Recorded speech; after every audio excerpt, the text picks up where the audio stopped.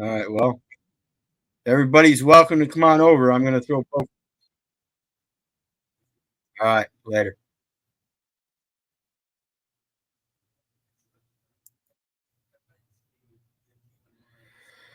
Okay. Let me get my poker set up. Down there. Good evening, everybody. Hoping everybody's having a good day, enjoying life, living life, loving life. We're here to play some poker again. We got hopefully a few guys coming over to join me. Been in a discussion on another panel, and they wanted to keep it going, so we're going to keep it going for a little bit. So, like last night, there might be some bombs dropped, so I'll leave it up for 3-4 days or so, and then I'll delete it like all the others.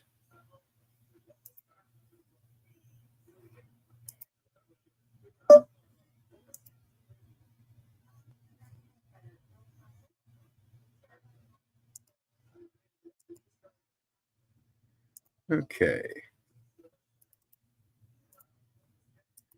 And there's the StreamYard link down below.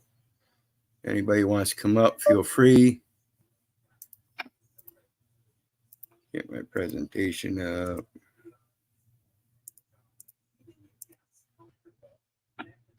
And there we go.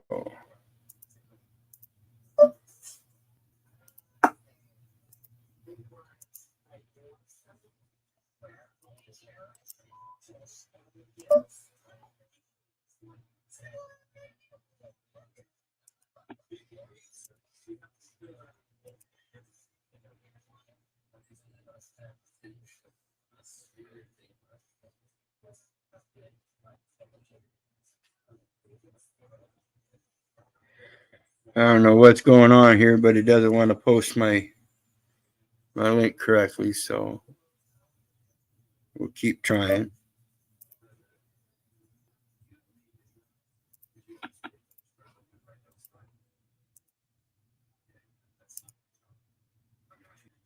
Oh yeah, this is just play chip here, Kevin. But yeah, I have fun. And because it's play chip, the whole dynamic of it changes, especially at this time of night. You end up with a lot of people that play bingo rather than poker and like to go all in just for the sake of it because it's free.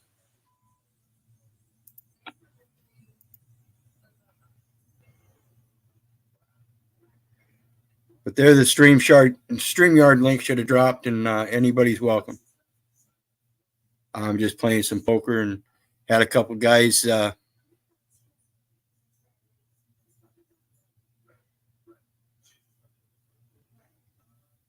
guess I don't understand what you're saying there. Sync it to my YouTube. We'll have to get together and go over that. Like I said, I'm not technically savvy yet. Now this guy wants to be a bully because he's got big stack, right? Damn it! Damn it! Damn it! What am I gonna do? Damn it!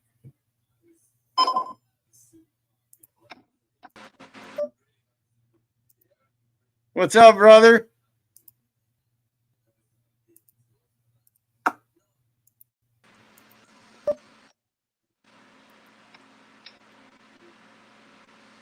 Oof. You got it. Oh, yes. You like that, don't you? I love playing poker. The last time I played in a tournament, it was a $150 buy-in, and we chopped the table like the last four of us. I won $1,200. Unfortunately, nice. I went straight to the blackjack table and gave it all back. In about 45 minutes later. So, learn to walk away. Yeah. Which one is it? What website is this? Is this for real money? This is Poker Stars. Are you playing for real money or just fun? No, just play chip. Just play chip. what I was saying before I got up and going here. It changes the whole dynamic of the game being play chip because a lot of people will come on and play bingo. Yeah.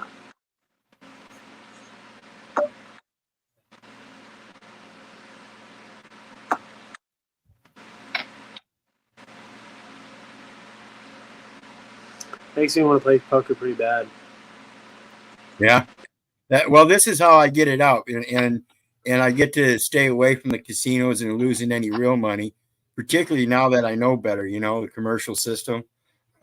So why go gamble when you can just create all the money you need? If you want to gamble, go ahead and play the play tables. Yeah. It is fun to see the dynamic too. Yeah. And I actually entered the wrong tournament here. I entered a 6-player where I normally like to play the 9-player. Yeah. So we'll see. Well, it's not a bad little gut shot there. Oh, and high pair. All right. We'll see if we can get him to do something. He's gonna mock you.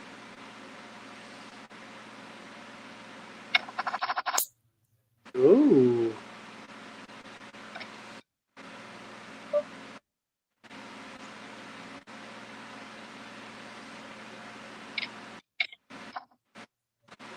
There you go.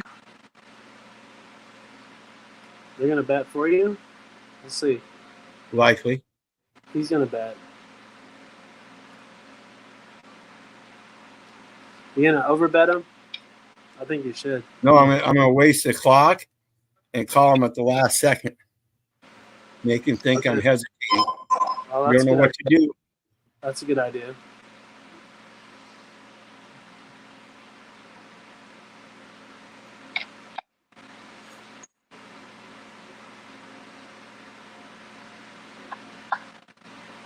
So now he's trapped. He's desperate.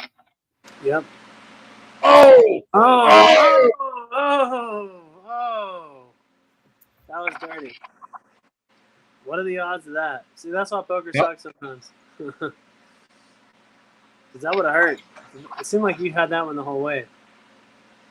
Yeah, and that's why I say that's only the tip of the iceberg. When it comes down to that last card, that shows the nuts. Yep. And most people don't want to finish the whole hand, Yeah. Same thing in life. Most people don't want to go through with it. So they'll give up on most everything. Unless they're playing poker. No, I mean, honestly, you're right. Like, there's been many a times where life kicks you in the fucking nuts, and it's how you respond. Yeah. Even when I've thought I was my strongest, man. Even when I thought I had the whole world figured out, you just never do, really. You just get kicked in the nuts even harder. Yeah. It's happened to me this year. I mean, I've had lots of opportunities and everything crumble 3 or 4 times now. So I've owned 3 businesses now and they've all failed. So this is my 4th. I don't actually own it this time, but I was the creator of it. But this might be the one that, and this has been the hardest one. So we'll see. We'll see in a few months on the other side of what happens with Jeff Pizer and his resilience. It's kind of fucking make or break. But it is what it is. Come on, 8. Damn. About to say you got Brazilians. Brazilian booties. I used to play the shit out of this app. The amount of I had to, my Windows system got a blue screen too many times, so I threw Linux on it. But whatever PokerStars account, whatever PokerStars account I have that I can access through Windows, I've got a ton of chips. I don't know if you can give them away anymore, though. I remember being able to do that, but I don't think they allow that anymore. I have so many chips. Like I never bought a single chip, and I'm at whatever the highest pot you can do because I would just go in there and throw heavy bets because those motherfuckers they sell their soul on their sleeve with their bets. And if Oh, you fuck slow me. roll them, you know how they fucking bet. Oh, you got this one right. No, he had the ace. I knew it. I knew when he bet on that 5, he had the ace. Watch this, though. So you got an Oh, ace 10, great hand. People will bet on such a shitty hand, and you can tell what hands they have, or if you've seen them play, you know if they bluff or not, or you can just look how many chips they have right now versus what the buy-in he's is. good. Got Oh, you better slow roll that one. Oh, no, actually, you can't slow roll that one. That's all hearts. you can slow roll it. No, 'Cause No, I got to overpower him. See? Yeah. He just You're handed right. chips. You can. Fuck You're right. you. Don't tell me how to play poker. No, I'm not trying to, but I know what Jeff was saying. No, Because that was all. anybody That was, that catches a flush, they automatically get a better hand. So you got to force them out sooner than later. yeah, I agree with that. Yeah, that's why he did that. He pushed him. And you got 2 diamonds. Like obviously your fucking flop and turn ain't good, but that was a good King 4. There's a lot of people playing. Ooh, I bet you no one has an ace. Play it like you fucking got it. Ooh. I bet you got it. I bet no one has an ace. I bet you got the best hand. No one wanted to try you either. Why are they giving you They two? don't understand the dynamics of free play chips. Well, that's the thing is people do understand the dynamic. They have free chips, so they bet like they're retarded. No, So you the got to dynamic see. of chips is you play the cards, not the people. Well, yeah, but there's people that since they're getting those chips for free, they're not playing the cards well. They're just betting heavy on everything. So you know who's a fool.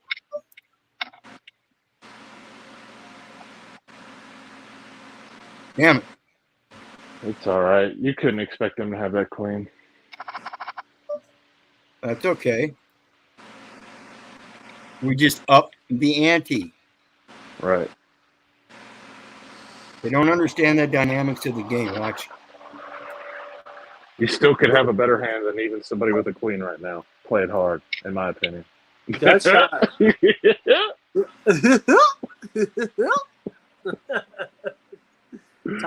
Thomas has the best laugh, dude. This motherfucker went all in. Yeah, you're winning. You're winning, Wizard. Nope.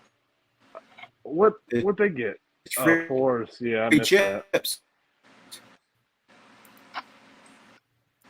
I'm a dumbass. They You had called a the 4? 4s. I didn't see You paired it. a 4. Okay, let me pull my screen up again. This is what I was talking about. I need to learn how to sync it if you say so. Well, that sounds. I fucking love poker. I love Now, chess. I love pool or billiards. Now 9 players changes the dynamics again. See, yes, this it guy totally raised out does. 8. These guys will play more bingo than most, and that's And what all I the prefer. good, and all the good cards are gone by the time you get to the end of the game. Well, and not only that, but this is a knockout, and every one you knock out, you get 10,600 chips. The other night, I knocked out all 8 of them. The other night, I knocked out all 8 of them in one game.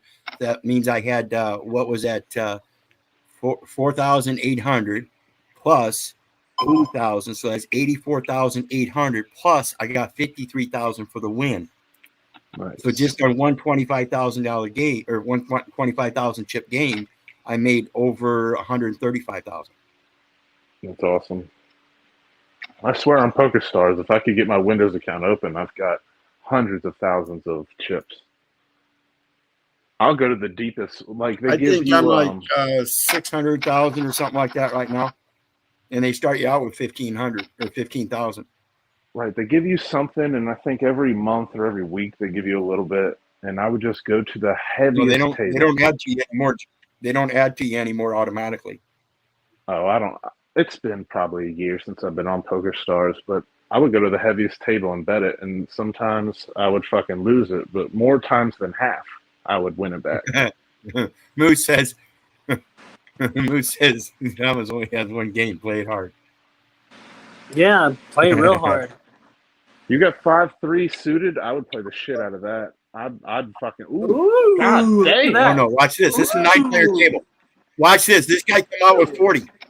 Okay. You have the best hand. Oh, You know you Yeah. have the Now I best get hand. every chip on the table that wants to play this hand. You want to play? Wizard. Call. Wizards They gonna they rack have it an up on ace. They think they have the best hand, but you have the best hand. Oh, well, if they have an ace, maybe they have a better hand now. No, Five. he didn't have an ace. He was bullshitting. Well, I'm just saying, if someone had an ace, that's the only way I would play it if I didn't have. Oh, Anyway, you got you know, bounty on that one too? 3-7. You fucking bet the shit out of that. No, that's a full lot. No, this is no. Watch this. Watch Well, it'll this. flop a 3-7. All right, if you just call it, then fine. See the flop if no one races. Damn. Nobody has a king. And That's if still, they do, they'll show their fucking hand. They'll fucking prove it by their bets. Ooh. I don't know. I'd ride a fucking 7. I'd ride this fucking hand, and hopefully I knew how people bet by now. You just throw your Thor's hammer out there, Thomas. You little dirty whore. Woo! Well, for $200, I'll just call somebody to see if they bluff or not. Or whatever, 200 chips.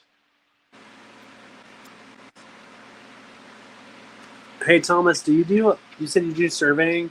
My uncle used to do that. Yeah, I've been doing it for almost 10 years now. What do you see with surveying? Like, what do Today, you a bunch actually... of mushrooms. Oh. Do you see... What do I see? I mean, like, what is your... When you survey, what are you surveying? Like, are you mapping out the area? What are you doing exactly? Well, today it was a really rich family/company that is buying up farmland so they can mine it because they do all the asphalt and concrete in the area. So they're trying to mine more sand and gravel. So they bought up the farmland around there, and we're telling them where they're allowed to construct, like where the property line is, where they can fucking start digging. So you're kind of in charge of property lines and stuff? Is that... Not in charge. Like the only people in charge of a property line are the property owner, but Well, I know, but most I'm saying, property like, owners don't even know where their property line is. Yeah, but people will call you out there to... You make sure it is where it's supposed to be. Yeah, so you're not encroaching on your neighbors, so shit holds up in court. You need somebody, because lawyers and fucking whomever else that writes deeds, they don't know math and they don't know surveying. They don't know how the fucking earth works on that level. So you got to get somebody out there to prove that what's going on is what's going on, because the deed is almost always inaccurate. Isn't it weird to you though that, like, I mean, who decided all that? Like, this is a property line. We're gonna draw this line in the sand. Well, back in the day, It's weird to me. It's weird to me. the oldest things, if you go back before a deed, it goes to a land patent, and the land patent is usually some fucking oligarch from Europe saying, I grant my fucking nephew, who's a prince, this fucking land. And if you stand at this big ass fucking 4-foot wide cedar and you look east and you go all the way to the fucking 5-foot wide fucking oak, those are 2 property corners, and that's how the deeds are written. But over time, like, those trees fall down or whatever. Wizard, are you smoking Yeah. a cigarette after you beat lung cancer? You motherfucker. You spit and smoke I to have the one face. every once in a while. All right. Well, I still love you. I still drink a beer when I'm not supposed to, even though I know better. Absolutely. But now surveying is cool. Like, I want to start my own business where I just help people, so that way they don't have to pay a survey company thousands of dollars to find their property line. They can just pay me a few hundred, get it done for a fraction of the price. Yeah, you can say, I'll survey your land, and then you can survey my cock. Reach around. There was this time I was surveying up near DC. I was in the hood, and there was some fucking hooker that was like on drugs and pissed off, and she was like lifting her fucking dress up and showing everybody her ass and pussy. And anybody that didn't want to fuck her, she's like, "What are you, gay?" I'm like, "Bitch, no, you're just ugly. Like, what the fuck?" And hi. Oh, shit. I got so much shit from back in my old days. When I was like Frank the Tank or Jeff the Tank, and I was younger and had more testosterone and super horny. What the fuck? At the end of the night, dude, I would just hit up. It was horrible. Like, there was this one girl, man. She was like 300 pounds. And I was hitting it behind. she was cross-eyed. Dude, I'm telling you. Ain't no fucking way. Are you talking about poker or Jeff's story? Even my best friend to this day, he still gives me shit about that. I'm like, I don't know what happened. She raped me.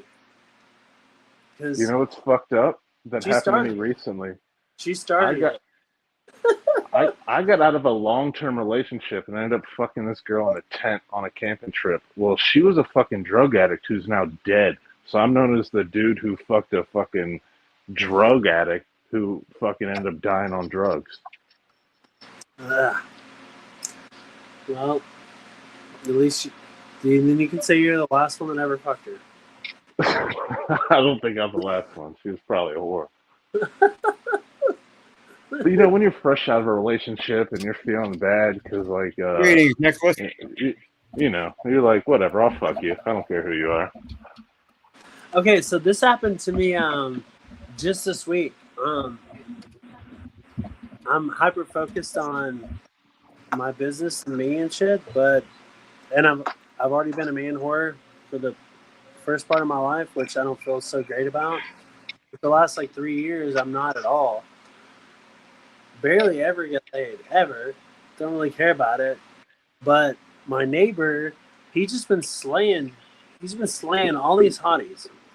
And I'm like, and he's just such a little dork. And I'm like, how do you get him to come all the way out of here on the back roads and these dirt roads? He's like, Tinder, bro. Tinder, dude. I got ducks, man. I show them my ducks on Tinder, and they come out here to my yurt, bro, and they just want to fuck. I'm like, obviously. So he brought some girl out here, and then she met me, and she supposedly has a bunch of friends. And then he told me, either he's trying to kill my ego or something, but he was like, well, she thinks you're cute, but she's like, you're just too old for all her friends. Because she's 27 and you're 43. And I'm like, I'm too old. I'm too old for her. It kind of pissed me off. And I'm like, for all her goofy, then I started going into the Paul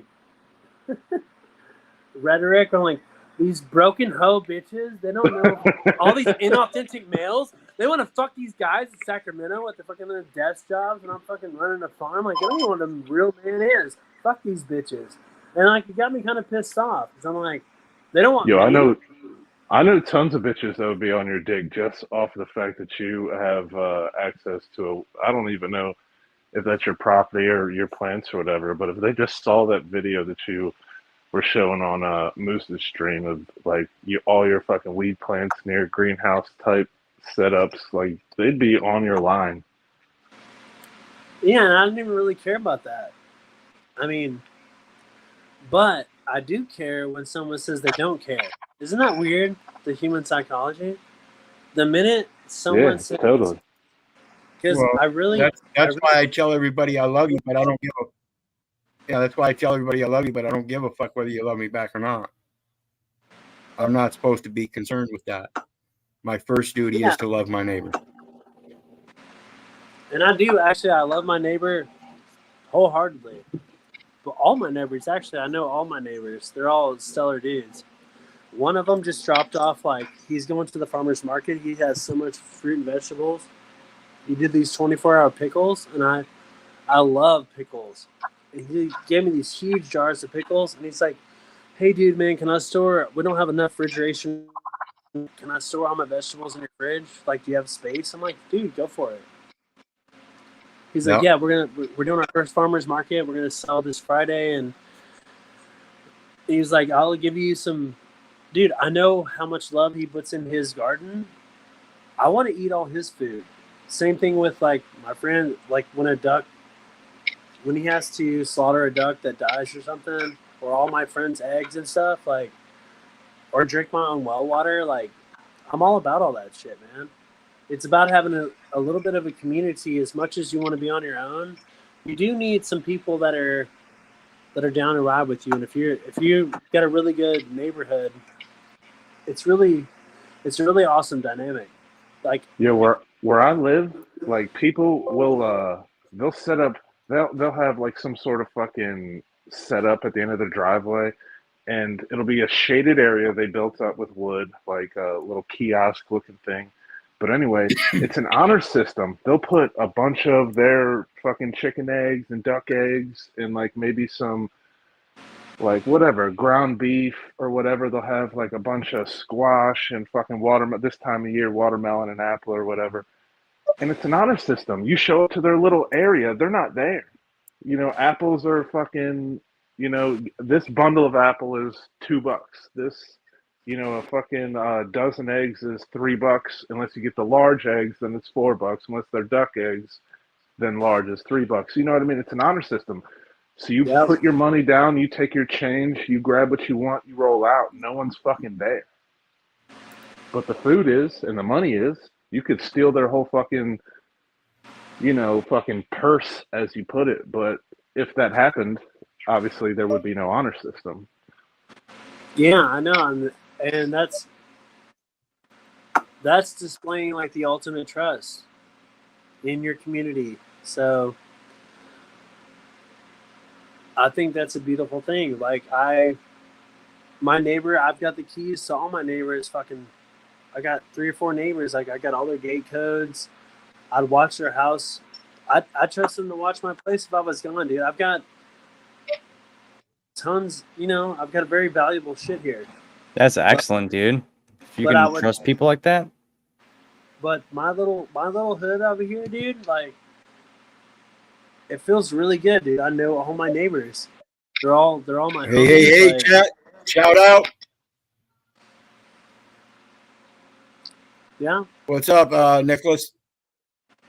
Not much. I was gonna at least I have a screen that's sharing right now. I was gonna at least show you a little bit about Odyssey, if that's possible, but I know you're playing right now. So I like you were saying earlier, it's better just to do it at a different time anyway. If you Oh, enjoy yeah. poker, Wizard's doing a great job. Like Yeah. it's like watching chess or really any sport, in my opinion. Especially the knockout one. That one's kind of entertaining. It's not bad. I know this guy's got to be bluffing. He's sitting there pulling his free chip again. But I ain't got nothing to go with it, so I got to fold. It sucks.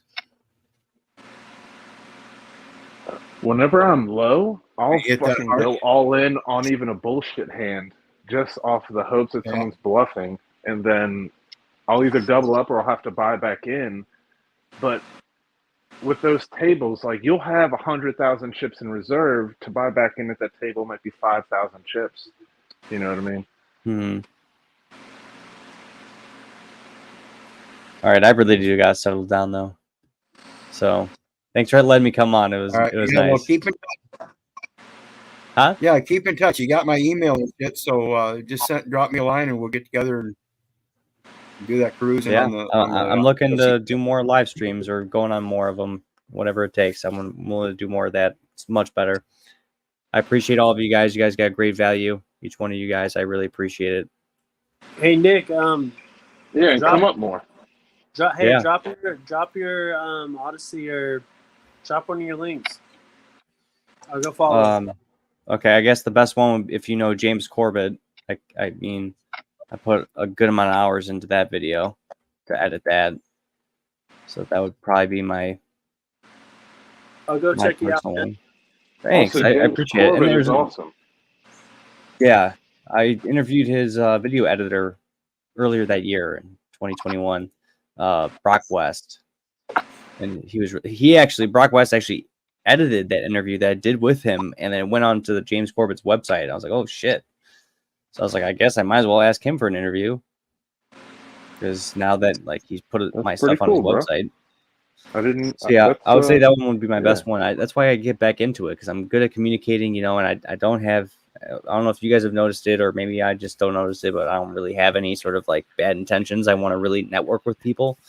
No, I can Because tell you don't, because I honestly I have this fucking thing where I look for the reasons. Like I want to be able to pick out the bad person before someone else, like it's a competition, and I haven't felt that with you. So anyway, Nick, thank you.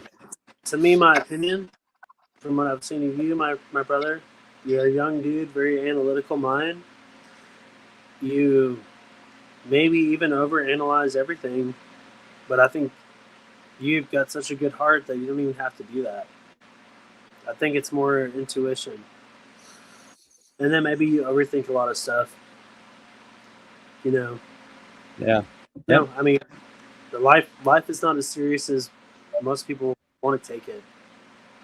That's why I'm a goofy kid. I mean, if you've seen me, I'm the impressionist, goofy motherfucker. See, and that's the same way I am too, because I loved like when you're doing like, "Ooh," like I already Yeah. know how to do that, so that's Yeah. why I was excited. mean- I was like, yes. I mean, life. People like we're taught from a young age. We're put in a box, and then we're put in a school that's in a box. We're told we're supposed to be something our entire lives, and then do a 9 to 5. Then you're supposed to go to college. You're supposed to do this. And it fucking squashes our weirdness, our creativity, the people that who we really are on the inside. And sometimes you're told, oh, you need pills or you're fucking weird. Some people don't even understand it, but the people that do, they gravitate towards you or your energy, because everything that you put out is a frequency. It is an energy. It's a vibe. There's something to say when you walk into a room, people feel it. I've always been told that my whole life. I believe it because and people see that. It's I know very, when yeah. I know when I walk into a room, I'm gonna change the energy, but for a good reason, not for a bad reason. Maybe it's a little bit. I'm like looking back now, like maybe it does feel good to. Maybe it's like slightly narcissistic because you want to feel good to have people feel you, but I think everything that I've ever done in my life, I give service before. You always get it 10 times back, man. Like if you want to help other people more than you want to help yourself, in my opinion, because I do feel like I've had a very fortunate and privileged life, like with meaning I've had a solid family. I've been loved. Love's a big thing, man. When you're hugged and you're told you're great, and your grandparents tell you love you, your mom, your dad, your uncles, everybody, they hug you, they kiss you, they Your say uncles, huh? Yeah, everybody. I still get off the phone with my uncles to this day. I'm like, I love you. I've got a close family, so Despite everything they did, right? exactly. I forgave them for that because we had to keep that in the family. So we need Uncle Johnny going to jail. But no, but I mean, like, if you do that and then you give that back to the world, it's very empowering. Like, there's so many people, you don't know what the fuck they're going through. Like, my mom always told me, in traffic, anywhere, people that are screaming, they're honking at you, just wave at them and smile, like you don't know, because I mean, you never know what fucking someone's going through. There could be some kid that's in an abused home, they're getting beat. Like, You're so I'm not. correct. Like, I had a psychology teacher try to tell the whole class every time, like, you know how much worse it makes someone feel when they're fired up with anger, like road rage scenario. They're fired up with anger because maybe they did something, maybe you did something, but you just smile at them, and it's a Yep. genuine smile. It's a Yep. genuine, like, message of love, and it just literally shuts them the fuck down. Their anger is they either feel bad or they're like, okay, I love you too, and I'm not mad anymore. I feel like it's one of my superpowers. Is I'm disarming because I don't come in with that alpha male big dick energy. Fuck you. I'm biggest guy in the room. I'm more like I can do anything and get away with anything. 2 weeks ago, I was in a club. I haven't been out in so long. I had my shirt off. I was swinging it like a helicopter. I was up in everybody's face, and I was like up on this one dude. I think I was up on this girl, and then I just looked at him, and he was like, "What's up?" And I just like gave him a hug, and he was like, he didn't even know what to do with me. He was like, I can't even be mad at this guy. This guy is having so much fun. Like Right. he's a big fucking teddy bear, and that's what I am. I'm here to make people. I mean, I don't know exactly what my goal is, but it's mainly to make people smile, bring joy. I don't. This shit. People take I this think whole you should shit so have much. that awareness and ability to be a monster on the same token. Yeah. Meaning what exactly, Thomas? When you say monster, what do you mean?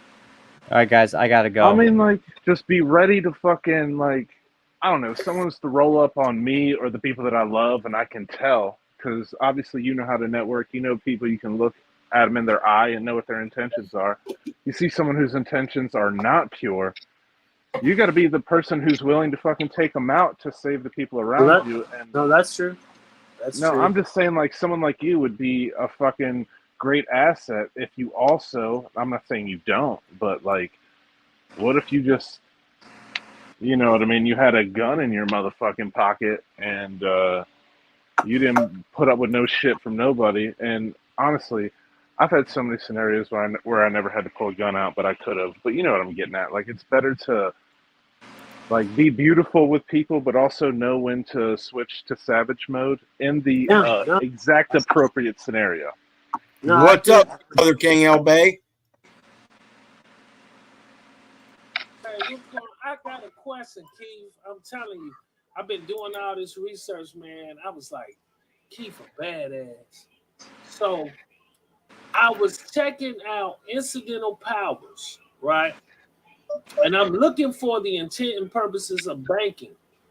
And what it was expressing for is like incidental powers. It's something that's not granted, but it's something that can be. It's like inherent in an instrument that can be used, and you can perform the action. But it's like it's not technically like kind of granted to you, but it was granted through the purpose of that instrument. So my Correct. question to you on that, do that cancel out where it has to be deemed necessary for the board? Because Correct. right.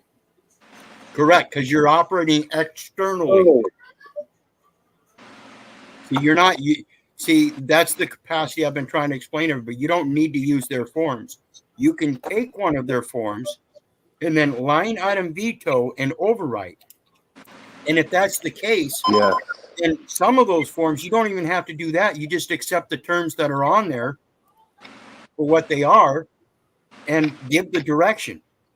So on a rural money order transaction application, they clearly state $1.10 on one side of a ledger, and then on the other side, it gives you a conversion, and that conversion is to credit because you're giving a deposit into a financial institution where they have already given credit or are obligated to do so. Hey Keith, I ain't gonna lie, I've been watching your videos, and the bell just went off. I said, Keith been breaking this stuff down and ain't nobody getting it.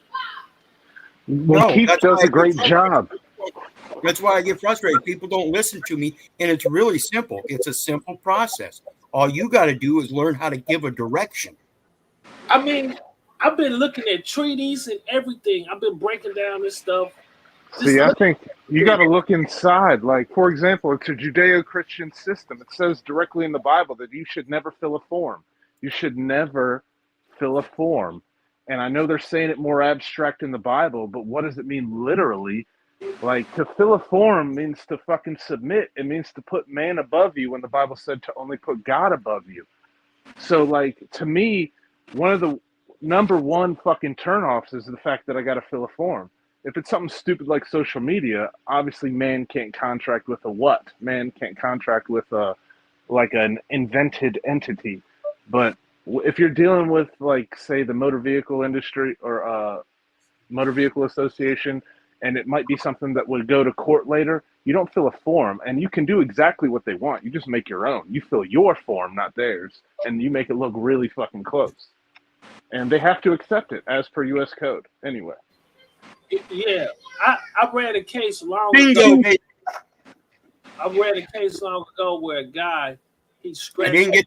all the stuff in the thing in the credit card. Oh yeah, I did. I got a knockout, and I took out the big stack. So I was just like, Yeah, again, it's a matter of realizing that today's legal tender, guys, is actually defined as negotiable instruments. So that tells you you've got to be able to instrumentalize your negotiations. This is why I say coin your words or purse your lips. hey Keith, I ain't gonna lie. I said, okay, I see it. I see the end of the tunnel. I get it. I get it. Coin your words or pierce your damn lips. You got to understand what the hell. Now, if you can't transfer value through the paperwork, then you shouldn't be touching it.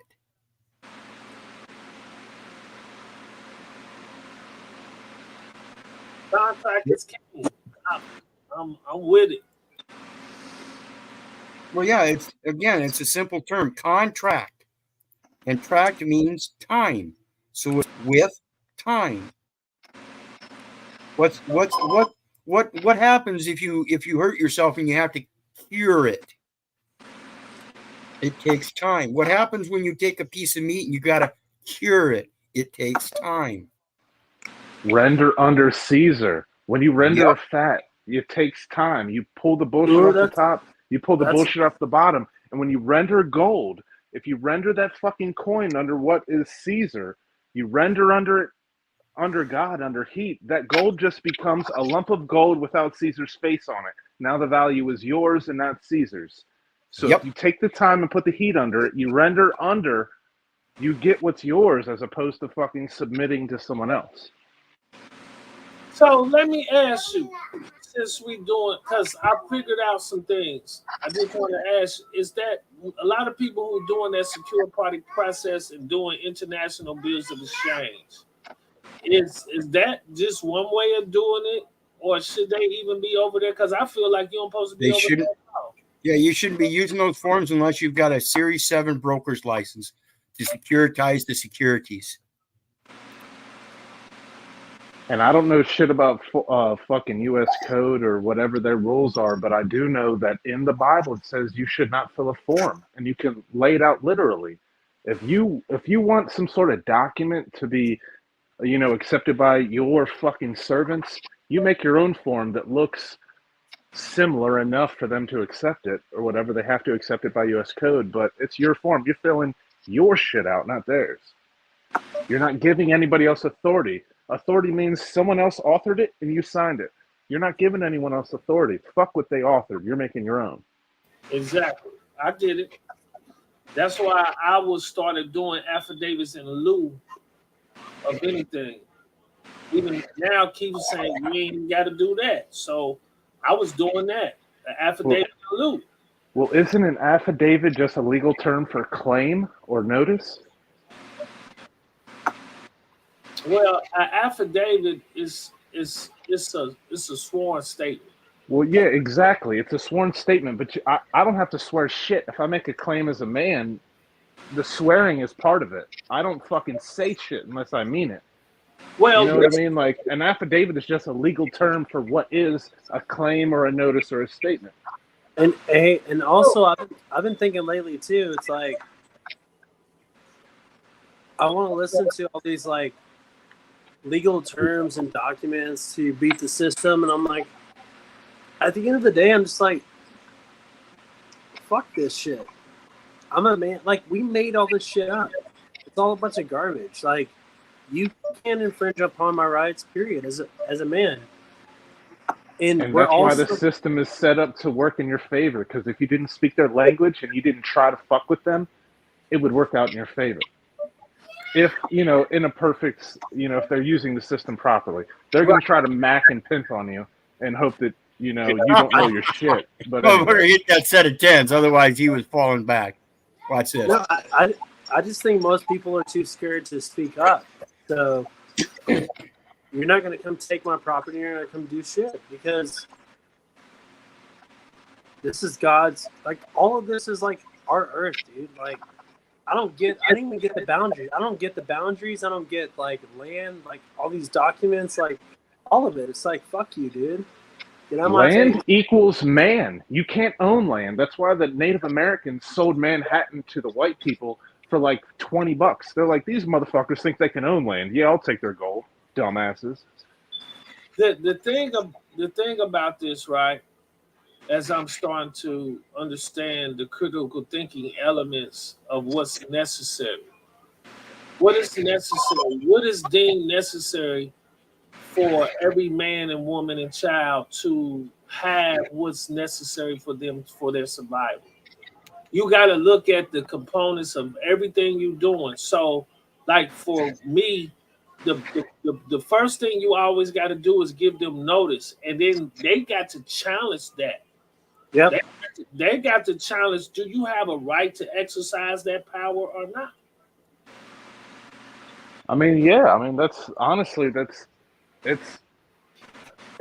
man-to-man shit. If you're not giving someone notice, if someone's trying to take advantage of you and you're not telling them, hey, look, first of all, you're fucking with me, and I'm letting you know you're fucking with me.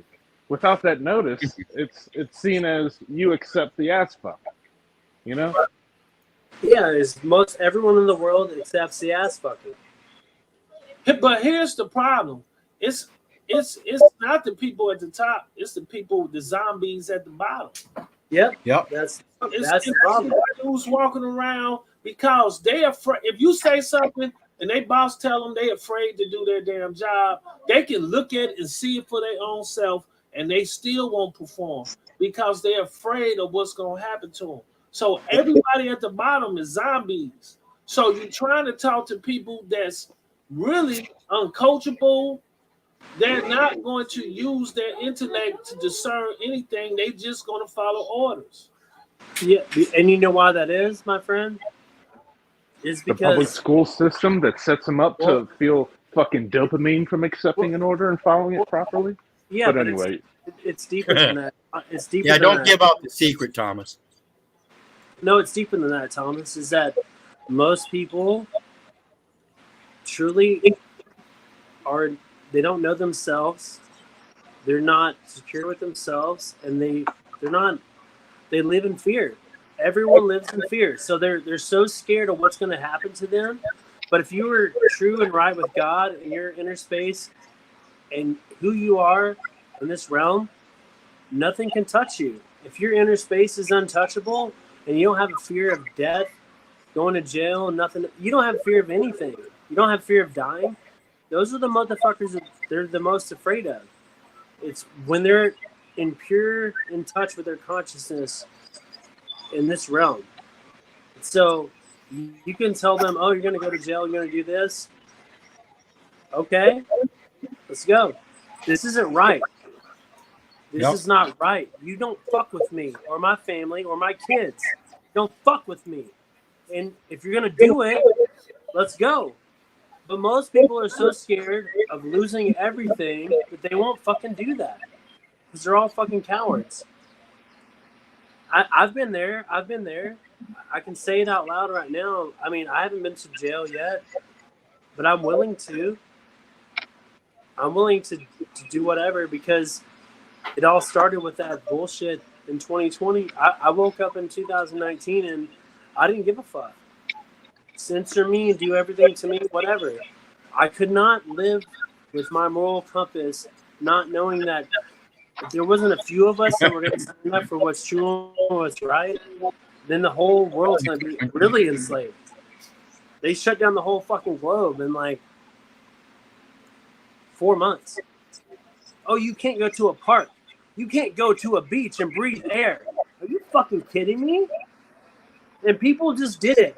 Okay, I won't go to the beach. Are you fucking kidding me? You know, one of my favorites, Jeff, was I went up to the local store up here, and when I walked in, there is a father from the local Catholic church, and he was wearing one of them masks. So I walked up to him and I said, "Hey, do you mind if I ask you a question?" He said, "Sure, go ahead." I said, "You're the father at local Catholic church, right?" He says, "Yeah." I said, "You know your Bible pretty well then, right?" He says, "Yeah." I said, "So you're familiar with Genesis 2:7, where it says man was formed of the dust of the ground, and when he blew the breath of life into his nostrils, and man became a living soul." And he sat there and he says, "Yeah." I said, "You ought to be ashamed of yourself," and walked away. Exactly. I don't give no fuck. I don't give That's no. too deep for him. That's way too deep for him, was it? That's the same with the Pope, though. You want that unum sanctum to sit there and impose that you are taking the place of Jesus Christ and going to be the savior of mankind by claiming all of their souls, when the very scriptures that you pose to put out to the world in Isaiah 43:1 says, "Fear not, for I am the Lord's. I have called, or fear not, for I have redeemed thee. I have called thee by thy name, thou art mine." How are you making a superior claim in any form? I guarantee you. That's just fucking blasphemy right there. The unum sanctum itself is blasphemy against the scriptures. Hey, Wizard, one of my best friends in the entire world. He was my best friend. Since we were 12 years old, but I think he's borderline. I mean, he was definitely agnostic, but I think he had like a perfect score on the math and his SATs. He didn't believe in God. I was the yin to his yang, and we were best friends in the entire world. We did everything together. We argued, we sparred, and then over this over politics, over this other bullshit of election stuff, him and I came to a disagreement because I've always looked at him as a genius. And I'm like, man, that one paid well. I'm like, you're the most genius dude I know. Like, the way you look at life is different. But now I look at him, and we got in a huge argument, and we've never really reconciled. And I reached out to him actually last night. I'm like, are you fucking like an AI robot? Like, are you okay with not understanding consciousness or God or the universe? and he's double, triple clot shotted. This is I'm like, this is the guy that I used to put up on a pedestal, and I told him, I'm like, don't you get it? He goes, I go, are you never? I go, are you never gonna talk to me again? I go, you know, we were like best friends since we were like 12. I go, you haven't talked to me. We haven't reconciled over some dumb bullshit. He goes, well, the only thing that you post is conspiracy theories, non-science, God stuff. I'm like, he doesn't believe in God. He doesn't believe in anything. Yeah. And I'm like, what does he consider non-science that you post, if I may ask? Like, he was saying that, like, when I sent him stuff about COVID, like way back in the day, he was like, you're not a doctor. Yeah, So, it's people that don't want to think for themselves. They put the thought on a professional. He was basically like, hey, brother, I would leave the science up to people that had 8 years in medical things to make, but you're just watching YouTube videos, so you're an idiot. And I'm like, okay, cool. You think I'm a fucking idiot? Okay, cool. You want to believe mainstream media and the I'm science? the exact opposite. I'm like, I could care less how much you went to school. All I need is to look you in your eyes, or in this, we can look at a panel like a campfire. All I got to do is like sit next to you for a little bit, and I'll know where you're coming from. And if you're speaking on other people's thoughts, I can tell. If you're speaking on your thoughts, I can tell. Can I say something? Can I interject, guys? Yeah. So what you got to understand, you're supposed to say, "Forgive them, Father, for they know not what they do." I love that line. This was passed down from them. People have been programmed. Keith said, "Don't believe your mother, don't believe your father, don't believe your friends, don't believe nobody."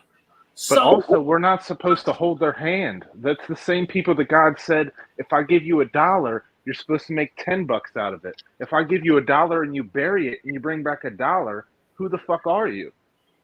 So it's along the same lines. Like, yeah, they don't know what they're doing, but also I'm not supposed to be their best friend. Right.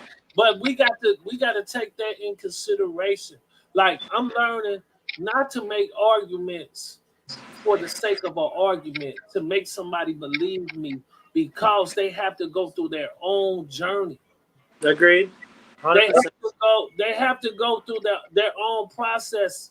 You're right. You're totally right. The reason why we on this panel is because we have reached on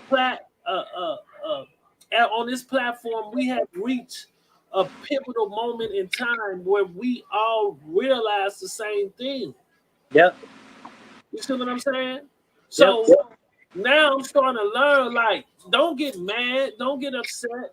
Let them go through their processing, because it's all processing. That's why they call it due process. Yep, that's what I did with the phone call today with the post office. I sent out a notice to the Board of Governors the day after the incident of dishonor of the instrument, and haven't heard back in over 10 days. So I gave them a call, and on the call, I just had to deal with her and her abilities, and I knew she wasn't, top dog. So give them an opportunity. Again, they're not as educated as we might think either. Of course. The more I litigated for 14 years. I was in the courtroom, learned on my own, and I realized that when you're dealing with these judges, you think they know this stuff. Man, they be have somebody go research it. They don't be knowing this stuff. You think that them judges sit down and they don't know it. I used to get these judges, they don't read your paperwork. I used to file paperwork on the courts. I have won a lot of cases based upon my accuracy on being able to articulate an argument and display how to go about doing it and being proficient at it, mastering the art form of litigating. So once I understood that, the presentment in itself, going to I got two questions that would be the perfect positioning for anybody dealing with foreclosure or mortgage shit, and that is, first, what is my equity in the home? They will give you a equity amount, and they will say, well, it's this, or this, Great. Since I own equity in the home, does that indicate or implicate that this is the wrong court and should be a court of equity? Yeah, or law or record, but yeah. No, it's equity. It's not or law or what, but equity. All right. Because it specifically is questioned that way to corner them. Okay. I'm sure you know more about this than me, but what I'm getting at is they try to pull you into private courts over this bullshit. What you got to realize, law is specific. When equity is mentioned, you trigger the jurisdiction. We're talking about trigger language. Just like Paul, remember?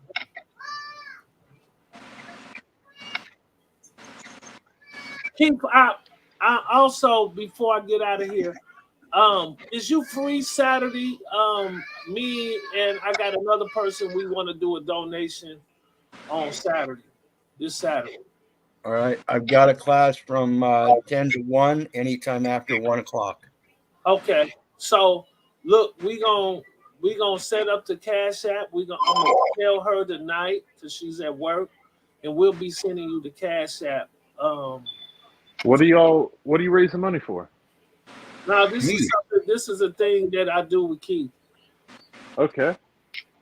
You know what I'm saying? This is something I do with Keith and discuss certain things, certain stuff, and try to help Keith out anyway, because that's the whole point.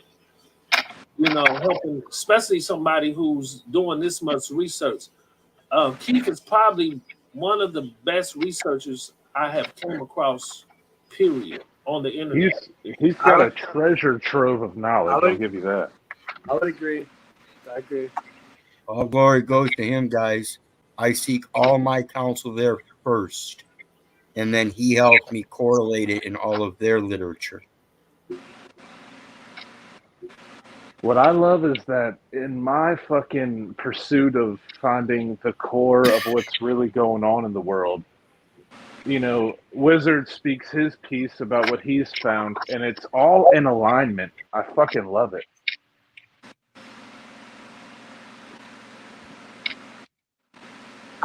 Well, everything is supposed to align with the Lord's Prayer, guys.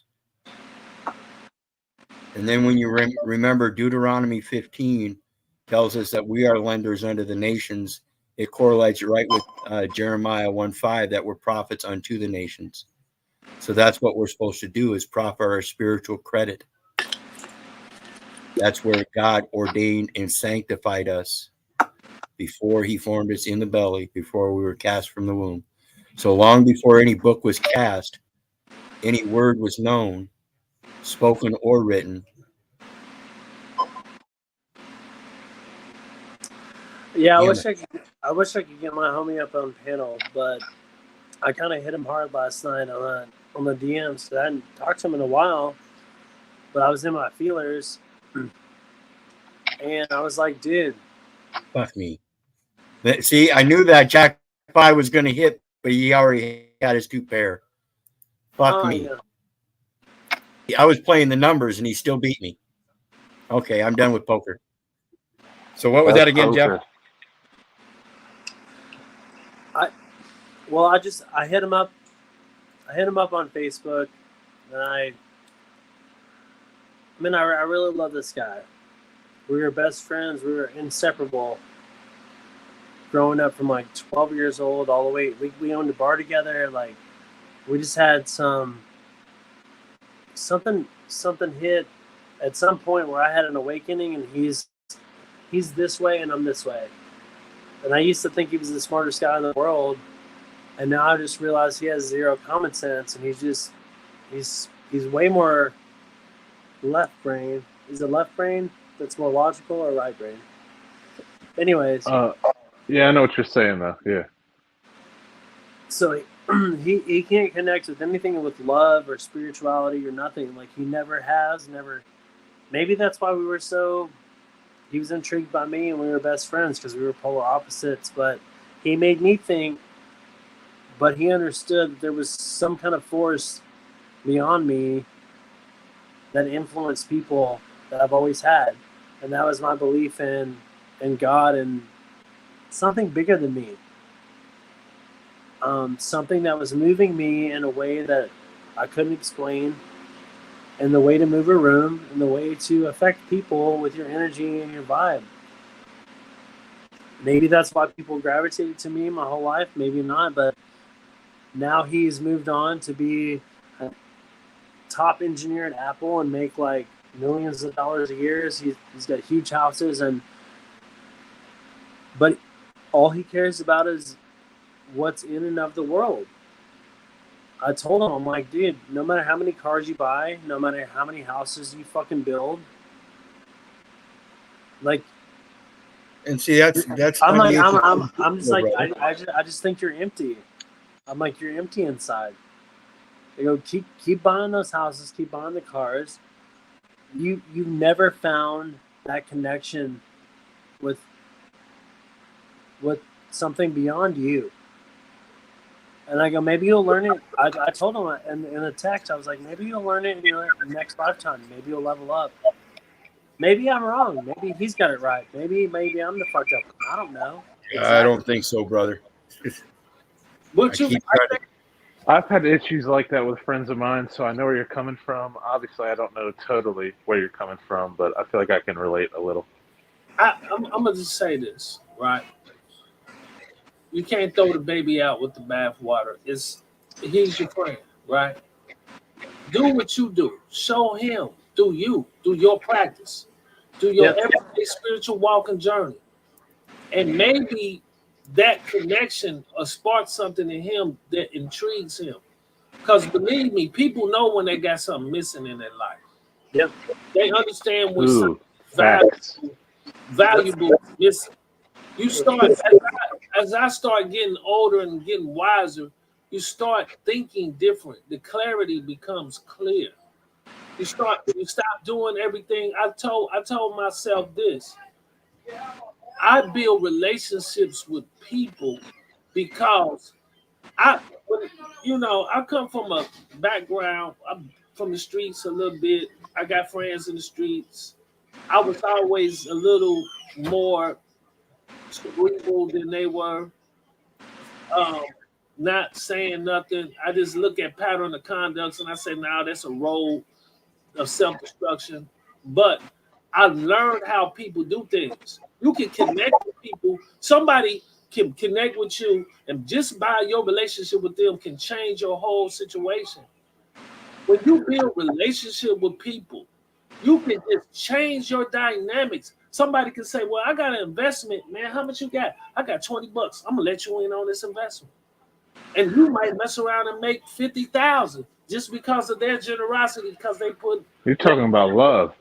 Right. So what I also learned that it's hard to find love without peace. You got to have peace. It's not about always trying to find and educate people and make them do what you want to do. First, you got to find peace. Before when there was chaos, God had to create peace. So can I ask you a question, my friend? Yeah. So let's say like when you had your awakening, or like once you realize, like you say, you're getting older and you realize shit. So once I had some of this, like for me, this awakening in 2019, I couldn't help myself but to want to share it with the world. Even though people thought I was crazy, right? But you're right. You can't push it on people. And I found this conflict within myself to where I wanted to help the world and let them know what I thought I knew and what I hadn't seen, like, because I was so blind for so long.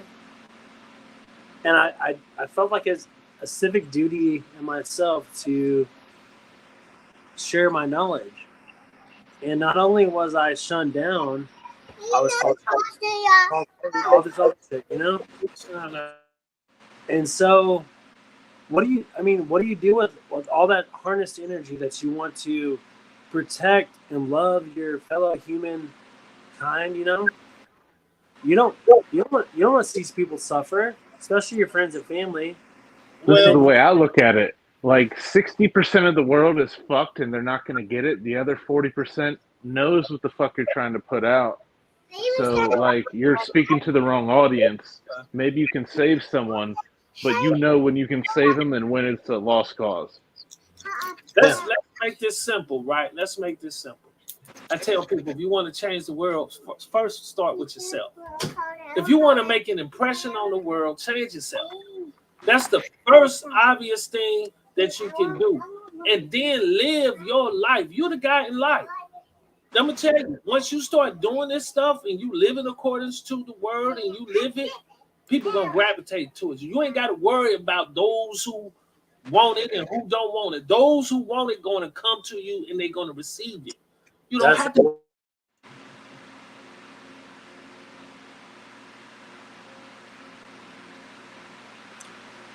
He's been true. And just do it accordingly, and then look at it how it's supposed to be looked at. Instead of trying to, every time I talk to somebody, put that upon them and try to help them because they ain't going to get it like you get it. It's going to take time, just like it took time for you to get it. Yep. Yeah, and that's here. You know, it's been 7 years for me, guys.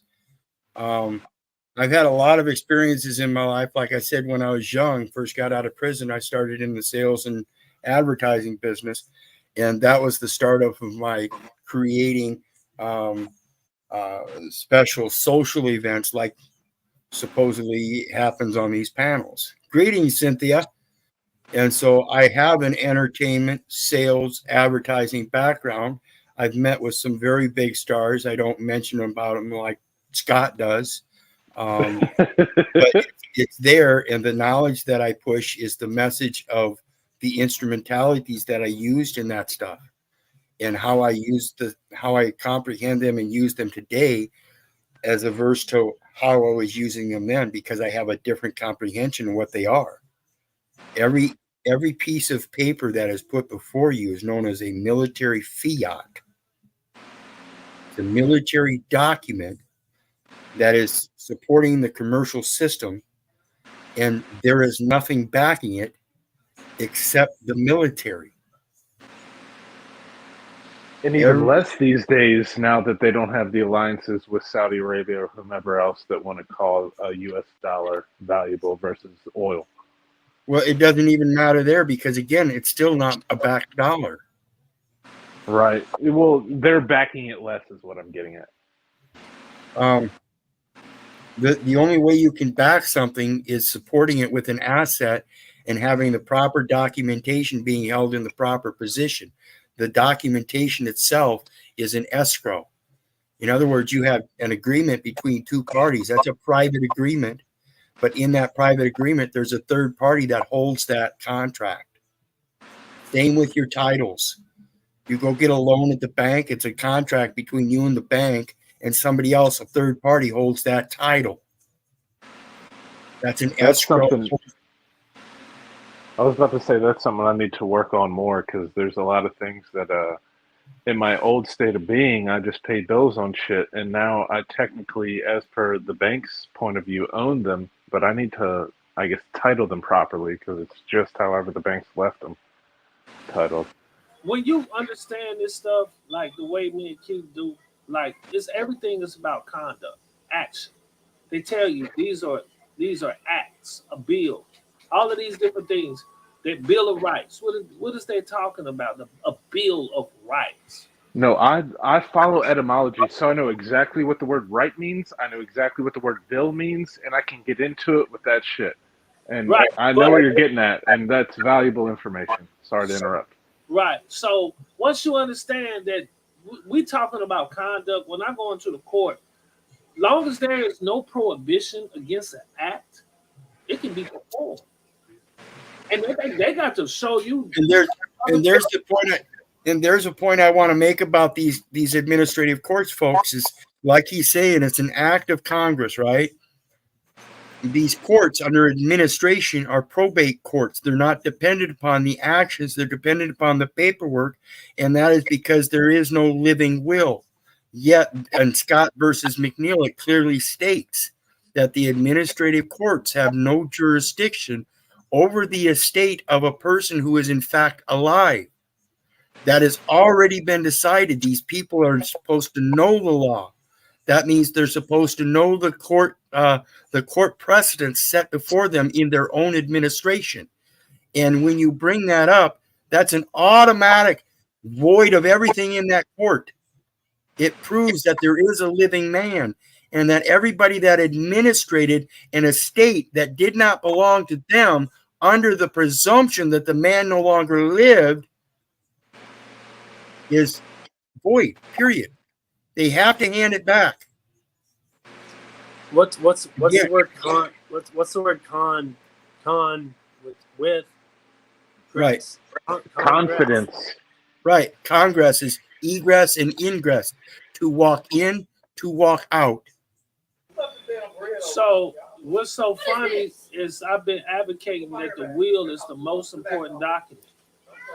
I've been screaming this for years. I say, hey man, the will is the most important document. Yeah, and that will again, if it's a written or spoken will, I urge you to use the spoken will of our Father which art in heaven, hallowed be thy name, thy kingdom come, thy will be done. All right, so I have a real question about my life. Fucking, my son's mother passed away shortly after his birth, and I know many of the contracts she made by word of mouth to me. I know exactly what her will and her wish was, but it's not necessarily on paper. It's not notarized, and I don't necessarily know how to go It's about not a matter of her will. You're the communicating father. that. You're the head. You're the figurehead of the house. You're the Yeah, heir. but I mean, like, I know in terms of she doesn't have And much just make it so. resource to go to You just make probate, it so. but She's no longer around. They can't depend upon it. So the law leaves it up to you to just make it so. and that's what I was going off of. But I'm new to this shit, honestly. Fucking Well, it goes to the equity and the maxims thereof. What is done is what ought be done. There is nothing new under the sun. Automatically, by reason and logic, the heir, the legacy of the heir should go to the son, the first son, firstborn son. This is right. So east. everything that was hers is my son's, which means since he's not necessarily 18, it's mine at least until he's 18, as per the law of the Yep. land. No, So it's all mine. I know that, but I right. don't know. It's hard for me to But communicate it because these people don't again, it's a recognize the matter. law. Again, it's a matter of adoption, because no matter what kind of question they pose, the question is it truly a child of Israel? Deuteronomy says one. Deuteronomy 24:7 says, one who is caught kidnapping one of the brethren of the children of Israel and making merchandise of him shall be put to death. The enumeration at birth is the mechanism that does that. I tell you what, I learned about Paul's message and all this shit before my son was born. So when it came to the birth certificate, I submitted it.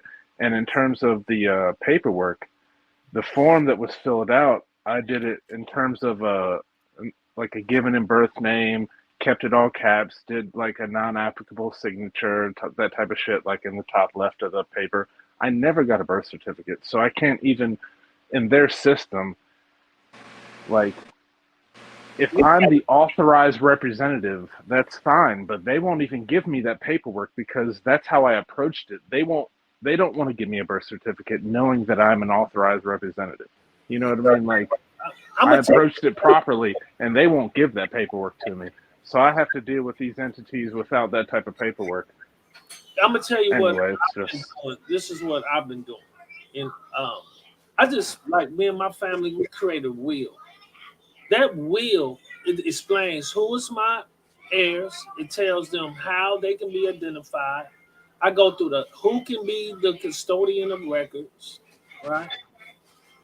Who can do all of these things necessary to everything. I just done the will. And then if anybody want to contest the will, then they got to come in and contest it. the thing is I don't really know how to handle it in terms of paperwork. When it comes to people, like I've had, say, the health services department show up to my house, and I just said, "Fucking you gotta fuck off. I don't know who you are, and I'll engage with you if you can show me some law that says that I have to engage with you. Otherwise, you're trespassing." Like, I know how to handle it verbally because I know man-to-man shit, but I don't necessarily know how to deal with them in their game. You know what I mean? I don't know. Can you say, like, if you can prove your DNA that's your boy or Well, no, I would never. I'd never have to bring science into shit. Like, my claim holds more fucking weight than any fucking computer test. That has nothing to do with me, and I'm not trying to talk shit. I'm just saying, like, and I know that to be the case because that's the way I handle it, and they fuck off. Like, I really do have success in the fact that I look people in their eye, or I write people and I say, yo, get off my property. I'm not talking to you via phone. We're doing this via writing. And just, I would love to do whatever you want, but please show me where I have to. And if I don't have to, then you at least have to accept my conditions for the contract. And they will never do that because I understand contract law. I understand trust law. I don't understand U.S. code and all their little fucking finessing bullshit. Okay, everybody see it? Everybody see the screen? Yeah, man. Okay. When it comes to Jacob, these are his 12 sons. And like I said earlier, I've got 12 profiles for the 12 emotions. And they also represent the legacy of Jacob, the house of Israel. His first son, Reuben, means, behold, a son. Simeon, his second son, God hears. So we have one, behold, a son, and another, God hears. This is eyes to see and ears to hear. This is the original herald, herald. Her being Mother Earth, where they were born of, and ald means to grow. So it literally means to grow their children. Levi, join. Judah, let him, God be praised. That is the original herald to God.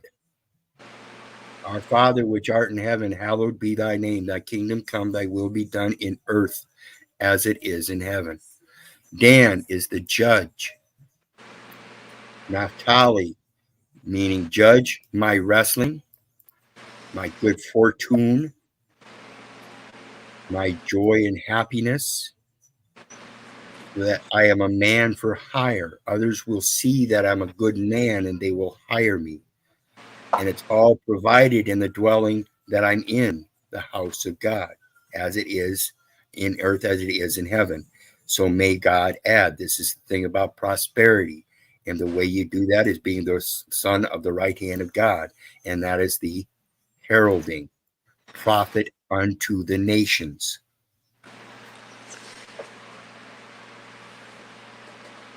Does that make sense? What I love is that it goes so deep that you can't deny certain facets. And, like, I don't need to understand whatever fucking weird way they want to put shit. The fact that I understand simply God's law, contract law, trust law, which is just understanding what it means to have a handshake, what it means to trust somebody. I love that there's a lot of remedy in that. Yeah, it says trust no man. It says you're not supposed to shake another man's hand. This is why in the early days, it used to be a man would walk up to another man, and instead of shaking their hands, and this is why we have the hand signs and stuff like that in the gangs and the special handshakes, a man would put his arm out and he wouldn't clasp the hand, he'd clasp the elbow. And the other we're man, just on them biceps. Ooh. Ooh. and this is why we see a lot of people today grabbing each other by the same way and then reaching up and giving that hug that way. That's not a handshake. That's literally the hug that we talk about in the NA. Hey, so Wizard, what do you think about this? This crazy metaverse that we're in right now. I feel like there's a reason I met you. You in the metaverse? I think so. Are we? You're not in it, you're on it. But In it, on it. But, like, I look at Wizard as like my, like a stepdaddy. Not like my dad, but just somebody like, I hear his voice, and it's very calming to me, even when he's screaming. It's a man that knows his shit, and I listen and I learn from this guy. Even Thomas, like, I remember in the very beginning, you were like one of the first people on Paul's channel like a year ago, Thomas, and you used to irritate the shit out of me. because That's cool. You know, I was on Paul's shit when it was Zoom before he ever was on YouTube. You And were I don't the mean first. to irritate anyone. You were one of the first panelists ever on his shit. I was like, Thomas, shut the fuck up. But I get that everywhere. But I've Yeah, grown even I've gotten on him a couple times. no, but I've grown. I've grown to love you, Thomas. You're a smart man. You're a good guy, dude. So it's what's weird, up, like- Daryl Flex Bear? How you doing tonight, brother? Just hanging out, man. Just kind of winding down. I caught you on Facebook. I was trying to find your YouTube channel, and I finally found you. So Well, good deal. Good deal. here I I am. hope I've got enough links out there that people can find me easy. Because I've been sharing them like crazy for 5 years. Yeah. So what do you think, Zero? What do you think, Mr. Bear, About what? about what we've been talking about? Well, y'all been talking about a lot of shit. All right, what do you want to talk about? I want to talk about how crazy Jack Talcott truly is. Well, All right. So can I just jump in and say Jack Talcott is a decent person, and we're all crazy to a certain extent. So let's not project. no. We're not going to go there. Not on here. Not on here. Because I'm gonna put it out there right now. Everybody shut up or I'll put you in the back room. Because I sat up on Jack's panel all night last night, and he wouldn't let me up. I said nothing in the back room. I made no comments in chat, either in the back room or the public chat. And you can go back and you can see the videos both on Paul's and his channel for the last 3 weeks and see that I have been diligent. I have been very respectful and gave him kudos on several occasions. And he still refers to the fact that I offered him and gave nothing. Even though I have brought peace, I am in peace, and I pass in peace. Fuck Jack Talcott. He's no good dick sucking, taking the ass punk's bitch that can't handle his own affairs. And that's why he has people like we heard today with Kay and her buddy, whatever kind of relationship they've got. You can tell something ain't right up here. No. That's the man that I believe heard I called his son for him. Why would, if I had an issue with my son, I am telling you, I am not going to ask somebody else to communicate with him. No. I'll be damned. I was born of the same motherfucking genes, and that's my son. I'll communicate with him if I want. If he doesn't want to communicate with me, then so be it. Now, if that's the situation, and Jack's son Dominic is a full-grown man, and Jack is trying to push that issue, Jack is fucking insane. Now, I think He is Jack's son pushing a is dog still. into a corner, and I'm telling you, once a dog separates from a pack, he does not return. It's natural instincts, and I guarantee you, I am reading this absolutely correctly. Okay, You're right. Hey, Wizard. I thought about it for a second, and I was like, I'm so good with people, generally, and like, I've always been the nucleus of all my friends. Like, I've got 4 or 5 people that ask me to be their best man at their wedding. So I can be a chameleon, as in I can relate to everybody, and I want to help everybody. I've never reached out to him because it's perplexed me. I don't know. I don't understand. I'm gonna do Cynthia. I don't understand. I can't understand. He might serial kill you when you're not looking. That's I'm just serious. Like I don't understand how you could not, like, someone in your life could not love you or want to be around you, because it's totally opposite for me. So for me to come in to try to help him, I would have to know the whole story, and as mad as and crazy, which he won't tell. Exactly, that's what he's getting to. He gets to the doubt. Everyone sees it. he's about to run out of money, and he's going back to Dark Talcott Rising. Yeah. And he's about to be triggered on everyone. He was happy-go-lucky for like the last couple weeks, and now he's running out of money, and he's about to go fucking nuclear. Does anyone else see that? No, Oh, yeah. yeah. Honestly, I have literally put myself in Paul's shoes. I'm like, I really hope you have not opened up information because, anyway, I think he might be a little crazier than we think, and I'll leave it at that. No, it's right there. Cynthia, what do you think? I think that he's broken. He's a broken man. Now, whether he broke himself, whether he chooses to stay broken, or what broke him, I can't speak on. But I definitely see him as being a broken man. And that's how come I don't want to contribute to his brokenness by saying, bro, you're never going to solve world peace. Like, you're not going to do that. Like, You want what's best for him, but the truth seems to hurt him. Right. And Yeah. I don't want to take him over the edge. Well, Okay. that's the problem with people pussyfooting around with full-grown adults. Like I've said many times, once you're a full-grown man, you have a sense of reason and logic, and you should fucking act like it then. And I told people I was the fucking fool. I was the idiot. I was the child. I was the one that didn't grow up until 49. I'm the one that has to recognize that, and I'm the only one that can do anything to change me. No Well, one how else. about yeah? Until other people recognize that same concept, I have very little faith in them. I do not trust you, and I guarantee you do not want to be my friend because I will hold you to that. And how about this, Keith? Not only could I ask everyone in my family, like mom, dad, uncles, aunts, good friends, if I was in a ditch and I needed fucking help, there's so many people I could call, and they'd be like, Jeff was always so good to me. You're going to make me cry for Talcott because I know what you're getting at, and he doesn't have that. But I'm saying, And like, real quick here, guys. No, I got to interrupt. Sorry, JG, I didn't realize you were in the back there.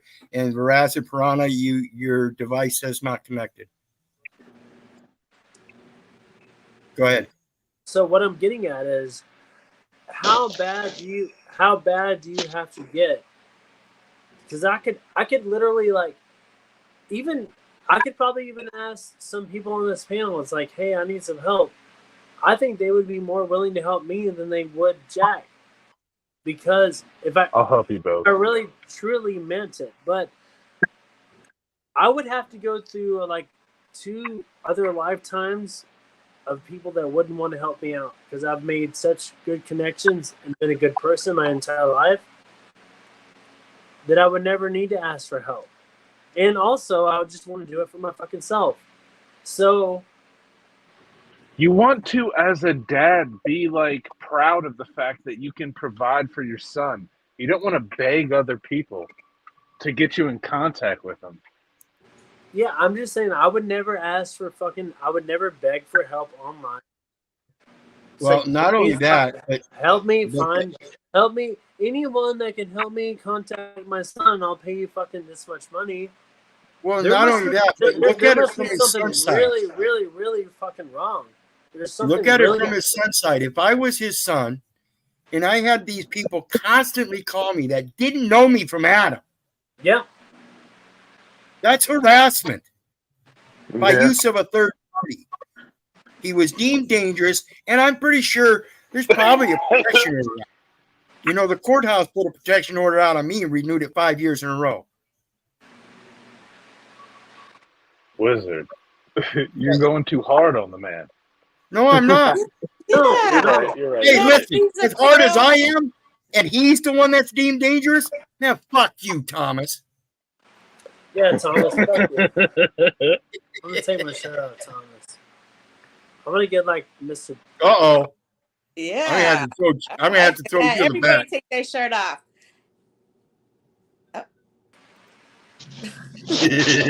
I don't know, guys. Like I can speak from my experience. Twice in my lifetime, I've been around people who a lot of people wouldn't be around, but I was always really nice and kind to them and really spoke highly. And they always said good things to me. Within 2 or 3 hours, they went and killed themselves. It's happened to me twice. And Fuck? yeah, and I just think, like, I'm not going to be mean to somebody when they're down. I'm not going to kick you when you're down. Like, that's just not Listen, in my nature. Listen, the only thing Oh, no. difference between me and you is the stats. You have 2 people that you know of that you conversed with shortly before they killed themselves. I'm sure I've conversed with a lot of people. I just didn't know they killed themselves after they got done talking to me. But that's what I'm saying. I recognized they were down, and I didn't want to kick them. And they're like, "Hey, I really appreciate you. You've been nice to me." And I'm thinking, "Oh, thank you. I appreciate it. You're a cool guy too," and not realizing what was really going on in their mind. And so we really don't know what's going on in his mind. We can all sense that something's not right, whether it be his attitude towards life, whether it be his denial of looking at himself, whether it be his lack of financial independence, whatever it is. But again, It's The fact broken. that fucking Paul gives him so much play, in my opinion, is because of that. everybody does. Everybody does. He's my age almost. Look at him. He's still fucking confidently 10 years old.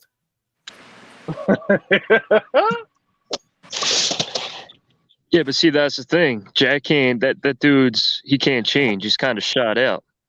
He's Exactly. delusional. God, He doesn't want to dude, change. fucking corny, dude. God damn it.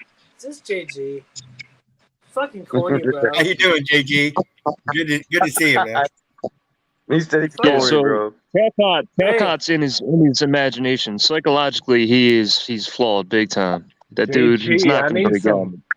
I Hey, need some kickflip videos. Hey, I got a good bit coming. It's coming. It's I'm gonna call it Unslavia Glitz. And it's gonna be catchphrases from every person on the panel ever. And I'm just gonna glitch out. You'll see it. Wizard. Yo, so what should Thomas do about the birth certificate? What should Thomas do here? What's he trying to do? So honestly, what I would do, given going forward without your help, not trying to talk shit, but I would resubmit some sort of claim, trying to get their documents for me, so that way I can help the banks help me better. But it doesn't change the fact that the asset is mine. So I'm not going to let the bank take, for example, a car from me. So it really doesn't matter what happens. But I want things to go smoothly, and I know that I don't have the same understanding as other people that have been doing this longer. Anyway. So you can't go into the whatever courthouse or wherever you go to get birth certificates. You can't do that as the father. First of all, again, you don't want to go into those courts. You want to change your whole method of operating, and that's private communications. I assure you. Yeah, I agree with that. I submitted the honestly, I was lazy, and I'm laying up in the hospital, so I fucking filled their form, but I did it my way, and I fucking signed it at the top left. I put NA. I did the given name. I crossed out first name, put given, or you know what I mean. Crossed out last name, put given name. Crossed out first name, put whatever. Right. Did it in the all caps. Gave them that I was the authorized representative, and then I didn't even sign it where they wanted me to sign it, and I submitted it, and they won't give me their version of documents, so it's hard for me to interact with banks. Right. But really, what is the even point of me interacting with these people? So that way I don't have to deal with them about my own property. Like, I don't know. I'm just trying to make my life easier, and it seems they want to make my life hard. You fucked them in Well, like I So said, you shot yourself in the foot there. You played yourself there, filling it out incorrectly. Maybe I filled it out incorrectly. Maybe I filled it out so correctly that they won't grant me their version of the paperwork, and I don't need them. It's my Listen, what I've property. been saying all along is that the record needs to be corrected, and JG is absolutely correct. We've been filling out all of the stuff we've been filling out wrong because we're not supposed to be filling them out. Okay. Ooh. So what's established when we Right. do fill them out is certain routings. Those routings are done by the number. Okay. Pay attention. The routing number for this is its point of origin, an epoch time number. 1, 2, 3, 4, 5, 6, 7, 8, 9, 10 digits. Conversion to a date and a time. From the desk of Chaplain Keith. Keith ordered little FPU, da da da da. Keith is known as the benefactor, drawer, customer, maker, third party, next friend, companion, trustee, redeemer, friend of the court. Leviticus 12, verse 25. If thy brother be waxen poor and have sold away some of his possession, and if any of his kin come to redeem it, then shall he redeem that which his brother sold. That birth certificate in receipt form is evidence that you sold off your shit. Right. See, I don't know enough about it. Like, identified, property what is identified on the document? What is identified on the document? That is what you gave away. That is the estate. It is not your son.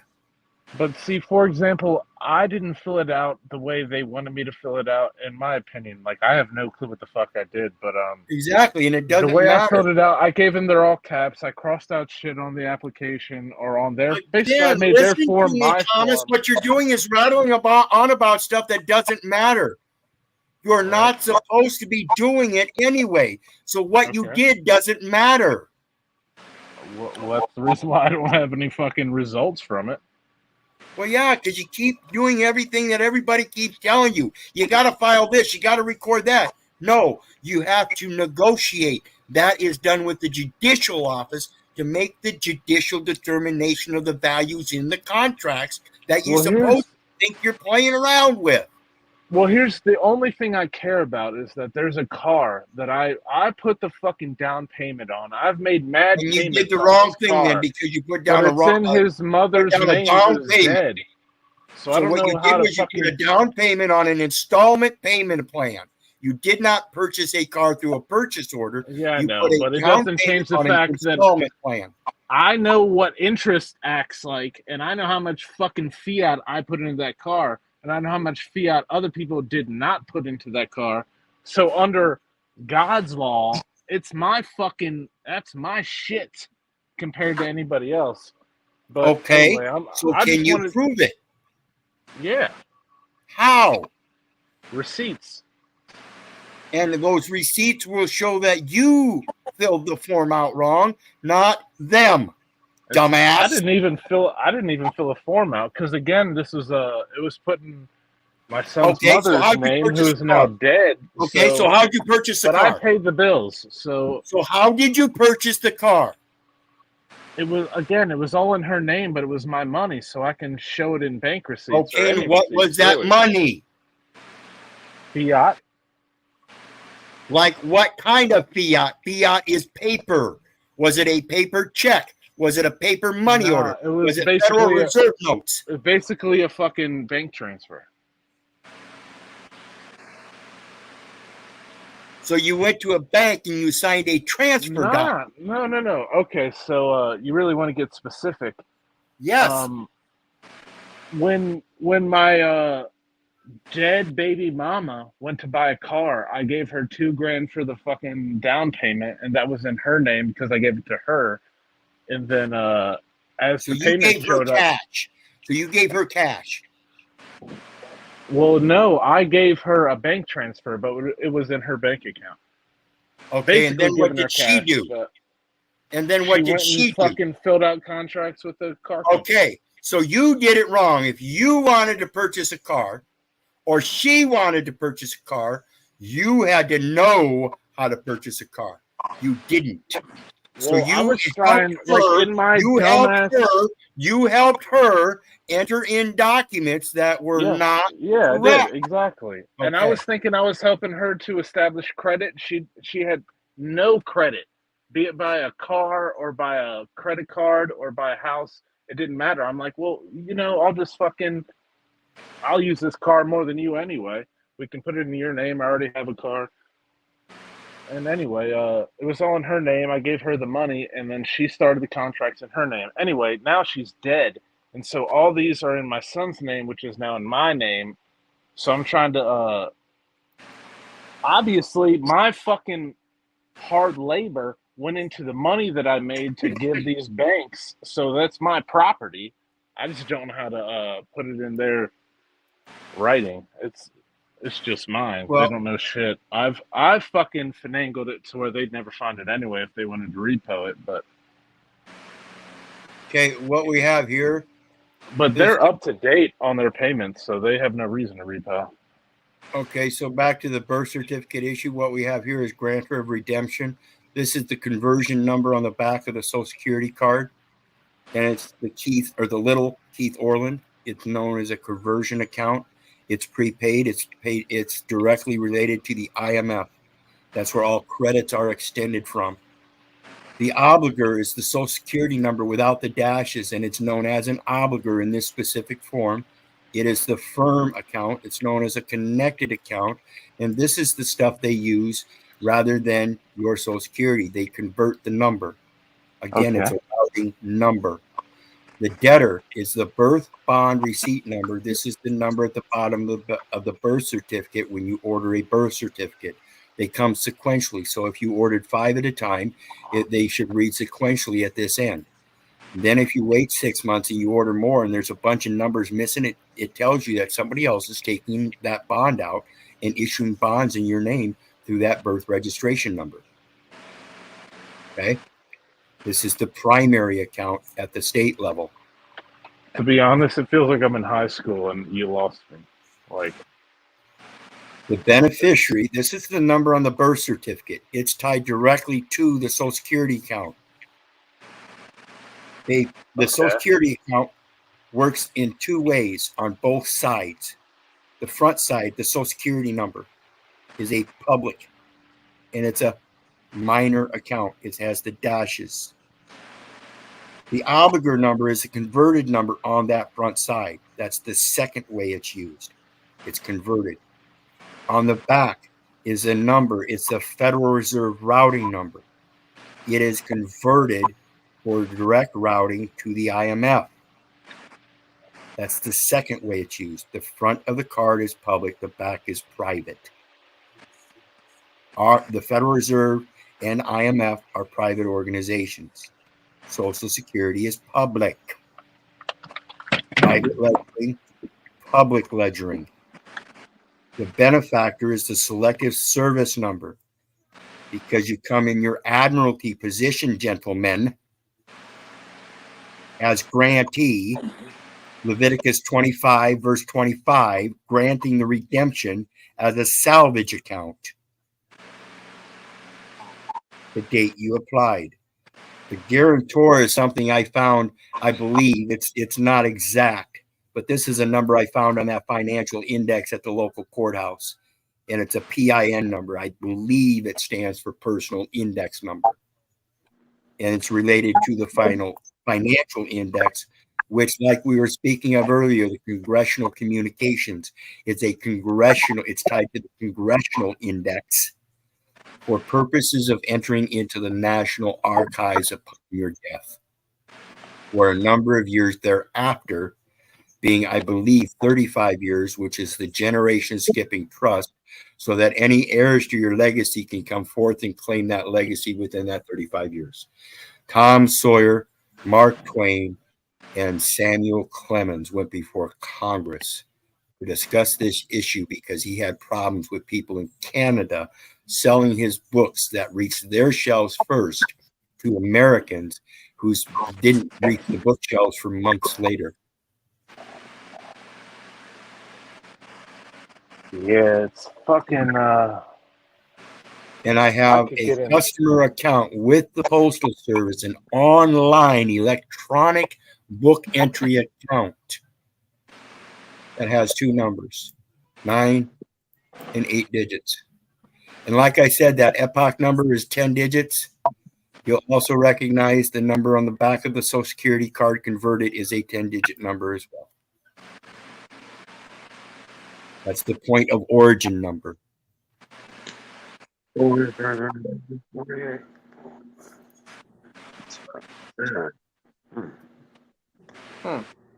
to attain, man. So again, we see the name makes no bit of difference. It's the number of the beast. It never talks about the name of the beast. It doesn't even really talk about the name of God.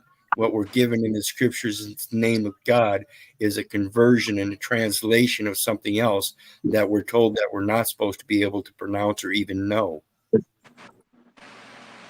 That's why we invented it. What's fucking me up in the game is that, like, I feel like these people are nobodies, and I don't know how to explain it to them in their words, but if they ever want to bring their life into my life, I'll show them how they're fucked up. So it's like Well, a that's part of the problem jurisdiction issue. and that's part of the problem. When you start using that language, start showing them how they're fucked up. It's I more don't know of how to show them they're fucked up. I know they are, but I just wait well, for it's them like to the try to lady. bring it to my plate. Well, it's like the lady down at the post office I dealt with on the 11th. They have an offer, an instrument, a public document or a document that's in the public forum, which is an open offer, and on it there are instrumentalities of a monetary system, meaning it is a fiat paper. It comes from the post office, and all post offices are inland marine installations. Therefore, it's a military fiat paper, and it's an offer in formation of contract because it's got contract terms and conditions on it, namely rural, meaning foreign, money, meaning paper, order, meaning it's a draft if it's an order, it's a promise if it's a note. Yeah. And under UCC 3-311, I get accommodation by use of the instrument because it's a usufruct system. And on that instrument, as a purchase order, now it's a money order, and that means you're purchasing something because you're using money. And then there's $1.10 on there where you can give them one kind of money known as coin and give them a directive by using a name or a number in lieu of the name and address that shows them the direct routing for the credits, and you direct them under that document that says for $1.10 you can have us issue a domestic money order, which is a postal disbursement money order for 0.01 cents up to $500. So I put the amount on there, $98.81 in credit. This is a specification, meaning it was a special directive, meaning a special deposit, and under 12 USC 813 and the codification or the regulation for that codification, 12 CFR 204.2, it tells us the definition of deposit. Once you make that deposit into the financial institution, they have already given credit or they are obligated to give credit. Ooh, give credit my asshole, you little bitch. That's telling you where the conversion is. It's upon the deposit, and as long as you direct that deposit specifically, it will be done. As it is written, so shall it be done. And they tell you a blank endorsement is no good, so you have to be specific. The law is specific. So when I give them $1.10 and they deposit it in their financial institution attached to an instrument with the directive to be paid into the order of in credit, and a number is provided in lieu of the name and address, and it is attached to a document of title, a statement of services with the all caps name on it. I get to address it to that biller that's saying that it's a bill when there's no bill on it. It's a statement of services, and give that special directive to go ahead and advance them credits. So long as it's understood that the credits are given to the third party's account. Hey, Wizard. The credits end up passing through them, turning on all those switches that need to be turned on in that circulation of currency. Until you do that, there's always a stop switch at the local utility company, at the phone company. Anybody that's sending you a bill, there's a stop switch. You got to learn how to turn all those switches on so it can keep on going. And it just passes right on by. Hey, Wizard. You can ride your bicycle all the way to my house. You're welcome here, brother. Hey, by the way, I live off grid. I've got 2 wells, 2 propane tanks. The auto gen's coming tomorrow. Gavin Newsom cannot shut off my fucking power. Fuck these rolling blackouts. You gotta tell me where you're at. I'm in Northern California. I'm in Nevada County. It's God, I might have to come see you, brother. Yeah, you will. You should. And you're welcome to. You're so welcome. I might have to do that one of these days. Hey, you're so welcome. Actually, all my brothers and sisters, I don't know how this happened. I don't know how this happened. But Wizard, you're so welcome. You have to come. Actually, I demand you. I demand you. You have to let me get up enough to build my echo bus. I don't want to ride my bike out there, man.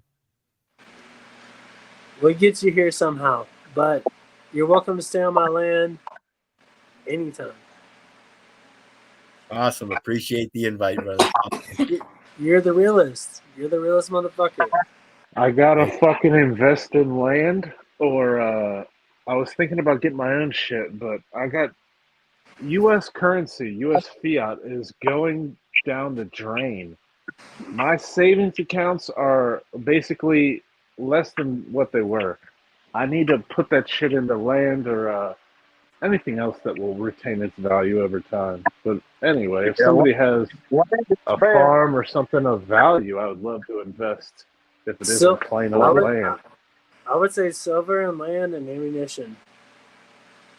No, all kinds of I land. already my fucking my day-to-day goes to guns and fucking lead, but I'm talking about moving myself and my posterity.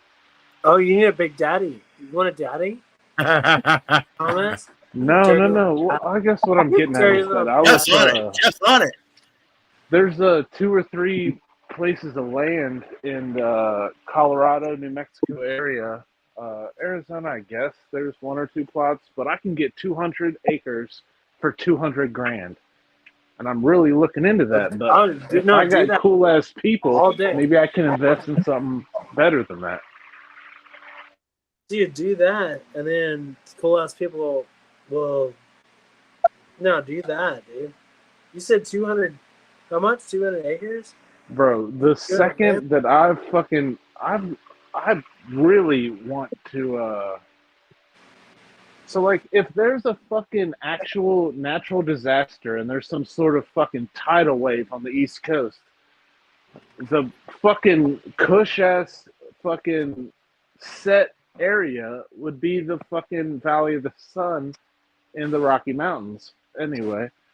Hey, do you now you're getting way out there, so shut up for a second. Listen to this.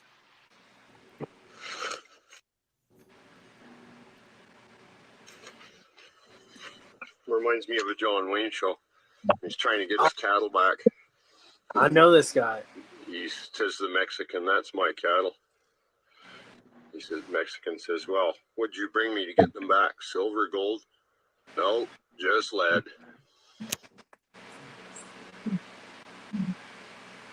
So what's I got see- more value in that situation? Silver, gold, or lead? Lead. Hey Thomas. Hey Thomas. If you get 200 acres of land, I want to help you like build some shit. Honestly, Dude. like I could just go get some fucking desert land. Like the reason why 200 acres is for 200 grand is because it's fucking barren. But Dude, Yeah, I'm and looking to put that's that a good money into place. something that No, but gets more value. you can cultivate it, dude. Well, yeah, Oh, that's yeah. what I was just gonna say. You know, you get it in the right area, you can work with the government with their forestry program and conservation easements through watershedding. You know, there are certain places that they're looking for people to do that kind of stuff where they can bring back beavers and things like that to help with the watersheds. That both increases the population of beaver and their environmental habitats and neighbors and stuff like that. It'll draw them specific kind of ecological beings back to that area naturally. New bird Yeah, species. just Thomas, you can't fuck the beavers though. No, We gotta no. protect. You gotta leave the beavers alone. You gotta You protect. know, that's a weird thing because we had a fucking issue with swamps around here, and we wanted to turn beavers into the state whatever industry. We're like, we got a beaver problem. Will y'all take these beavers in? They're like, nah, they're not endangered. They're not a problem. Y'all should probably kill them. So we're like, all right, y'all are weird. I guess we're killing beavers. Hey, would you have a problem? Would you have a problem with eating out beavers? Eating what? He said, would you have a problem eating male beavers?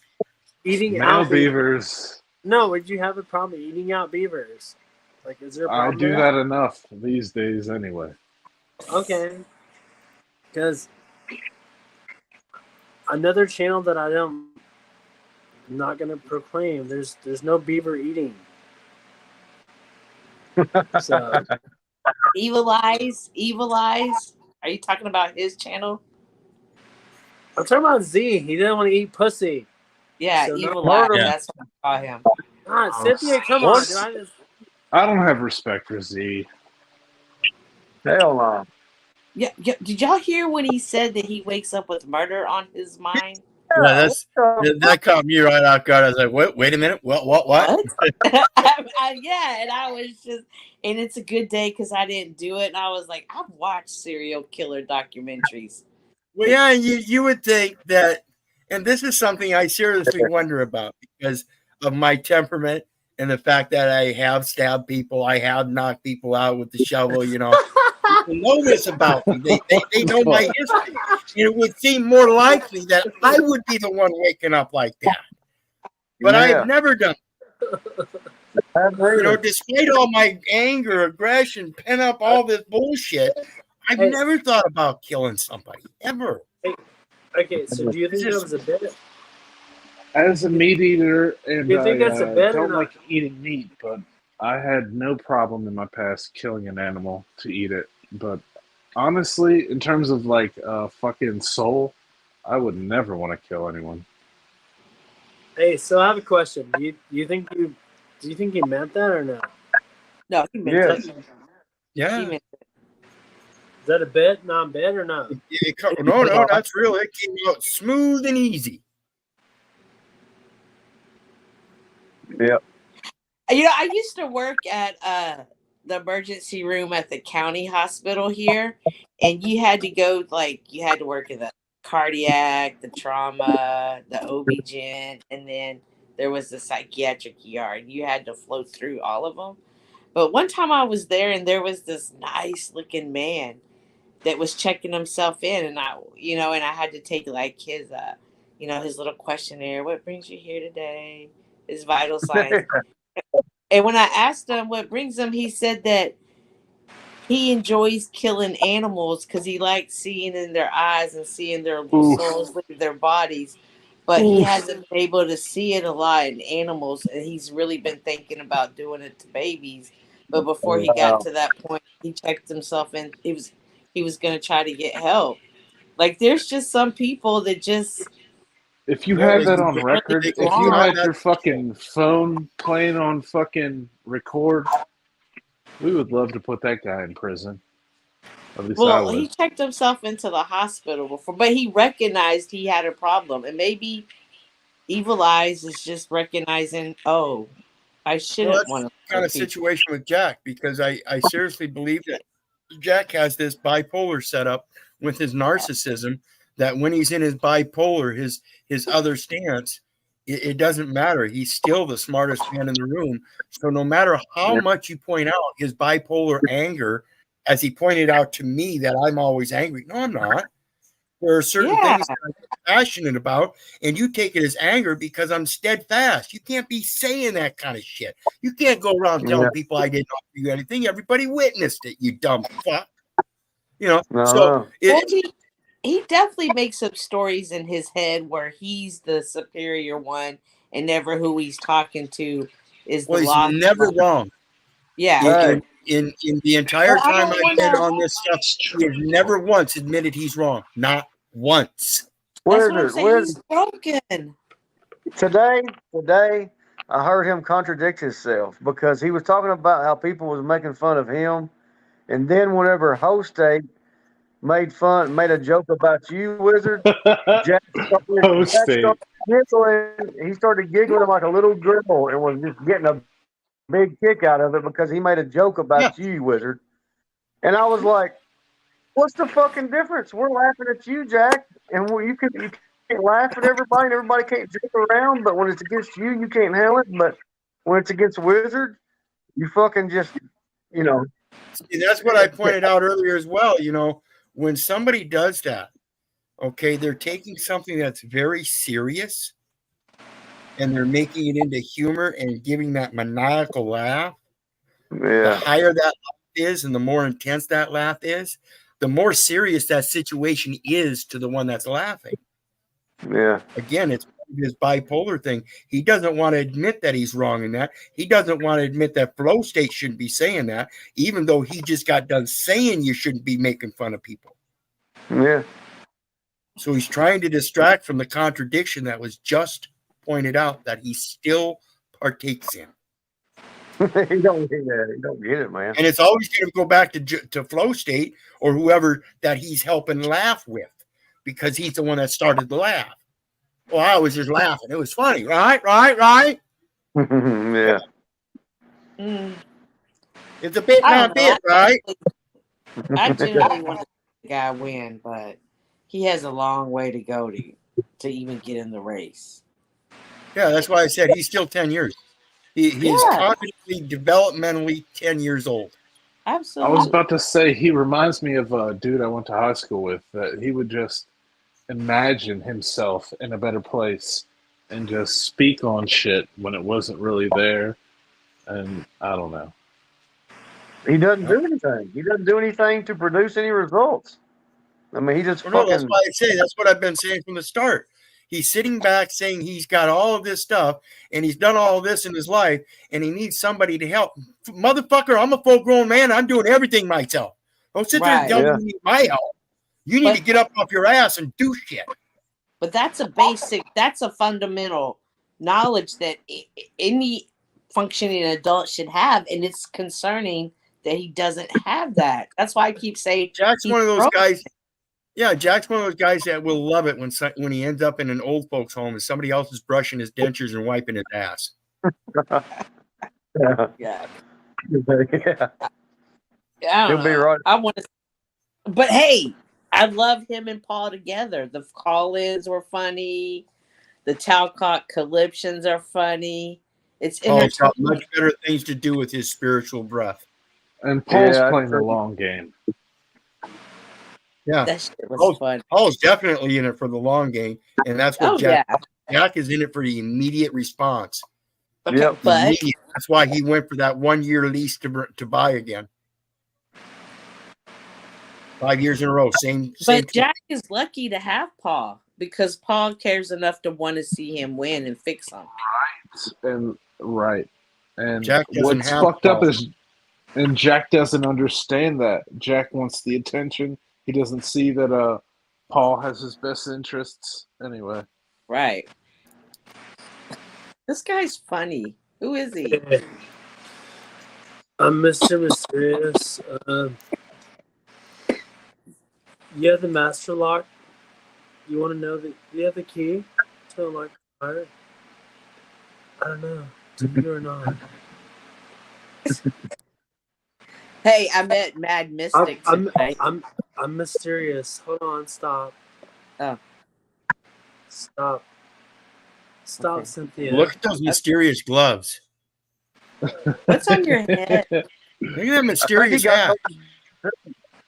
That's looks like Canada that- shit. Does anyone Cynthia, Does anyone have the keys to my master lock? I don't know. Do you have a cigarette for him? He needs a cigarette. No. Cynthia's I don't never know. experienced cold. She's I stuck don't in know. Texas. I put on. Cynthia, I you put got to on go my- get him the cigarette. No, I have. It's been I'm cold kidding. before here. A little bit. Hey, Cynthia. Yeah. I Do you wanna like drink- you. Do You're you want to fine. Do you want to drink at the bar? No. Have you ever But I'll been in blow trees with you. I'll blow trees with you. Wait, hold on. Have you ever been? That's awesome. Hey, hold on. Have you ever been to the low temperature part of the hot tub? Because that's where I am. Okay. All right. Splash some that water on good? your chest. Does that confuse you? It's funny. Oh wait, do you have the key? Oh wait, I have the key. He's funny. I painted my nails with dry mace marker. Did you hear that? You're odd. You're odd, brother. All right, I'm crazy. I know.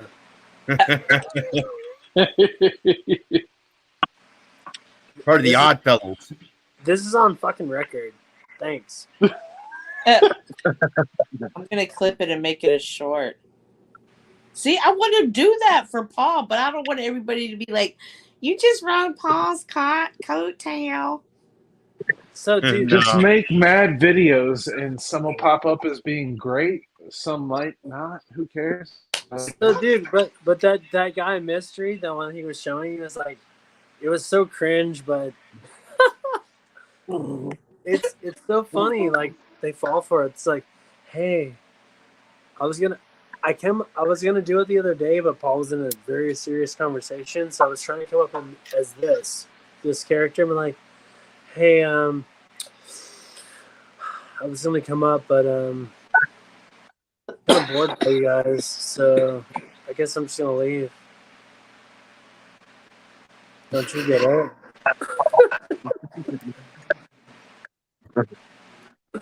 Don't you get it? You fucking crackpot.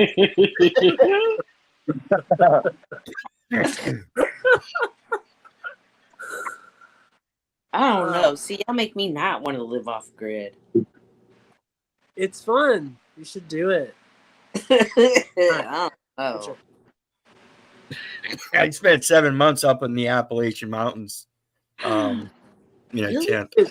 Oh yeah. That's why Widget's gonna come see me on his bicycle. Did I you, had all why kinds- did you just need to get away for peace? Yeah, it was after my last court case. I did my 47 days in jail. They gave me 13 days good time.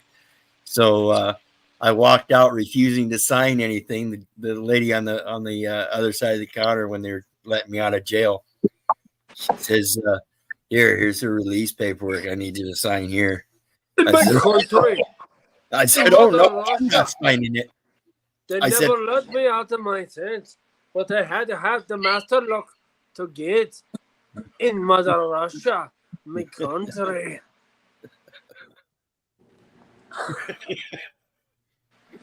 Oh, Damn. so I'm standing there. Okay. I'm standing there, and she says, you got to sign this release document. And I looked at his release paper. I said, I'm not signing that. I ain't signed anything this whole fucking court case. You think I'm going to sign that? She says, well, we're not going to let you out unless you do. Hold out the judge's discharge order. I said, "You telling me you're going to violate the judge's discharge order?" I was out of there quicker than I've been out of there in 35 fucking years. Yeah, they scared They of that. couldn't wait to get Okay. rid of me.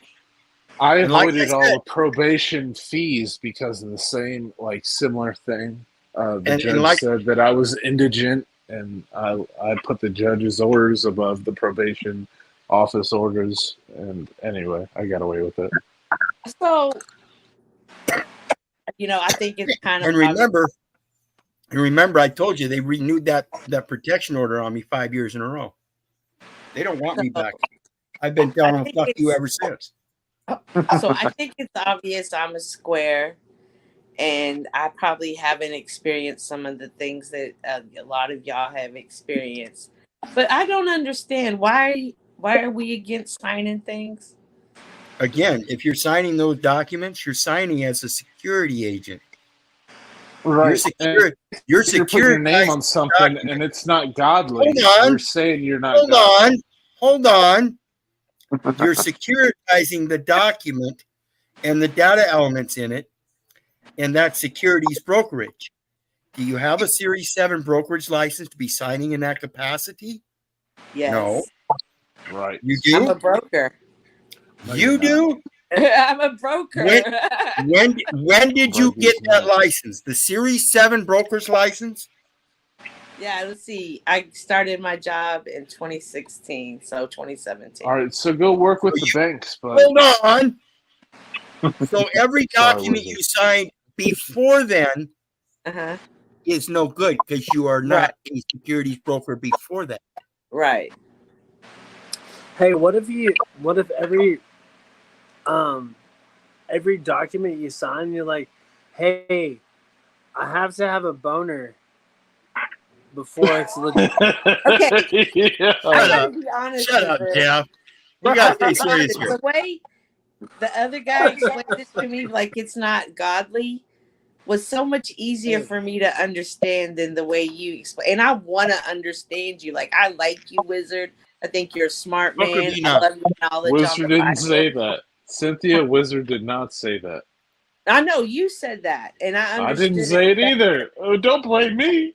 But I understood when you I'm said the because boner it's man, not a don't godly thing to do. I was like, okay, that makes a little bit more sense. I'm not saying I understand it all the way, but then when the way Wizard broke it down, the only thing saving me is I understand what you're talking about with the brokerage and being a broker. And I was like, oh, okay. When you said something about origin the other day, and I was like, oh, he knows something about brokerage.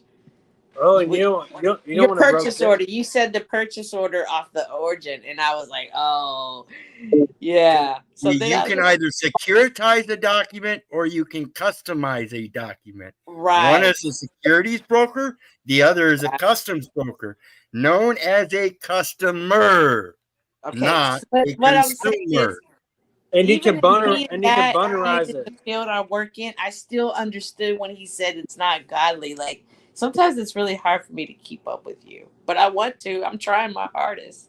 I Yep, promise. everything done on that paper is Uh-huh. in person, and he's a respecter of no persons. That name on that paper, it is either first person, second person, or third person. Either way, it's a person, and he's no respecter of persons. So explain it to me your way. I'm sorry. What's your name? I'm so bad with names. Shit's hard, but Thomas, Wizard explain explained it it to me. so It's- much. it's hard- and it's hard just made like my a lot of penis. sense. We'll just have to bonerize it. We're gonna have to bonerize the contract. Salty Siren said, "Jeff, send me whatever you're on," and I ditto for me too. I'm high on life, baby. That's what I do. Okay, this- my weed's pretty good, but I kind of like the shrooms too. Cynthia, have you ever done shrooms? No, that's what I'm saying. I've never, and I really think that if you take things like acid or shrooms, No, and hit me up for the that LSD or that the it unlocks cocaine. it unlocks another part of the brain. It will. I've never taken those things, so but I'm okay with it because some of y'all scare me. Like some of the things y'all go through scare me, and I'm like, I don't think I'm cut out for that. No, but we're not like a Lemon Tommy scary. Oh my God, that guy's and Snafu. Why is this guy hating on me so much? I went and met his girlfriend today, though. He loves you. He loves you. Yeah, that's why he fucking loves you. No, he doesn't. Yes, he does. He's madly in love. Okay, so look at this. This is chapter 69, verses 8 through 11. Ooh, 69, you little bitch. Woo, woo. Shut the fuck up. of the book of Enoch. Ooh. And it says, okay. and the name of the fourth is Penemu, where we get the term pen. This one showed the name of the fourth is Peniel?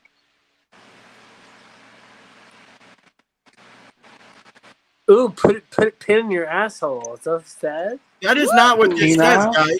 Okay, sorry. You want me to put you in back? No. Yeah, no. But I'll stay quiet. sorry. I'll stay quiet.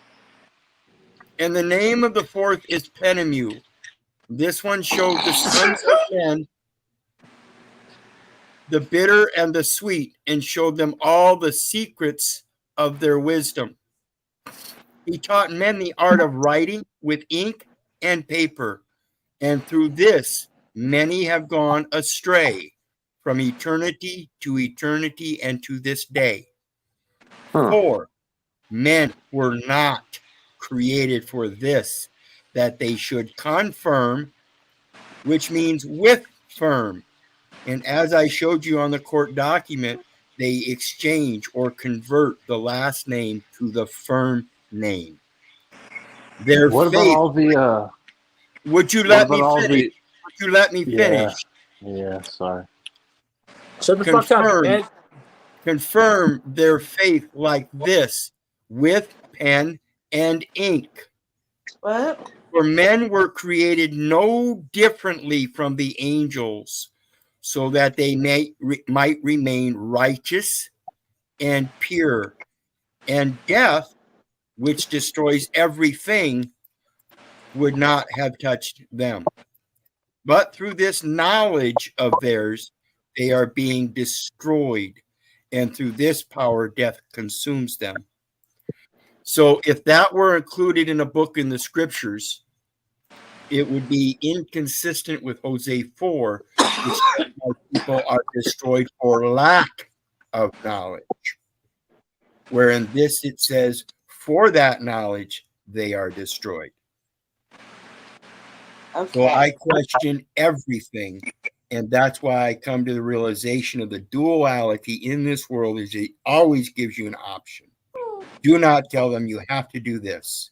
Because again, just like I said, it's either securitized or customized. All you have to do is learn how to customize and do so at the right level.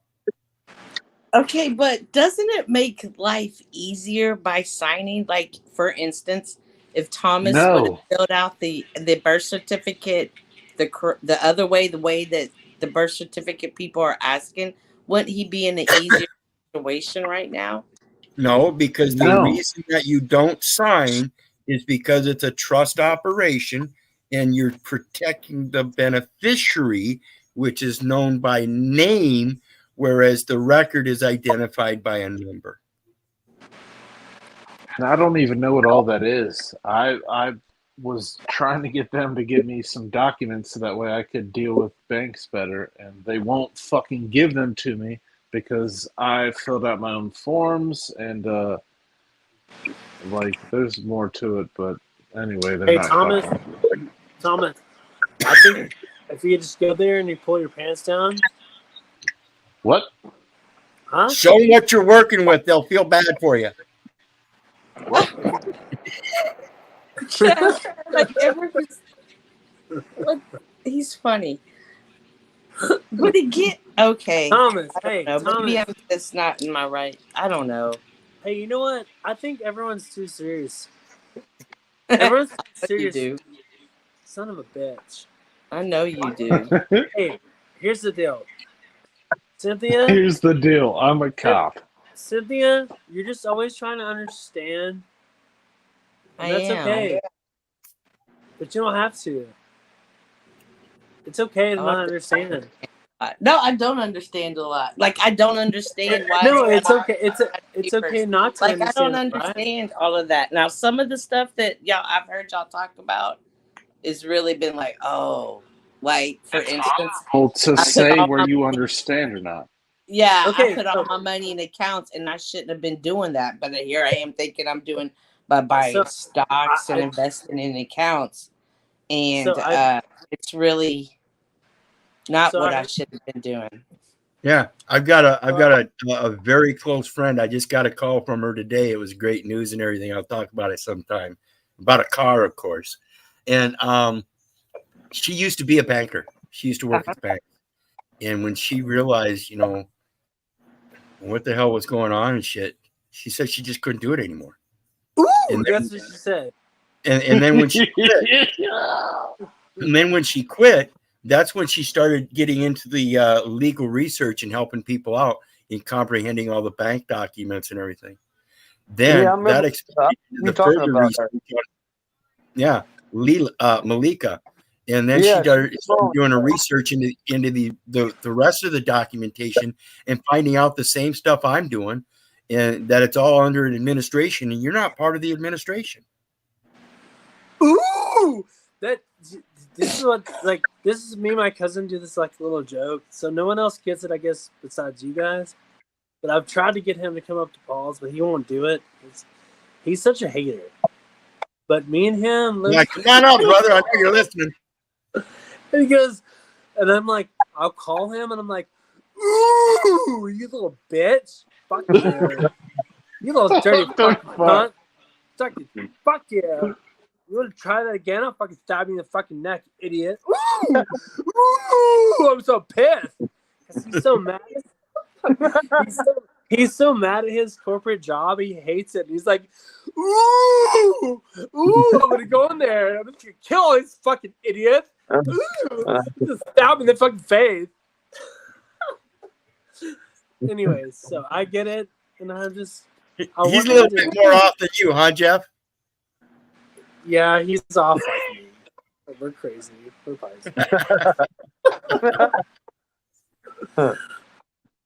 I think maybe he's the only one that truly gets me because of my family. I mean, he's like my little bro. He's like 10 years younger than me. He's read like 1 million books. He's so much smarter than me in that way. And so he's like, it's intriguing to hang out with him. I miss him so much. I drove him away because I worked him so hard out here. And he was like, I gotta go home. I gotta go home to my girlfriend. I'm like, I can't work these 12-hour days. Fuck you. Ooh, you little pussy. Fuck you, idiot. All right, I'll stop. No, you're cool. But yeah, Malika's cool. You'll have to check her out. LawfulLiving.com. I'm going to go ahead and plug her. LawfulLiving.com. Is that our YouTube channel, Okay. LawfulLiving.com? Oh, well, never mind. That's her Okay. website. Website, okay. And she does everything by donations.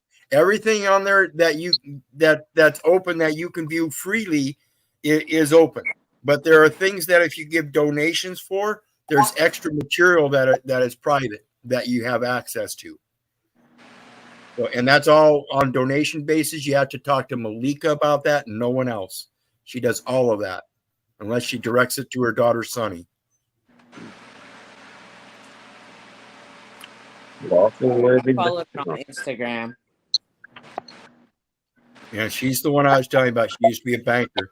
She's got her children. She's growing up, and they're all pushing the same thing. And this is why I urge people to educate your own children. Okay. So Yeah. anytime I've ever had problems with the cops, I've been completely so cool with them. I didn't give them any hard times. Right, say that. But It's they easy. let me drive myself to the jail so my car doesn't get impounded.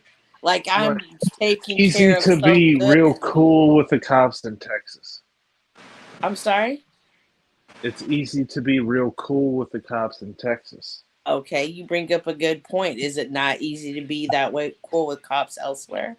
Right. Like I've And never been outside of Texas and dealt with the I law. got a lot of family in Texas, and Ma'am, I've been Uh-huh. pulled over for doing 57 in a 55. They're Yeah. dicks. The very next week, I got pulled over by the same officer for doing 56 in a 55. Wow. I guess what I'm getting at is that people, you can get away with being however you want to be.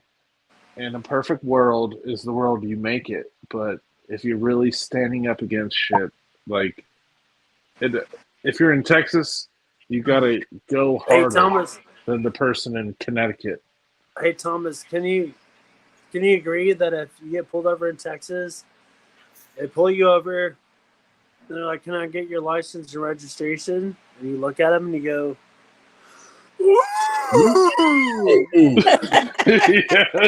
Is that his?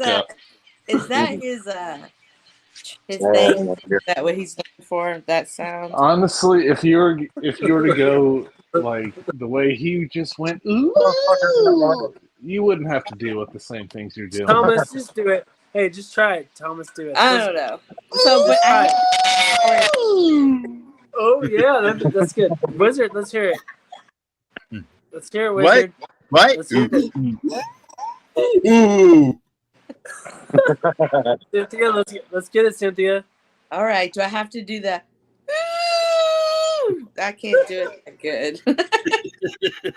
Okay, come on, Zero Bear. Let's go. Ooh, there you go.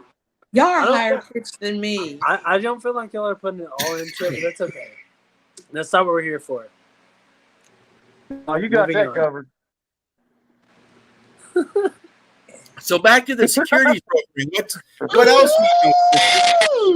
Oh, that was pretty good. That was good. That was good one, Thomas. So back to the securities program. What else do you know? About the security? Yeah, securities brokering. You said you've got a securities Series 7 securities license. Yes, I took the test. I haven't passed it all the way yet. So I don't always have the license, but I work under the broker. What's that mean? That means if you go watch Laundromat, she's the one sitting behind the desk signing the signature all day long. No, I'm the one making sure shipments get moved out and making sure their paperwork and everything coincides. They haven't met with tariffs or anything, and is the the proper fees are applied. Okay, but do you understand what that means, really? Like, yeah, well, besides there's like a bunch of different tariffs, and it's just kind of a lot to take in. No, I know. So you just do your duty because that's what you're told. Do you understand what you're? Yeah, I understand what I'm doing. Well, it's like Niall pointed out. She's a broker, non-broker. Yeah, I'm a broker, non-broker. But I have somebody that signs for me, but I do their work. That makes sense. Like like Laundromat. Somebody else is signing for the work. Somebody what? Somebody else is signing for the work. Wait, yeah, but I do it. But that's wait. Are you pro labor non-work? Yeah, like Jack. No, what does that mean? Pro labor non-work. Ask Jack Talk. I don't know. Oh wait, okay. Are y'all talking about the unions and stuff? No, are y'all talking about? It's on record. The unions? Are y'all talking about that labor laws and stuff with the unions? Because he always talked about he used to be a union worker. Yeah, you know who the biggest union is? No. Probably the post office. Universal Postal Union. Yeah, post office. Make your own stand. Hey, make your own stand. Like I don't like I don't. So I'm gonna make my own And we stamp. just- What's the labor? We're So having the labor law issues right now, but they came to the resolution yesterday. They were getting ready to strike. That's how it works. So what's the labor if it's postal union? The labor would be posting, right? Okay, I follow you. Are you But would the posting? labor be Are the you posting? movement? Are you posting things in their venue?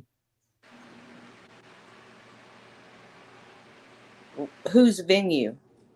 The postal service, the post office. Am I posting Ever things? seen the in Kevin their Costner venue? movie? Yes. No. Are you No, posting? but Are you posting things in their venue? no. Wrong. Wouldn't it be posted at the point of origin? Wouldn't that Yeah. be the original But what is posted? the term So, post? What is the term post? And who put the term postal? okay, I don't Post- do etymologies. postal- I don't know that. Postal is an act of posting. Right. So wouldn't that So be the origin? anything that is written or spoken, or audio or video that is posted. Okay, but They're wouldn't gonna the post it post in your be ass. the That's what it article? means. Wouldn't the Post in post your be ass. the article? What's on the invoice or what? So wouldn't that it be the letter? Wouldn't that be the post? So where that originated? Because okay, So let if me it's just tell you how originating here, I'm thinking in terms of physical stuff like this lighter. You know, yes, this lighter might have came to the United States Post Office, but this lighter was made in China. So wouldn't it be posted in China because it's with its origin? Let me Right. stop. Hey, can I stop all you really quick?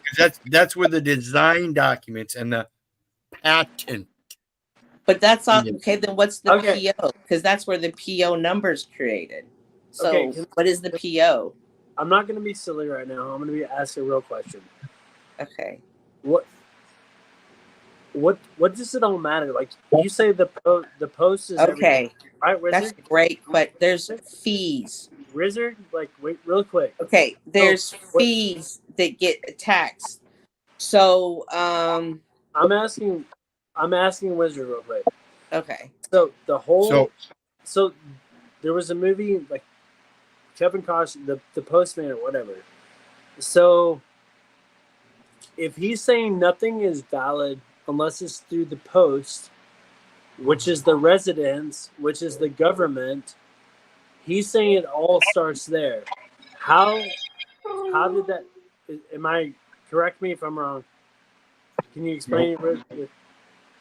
one post shall run to another post. Okay, so the verb is run, and the post is a description of a thing. And that thing in this form would be man, because I'm the only one that can run as a post. So now you have a different version of a post. But a post is not a verb; it's a noun. Right, but posting is. So posting is the act of one post going to another post.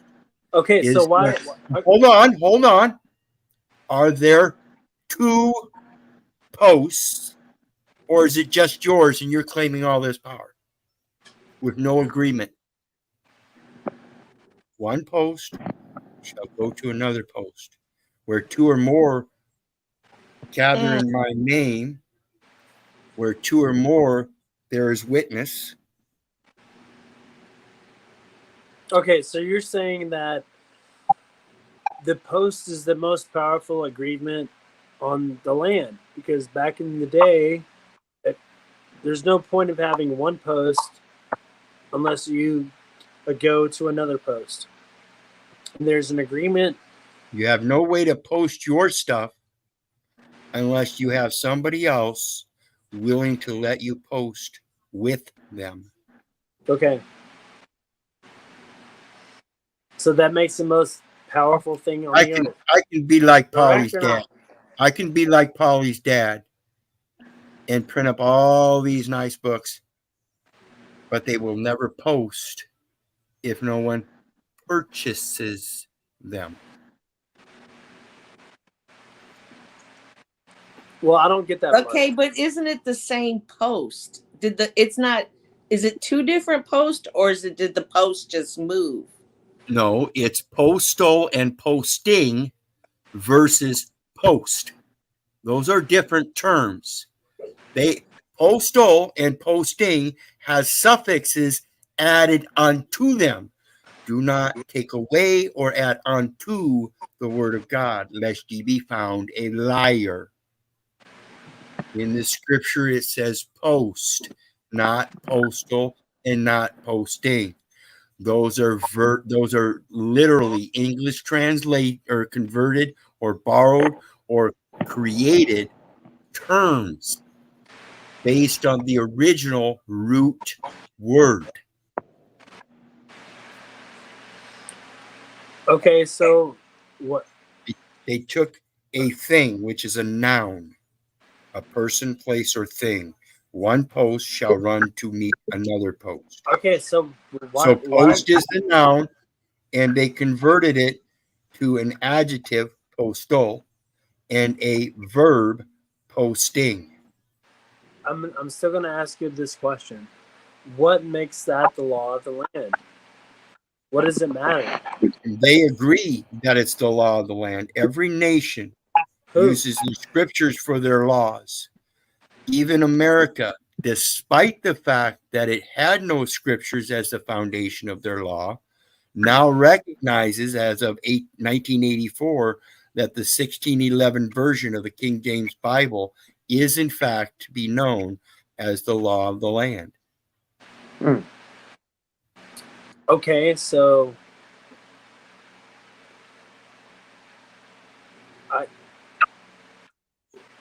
what you mean? Everything has to be by mail or signature, or it's not, or it's not true, or right? My yay is my yay, my nay is my nay. I'm not supposed to be writing it down.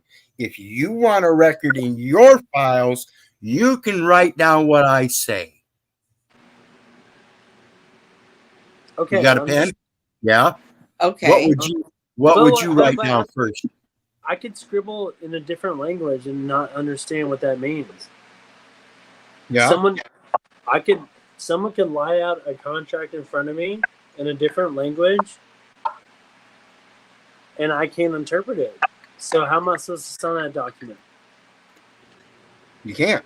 You wouldn't. It would just be like in court, like, I don't know.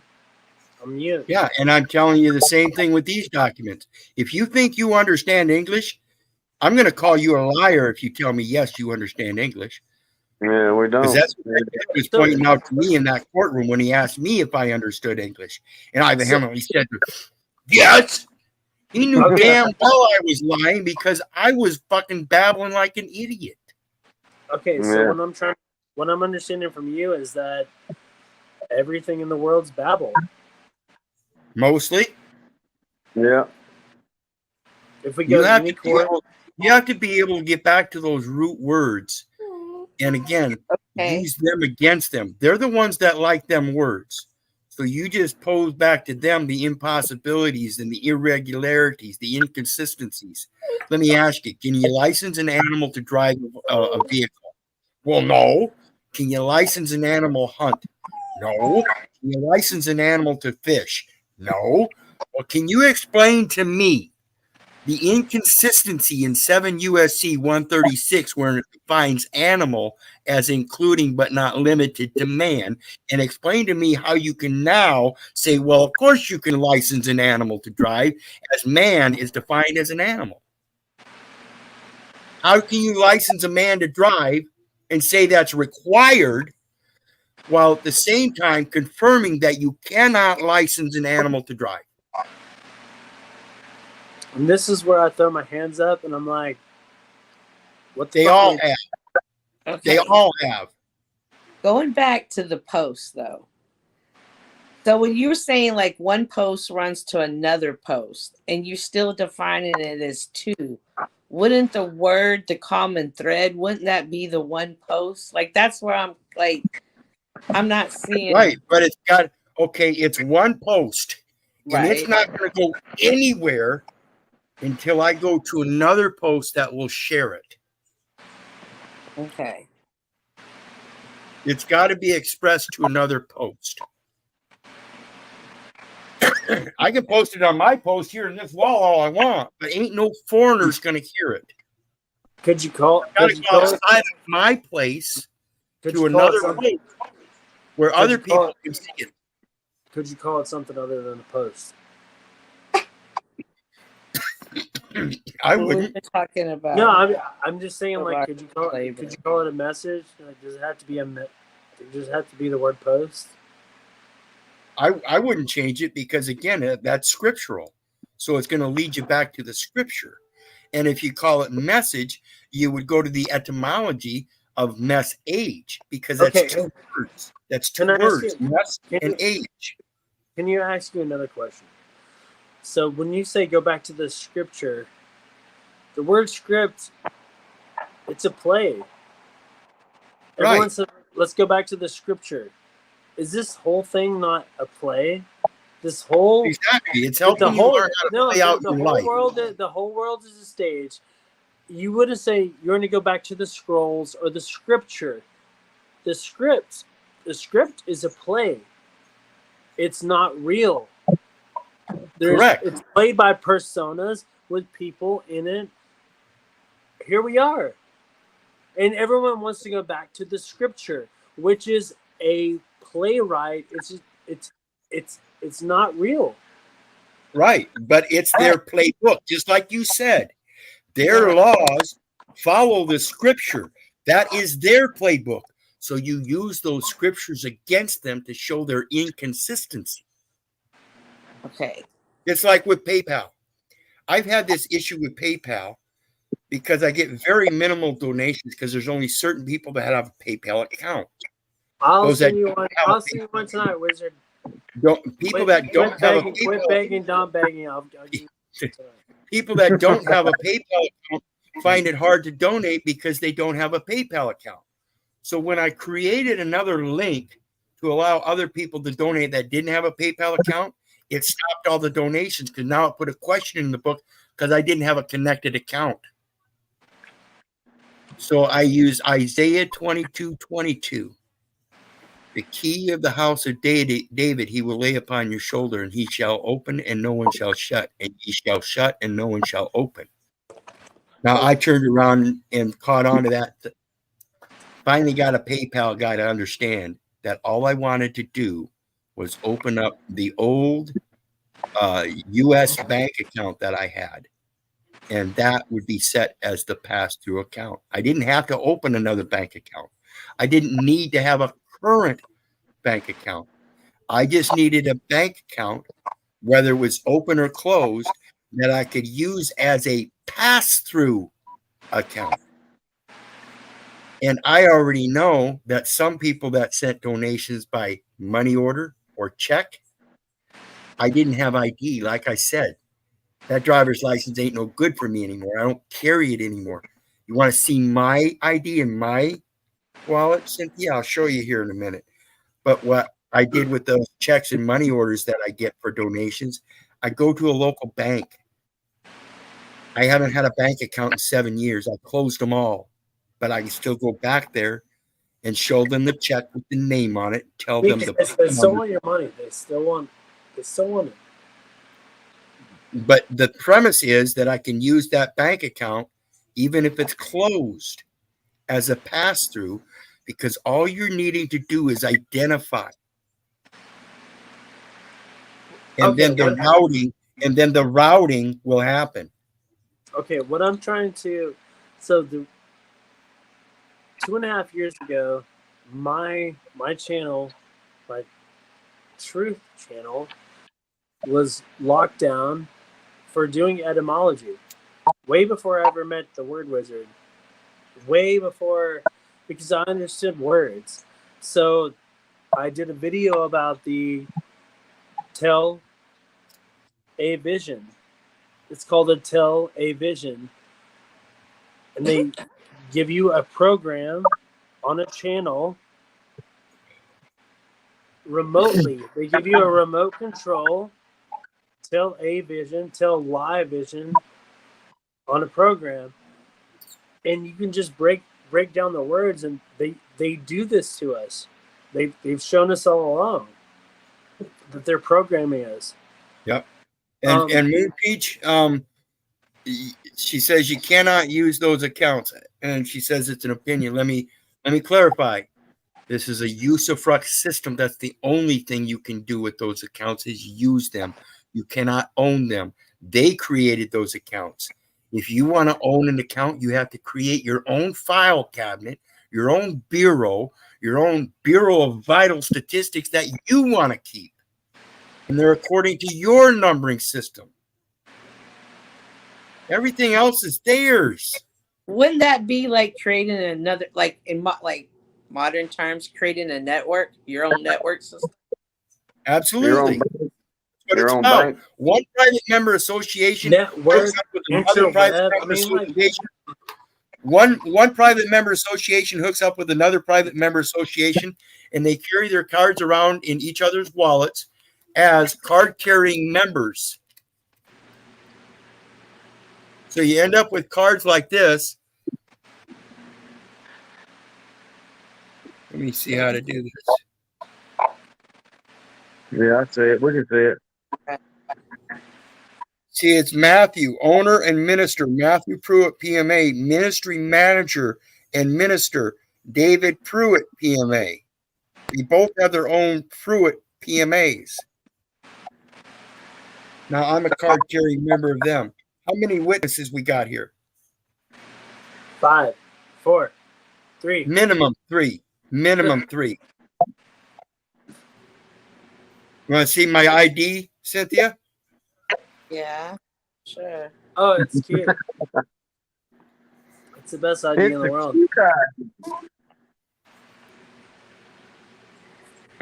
Okay. Wow, nice. I love it when I show them that. They ask me for ID. Here you go. They get a nice little chuckle. And then I tell them it's just as valid as any state ID. Yeah. And I can prove it. So then they ask me for my name and birth date, and I got to tell them, I'm sorry, I don't have a name. And a lot of times they'll look at me and say, well, everybody's got a name. No. Real men, we have callings. And my mom and dad, they called me Keith all my life. Now, if they got mad at me, they might call me Keith Orland. Now, I hail from the family Little, and I hear I was born around August 20th. You need anything else? You're a Virgo. Are you a Virgo? No, Leo. I'm a Leo too. Okay. All right. I have some questions. I do have some questions. Okay. Would it be like, I love the fight. I do love the fight. I love the fight that all of y'all take. I don't have to do this. I don't need to give you this information. And I've gone out of my way and learned why I don't need to give you this information. But doesn't it make life easier just to get it over with? Like, here's my license. No, it's easier just help enslave your future generations to the same fucking stupidity you've been doing for the last 40 years. I love that you said 40 years, and we're going to stick with that. Well, no, I can't imagine you're 58. No, I've been doing it almost 40 years. But no, it's one of those. It's one of those. If you know better, then do better. If you don't know, ignorance is bliss. Fuck off. You're a fucking NPC and nobody, anyways. If you're not awake and you don't get it, but once you get it, it's your duty. I'm just not awake. No. It's your duty to spread that awareness. Now that I know, listen to this. Now that I know 12 USC 411.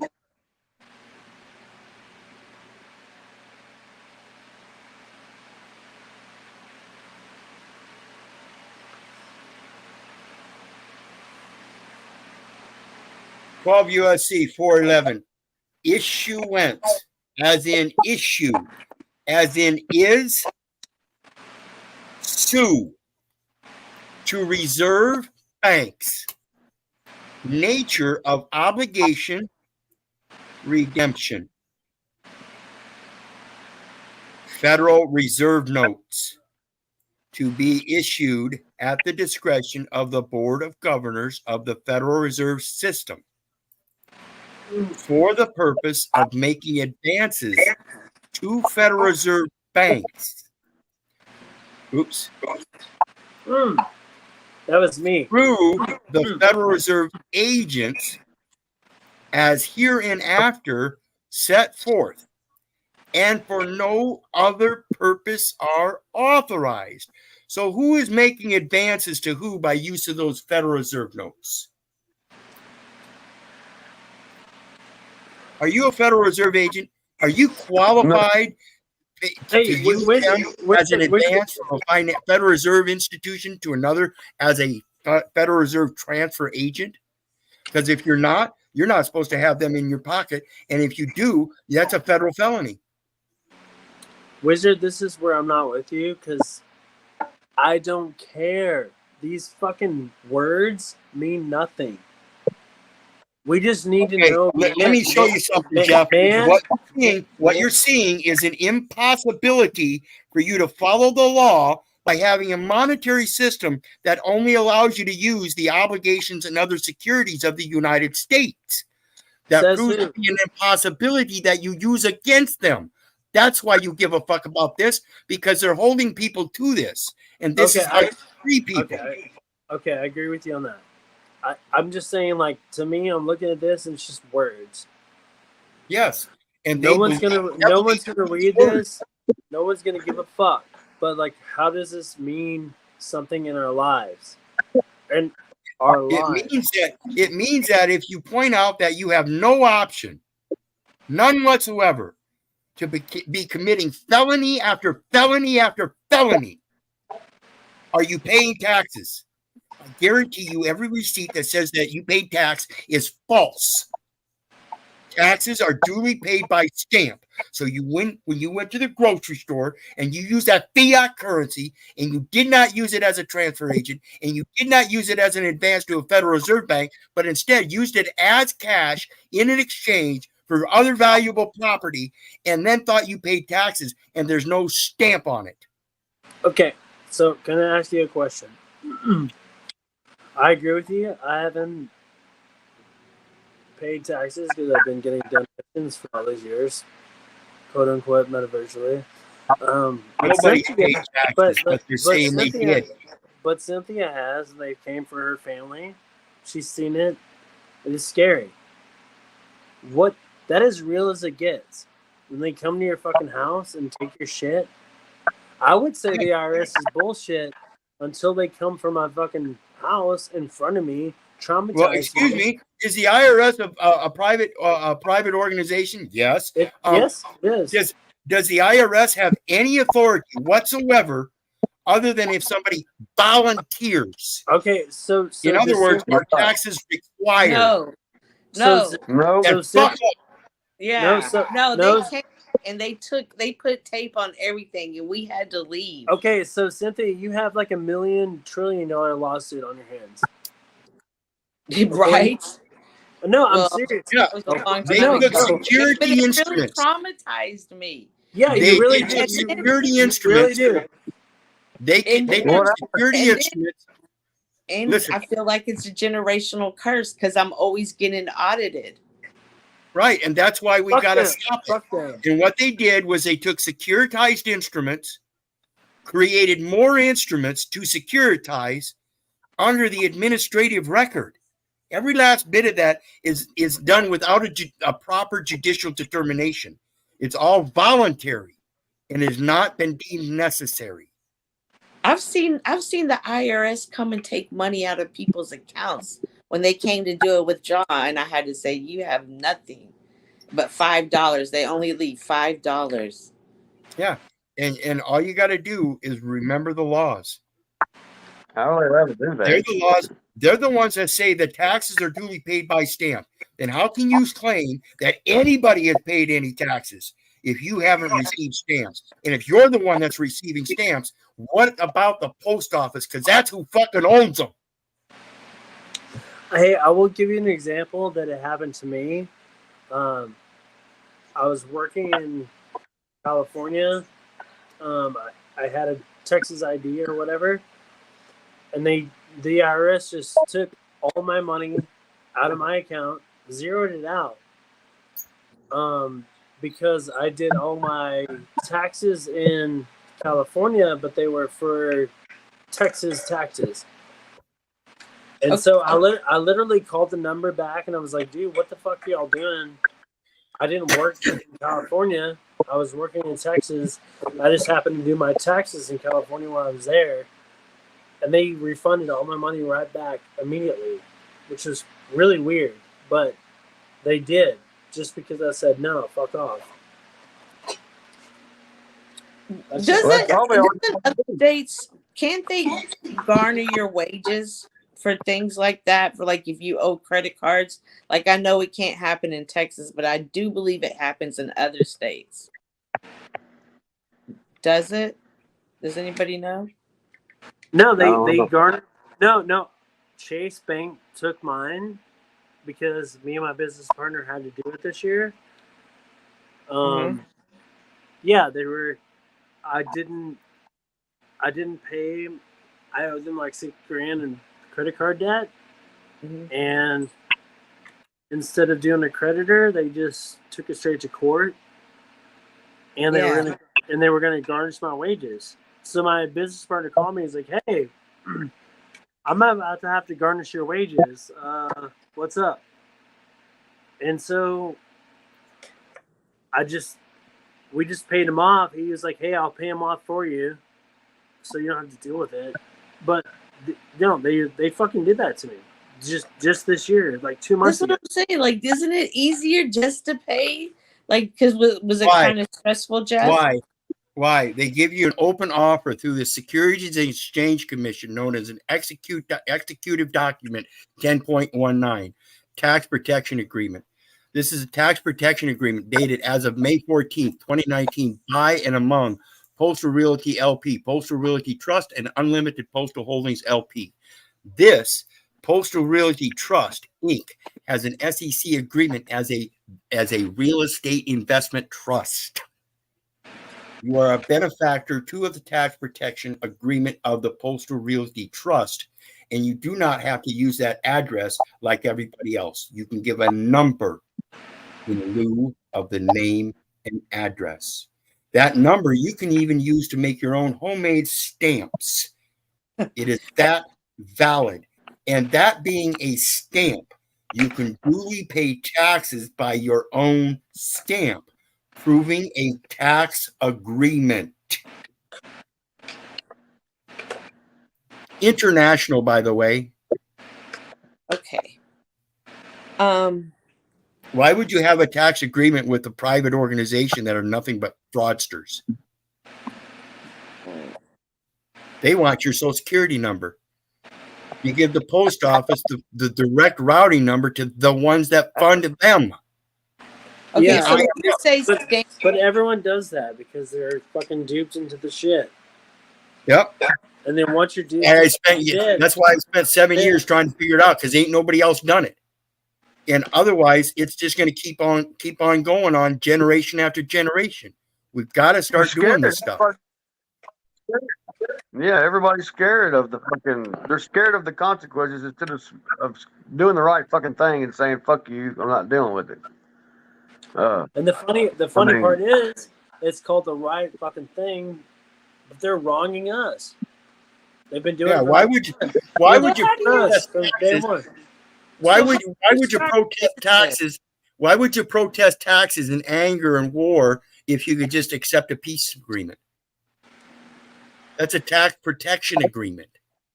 And if they are offering you documents under a tax protection, that comes with the same offer. So how do you start a business in this without all this paperwork? Like, how do you legally start a business? The You correct don't start a business. You open a trust. You express a trust, and you help operate a business account as the executor with the judicial office, the neutral and independent office, as the trustee, the administrator. That way, any business that comes through connected to that number, it's got to go through them and you. Hey, What guess who number? ate? Hey, real quick. Guess who ate some Anytime they mushrooms? use any kind of number attached to that title, you get a bill in the mail, you transfer it to the trust. Guess who ate some mushrooms? And y'all are looking like 8 feet away right now. Oh, that's me. Ooh. Ooh, you silly guys. Y'all don't even know. Cynthia, Yes. you're gonna have to get out. Hey, have you ever listened to Alan Watts? No. There's a 9-hour audiobook called Out of Your Mind. I've listened to you like 12 times on loop. And What's it about? it's about the Tao. It's about everything. It's about who and what we are. It grounded me, created peace. I mean, not just that. I read Marcus Aurelius' Meditations. It was part of my journey in the beginning. So I was grown up Roman Catholic. I've been everywhere. I've been everywhere, man. I've done all things. I've seen things. And it brings me, why am I back here? To Paul, unslaved or wizard. Something I need to keep learning. I'm here to learn. And Cynthia, maybe. Oh, so the point was, there's a point in the place where there's prickly people, and there's gooey people. There's gooey people. There's prickly people, and there's gooey people. Okay. You're a prickly person. What's prickly? Like a porcupine? It just means that like you have to have edges. There's boxes. I thought you were going to say bend over and I'll show you. There has to be rhyme. There has to be a rhyme or reason. You have to understand it, but you don't have to. Okay, so the gooey people go in between, right? Right. Well, I'm Don't an you get analytical it? person. Don't I'm an you get- analytical person. Okay, but and I'm so- a Virgo. I'm right behind Wizard, and I'm a Virgo, and we're just analytical people. And like we're very stewed. Like stewed, is that the right word? We're very, like people think we're uptight, but we just like we're obsessed. We have to have order, and everything just has to make sense. But you need someone like me that fucks the fucking world up, and I break that shit up. No, you would just make me laugh and have a fun. Okay, but I'm gonna break it up. Yeah, I'm gonna break up your order. Okay, sure. Because people. Okay, so when I had this, I'm not gonna like relate it to my entire thing that I had with plant medicine, but like I've always known it my entire life. You have to keep your childish heart. And I do have that in my real life, but I view this as different. No, but it's your inner child. Like when people say you gotta adult or you gotta be adult, says who? Says fucking who? Says who in this whole universe? Like we have a whole bunch of children raising children. Who knows how to be who knows how to be a parent, right? Like what if you have a child at 16 and you're just still a child? Right. What if you're from a broken home and you raise your child from another broken home? Like who is there to stop that? So maybe we're broken from the inside or the outside. Look at Keith. heckle bus. Right. He didn't have. He was a foster kid. Right. I heard that Think story. think about that. Trying to find love his entire life, trying to figure out who the fuck and what he was, why he wasn't wanted, why someone didn't want him, and then acting out for attention or love his entire fucking life to create who Keith is now. This badass person that I've just encountered my whole life, that he's figured out how to learn the law and do, like, don't you understand? Don't you get it? Like, it's all interconnected. It's so beyond us that we don't even get it. I'm still learning. You're still learning. That's why you're here, right? Right. Sure. You seem. I mean, even though you're. I don't know. I feel like I'm getting dumber. No, I'm a prickly person. Okay, sure. No, I Yeah. just think when the student's ready, teachers will appear. And that's just kind of how I roll. And I'm just completely happy rolling like that. Get a little gooey. Get a little gooey with it. That's just really hard for me to be gooey, especially on the internet. Especially on the internet. This is where I get the gooeyest. Yeah, I'm the gooeyest in real life. Yeah, I get real uptight in face to face. Like I said, you got to be real with me face to face. I'm uptight up here. I try to stay like in the perfect box or just in the pristine way, because you never know where it's going to go. And I don't want it to come back later. Like those fucking pictures of Snafu, I want to kick his ass for that shit. Okay, so that's the whole point, though, is you're so worried about what the outside world thinks of you. Yeah. You don't. Those are horrible pictures he has out there that people think that's really me. Look at me right now. Do you think Right. this? Do you think That's your character? That's your vibe. That's your flow. It works well on you. It wouldn't work well on me. I play characters, but I can get as real as Keith. I've talked to Keith just real. I'll take off the hat. Do you want me to put on a shirt? Does it make me any different? Does it make me any different? Does it make you what? I said, does it make me any different? Put the shirt on, put a hat on. But you know what's funny? I like the shirt off on you, but the guy produced his show. Every single time he comes on that show without a shirt, I'm bitching about it.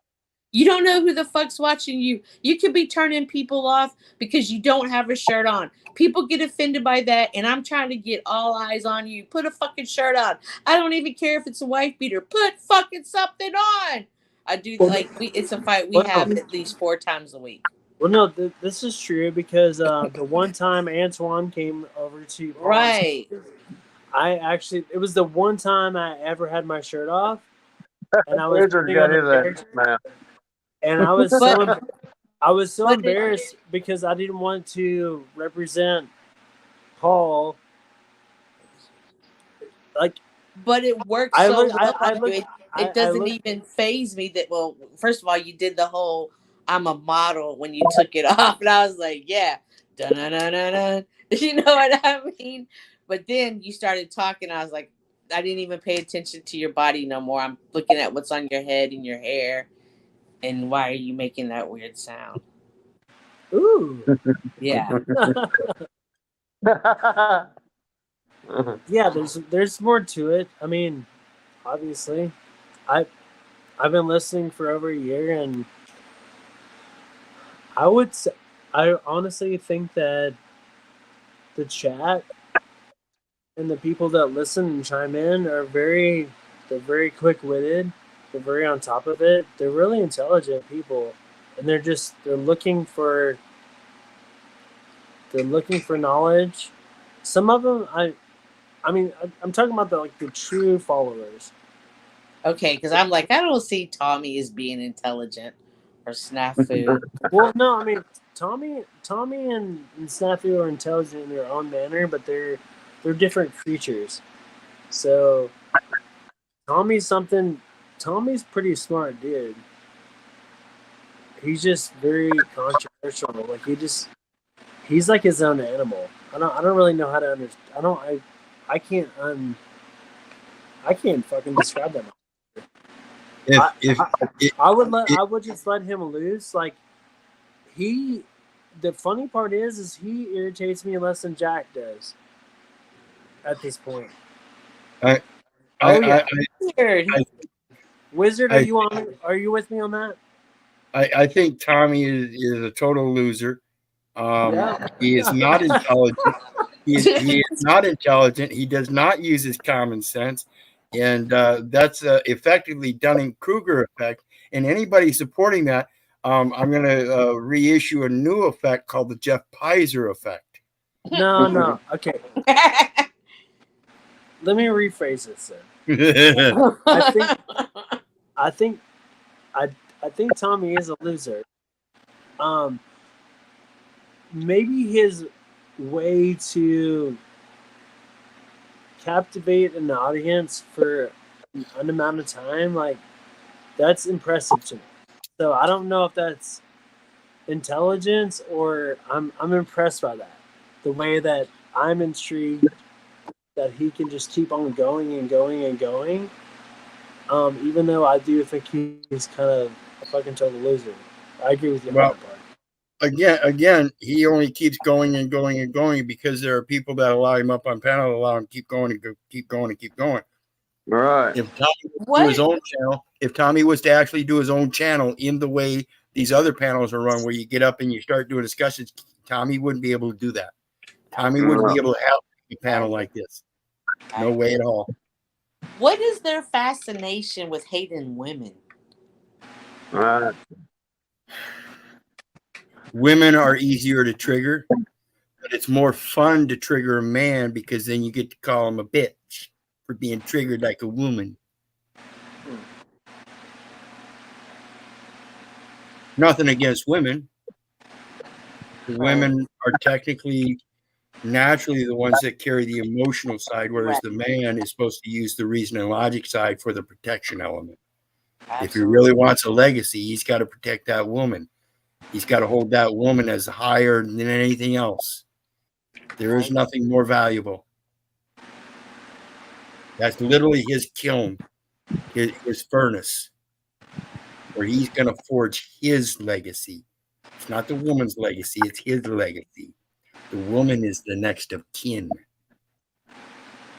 They both serve their part. Ooh, let's get an ooh on that one. But like I said earlier, I had the privilege of meeting Mad Mystic and Snafu. They were ganging up on me. That was interesting. You went to their channel? Yeah.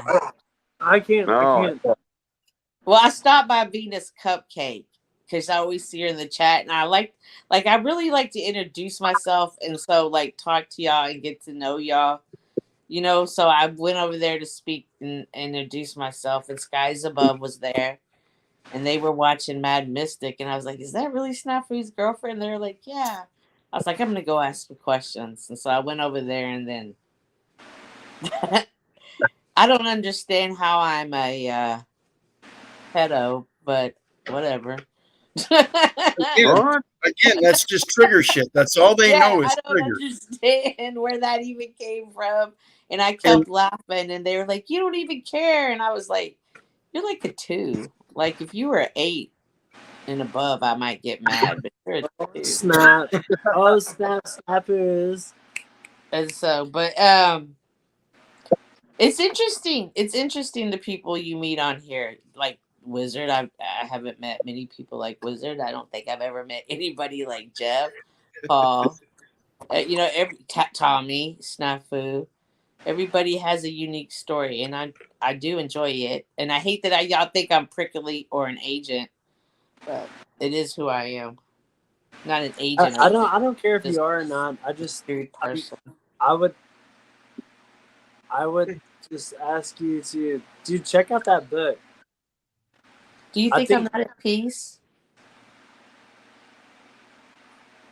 it's not up to me to judge that. I mean, I think that you're curious, which is it's you're curious, and I think, I feel your intentions are authentic. That's all. Yeah. right, and I think that's one of the most important characters to pick up on a person is their willingness to go forth and learn out of that curiosity, but it's got to be backed up with the character of good faith. Yeah, so I don't want to say, hey, you're this because just because Jeff Kaiser said that. Who gives a fuck? I'm a fucking clown on the internet, but that's an interesting part of who you are. That you're trying to get out of that box. I think that you maybe you lived in a rigid life, and I love anybody that sits there and takes notes. No, but I will say it's not that I'm trying to get out of the box. As I've said many times, I'm trying to gain panel experience. Like Wizard says, it's easy to create a show. It's easy to do that, but it's different when you're the host and you have to create the panel and you have to keep the show flowing like Paul.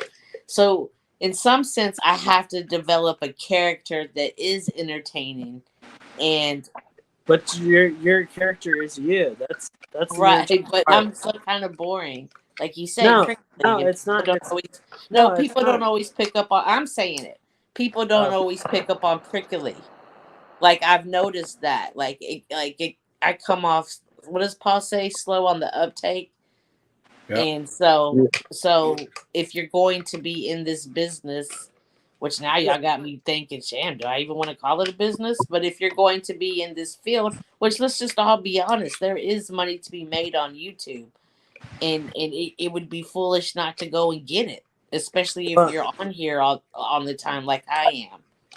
Well, let's be honest too. Like, I see it. Not that I'm Paul's producer, but you're that thing that it's great. No, I'm saying Paul's a hangout, and you can't produce that. That he's a hangout. Well, yeah, and I'm not saying you're a producer, but I'm saying you're that part of the panel. Like, hate it or love it, like you're just the objective. You're just exactly who you are. Thank you. You're asking questions. You're curious. Like, you want to know more because this is fucking intriguing. Like this circus. No, it's interesting to see everybody's. First of all, I've never really talked to Canadian people. It's weird when they pull their money out. That's kind of interesting to me. Like it's a good space to network and network with a lot of people on here. But what's the matter if you're Canadian or not? I mean, we're just all people. Like so. Canadian, no, we all have different stories. Like Wizard has a story. Guys Above has a story. Paul has a story. Even Jack has a story. And I like that y'all are open and y'all allow people to come into y'all spaces. Hey, Cynthia, you look stoned to the bone. No. I have car problems, so I can't go. Oh, fire Drake. Ooh. So I have Delta 8. That's not really doing much. I could get you. Well, no, that would be a fun. Yes, don't do that. I have so much weed. You've seen my garden, right? Yeah. Oh, yeah. Don't even get me started when y'all show the gardens. I'd be so jealous. I just imagine myself running through the garden, just completely happy about life. I'm so jealous of some of y'all. Oh, yeah, they don't get it, man, because you do it. And I love how y'all take care of y'all's plants because I have a lot of plants too. So I like how y'all, when y'all talk about y'all's plants and okay, well you see this is meaning that water or y'all talk a lot of chemical talk. There's a lot. Yeah, there's. Like so I want to get into like using the eggshells and the coffee and using that as plant food, but I don't understand the chemistry of everything. And I tried to do it, and now my plant's turning yellow. So They just need more. y'all, They just y'all need more have nitrogen, maybe. y'all have really good knowledge. Y'all really are looking at plants different than I look at them, but for obvious. It just, if you look at the foundation of life, like everything, like we all live and die, every animal, everything. So the thing that we want to provide nutrients to our plants are the dead animals and everything Let me else. let me ask you, Jeff. What kind of experience do you have with gypsum? I don't have any yet. All right. You should do some research on gypsum.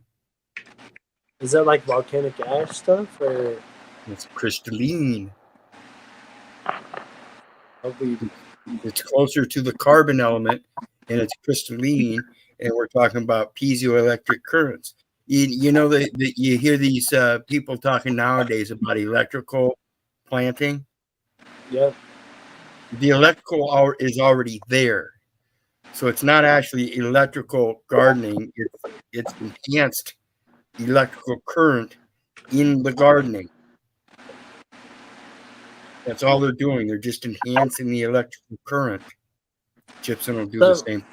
So I read this audiobook too about everything's frequency and magnetism, right? So chlorophyll is one one cell different than our red blood cells. So it's so close, it's uncanny for like the plants and what we are. And so if you were to feed, in this book, they're saying if you give some sort of magnetism to the water, that they grow 60%, like more than they would ever. And so I put magnets in my water tanks last year, but I don't think I did it right or something.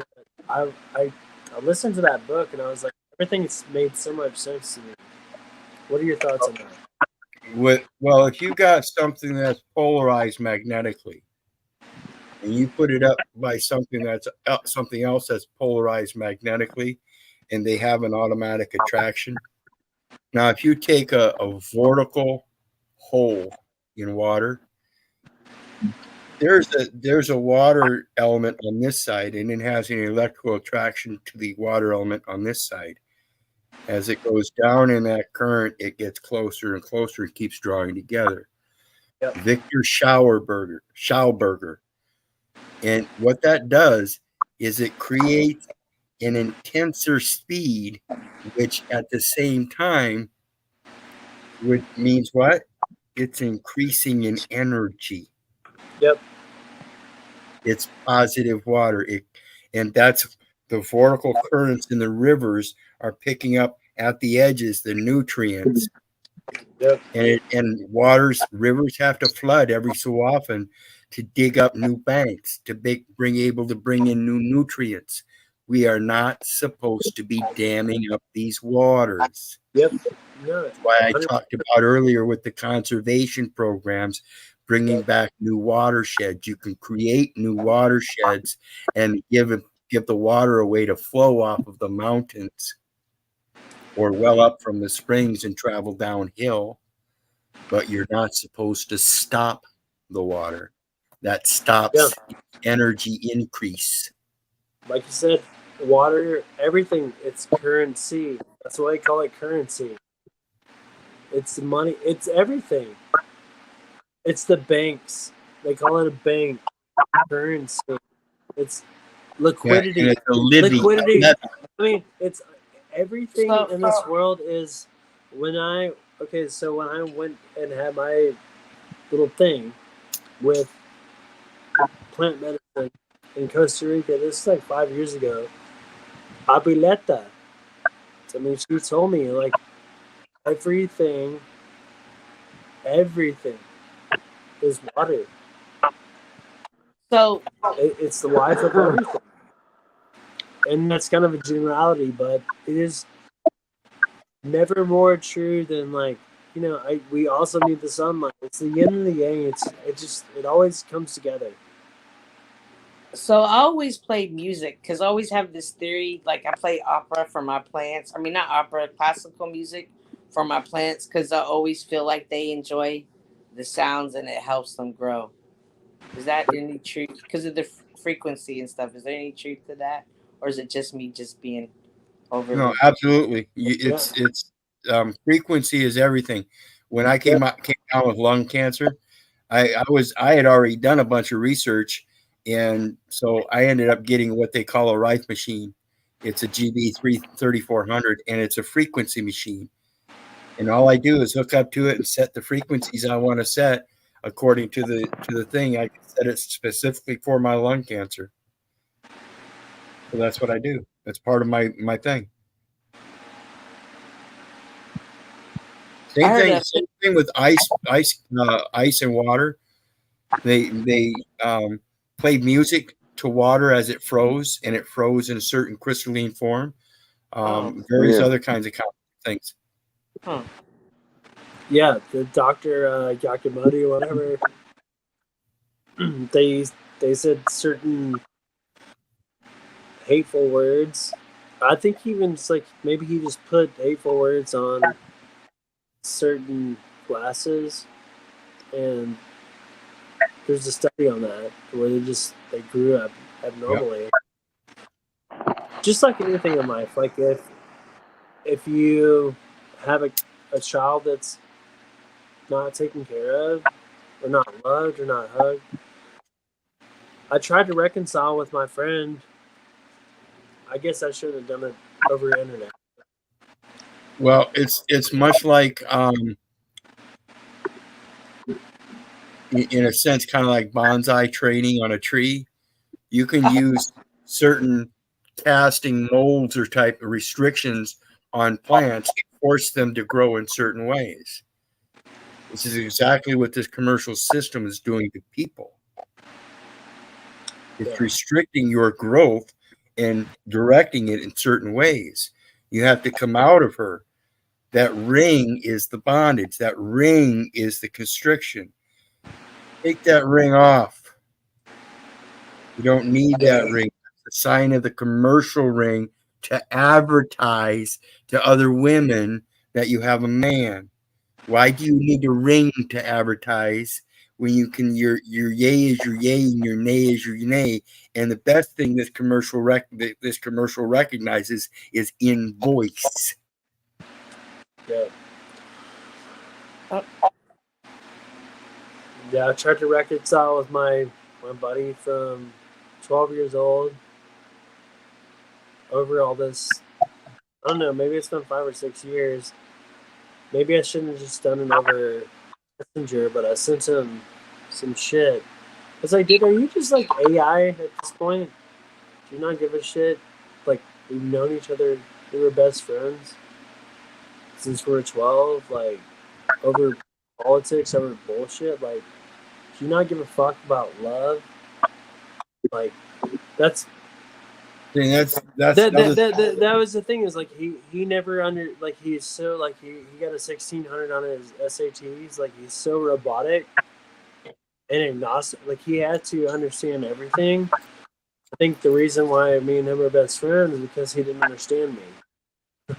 Right. I was the opposite. I was like, no, man, I'm like this spiritual meaning, like everything in my essence is. Well, a lot of people is like I said, commercial system, a lot of people are restricted, and one of the things that they're restricted in is their spirituality. And this comes to play in the concept that, you might have a lot of groupies that know each other because they know a lot of the bands that they follow. You might have the drummers, they're grouped together, so they have a lot of good conversations. Plumbers, they have conversations that only plumbers know about. You wouldn't really talk about plumbing unless you're a plumber. Kind of like skateboarders. They know how to skateboard. So each has their own talent. And so it's hard to have a conversation if you're not willing to learn more talents. Yeah. And I think he could never understand me, but he was always gravitated to me, which was a lot of my friends. Because that's magnetism, man. I was the best friend to 5 different people, not just one. My main worry as a kid was am I gonna be the best man at every one of these people's weddings? Because that's how important I was to every person's life. Not to throw myself up onto a pedestal, but that's who I am, and that's what I've always been. A magnetic, like nucleus to make everyone feel important. Give service to everybody. I truly get that. If you do that, it gives back to you. It's an unlocking code that most people don't even understand. It's like a superpower almost, like that most people can't grasp. Well, and that's part of learning one's talents. See, you can be a painter all you want and think that what you paint is all this and that, and even have people that might pay good money for it. But if it doesn't last and tell a story like a legacy, then what is the value? Yeah.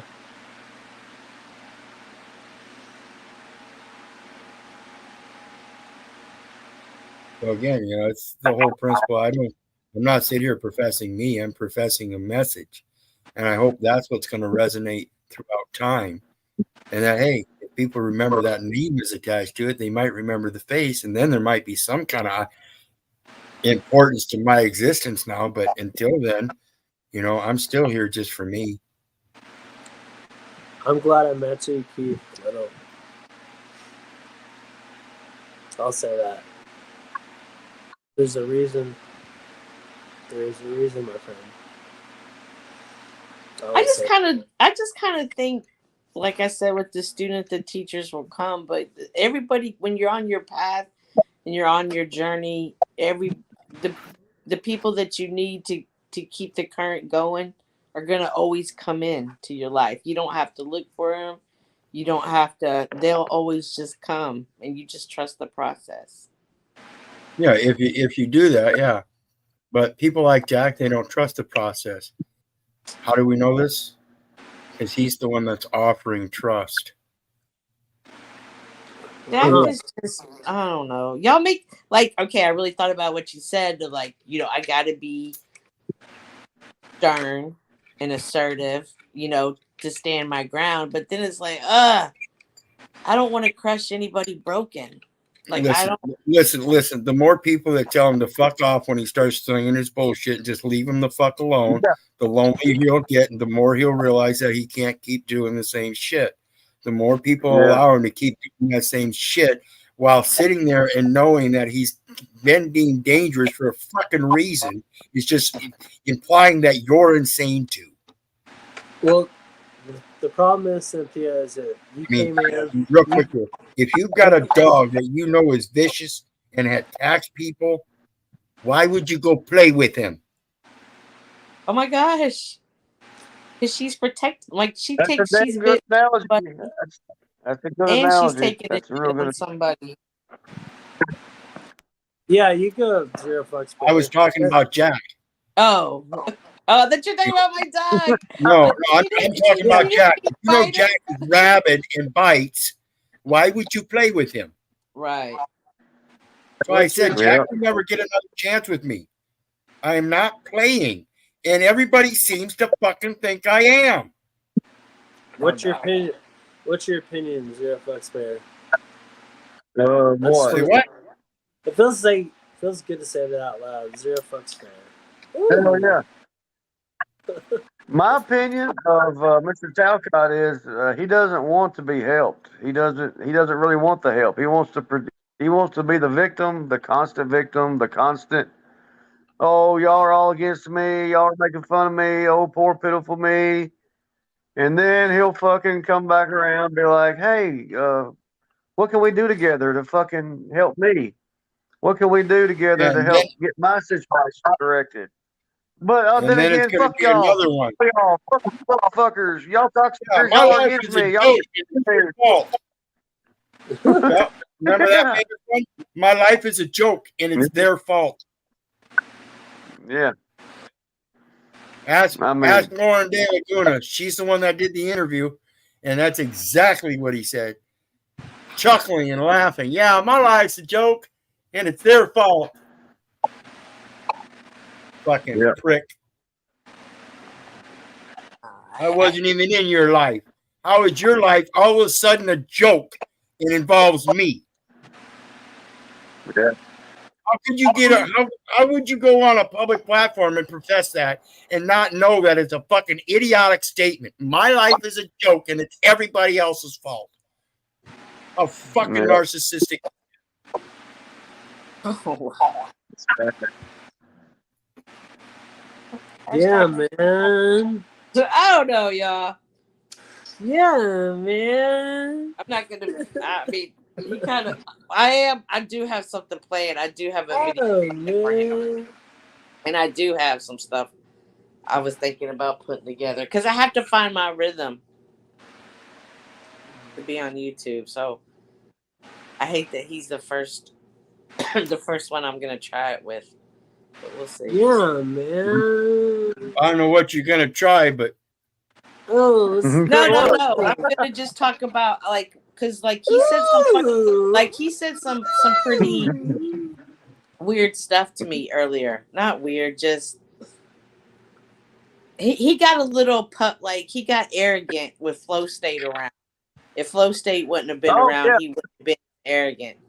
And yeah, so when he shut yeah, me and down and then so Flow State said something about me, he got all this maniacal laugh about it. Yeah, that too. yeah, so The he whole did the fucking same thing. thing to me too when I was trying to explain about, hey, I handle Paul this way, I handle you that way, and then he was just laughing at me, and then I was gonna cut to when you were telling me on Paul's, like you can't be just handling them. He's an adult, whoopty whoopty woo, and then I was gonna do my monologue on, he's right. I am kind of enabling you, and you're never gonna stop a war. Like you're not in the military. You can't handle. I was gonna clip to him being like, I want to end solve world.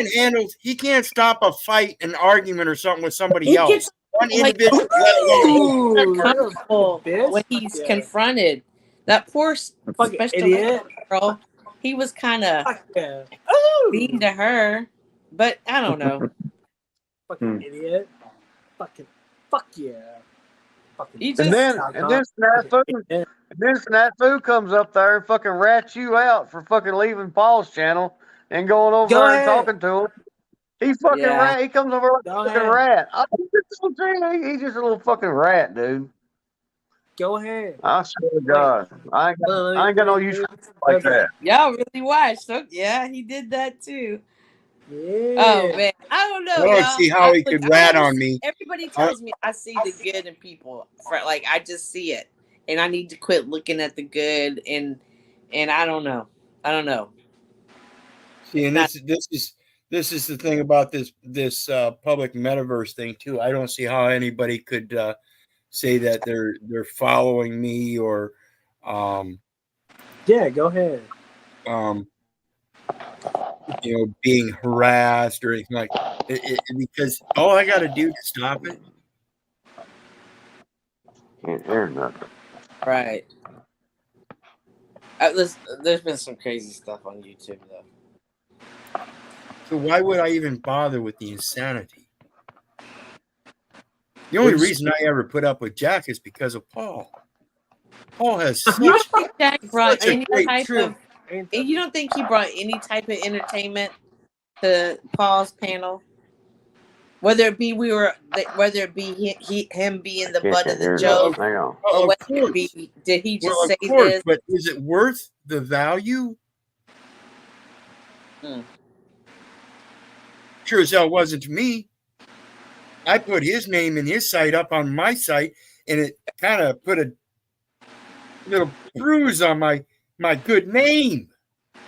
The motherfucking punk ass coward, narcissistic bipolar bitch. Jack, Ooh. not you, Jack. Oh, okay. Yeah, I don't know. I hate to see somebody in the broken state, but he's broken. Listen, he had $70,000. He's still living in a very nice home with very nice clothes and very nice equipment. I mean, he's got a motherfucking mic and all that. I'm dealing with a fucking laptop that still got fucking keys missing. Still ain't got it fixed. Somebody sent me another laptop. It was a refurbished one. I wore it out in a week. So now I'm dealing with trying to get another laptop again. Somebody wants the link down there. Woo! Send him the link. I just did.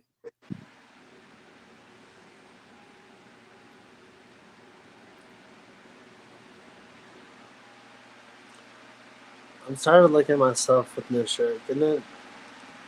Should I put my shirt on? I don't know why it's not doing that, damn. So here you go. No, you should leave your shirt off. I'm cool with it.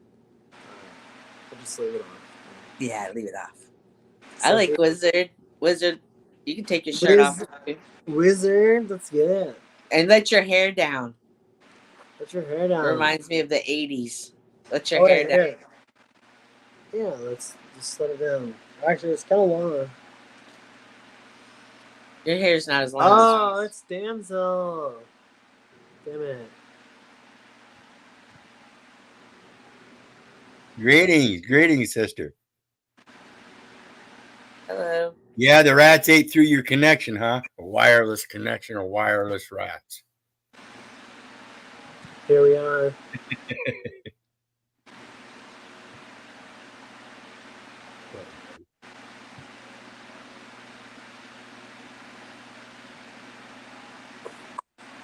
You have the floor, darling. Now I can hear you.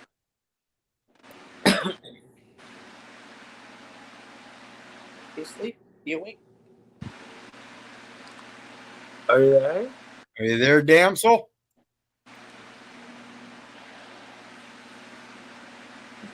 Yeah, I'm not hearing that. Yeah, we're not hearing you if you're speaking, damsel. All right, well, I'm gonna mute you out. Maybe go out and try again or something. I don't know.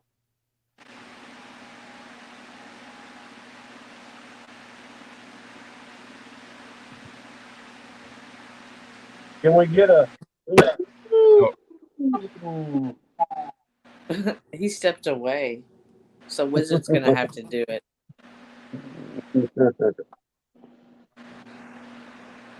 What am I gonna have to do? Sorry, my apologies. The ooh sound.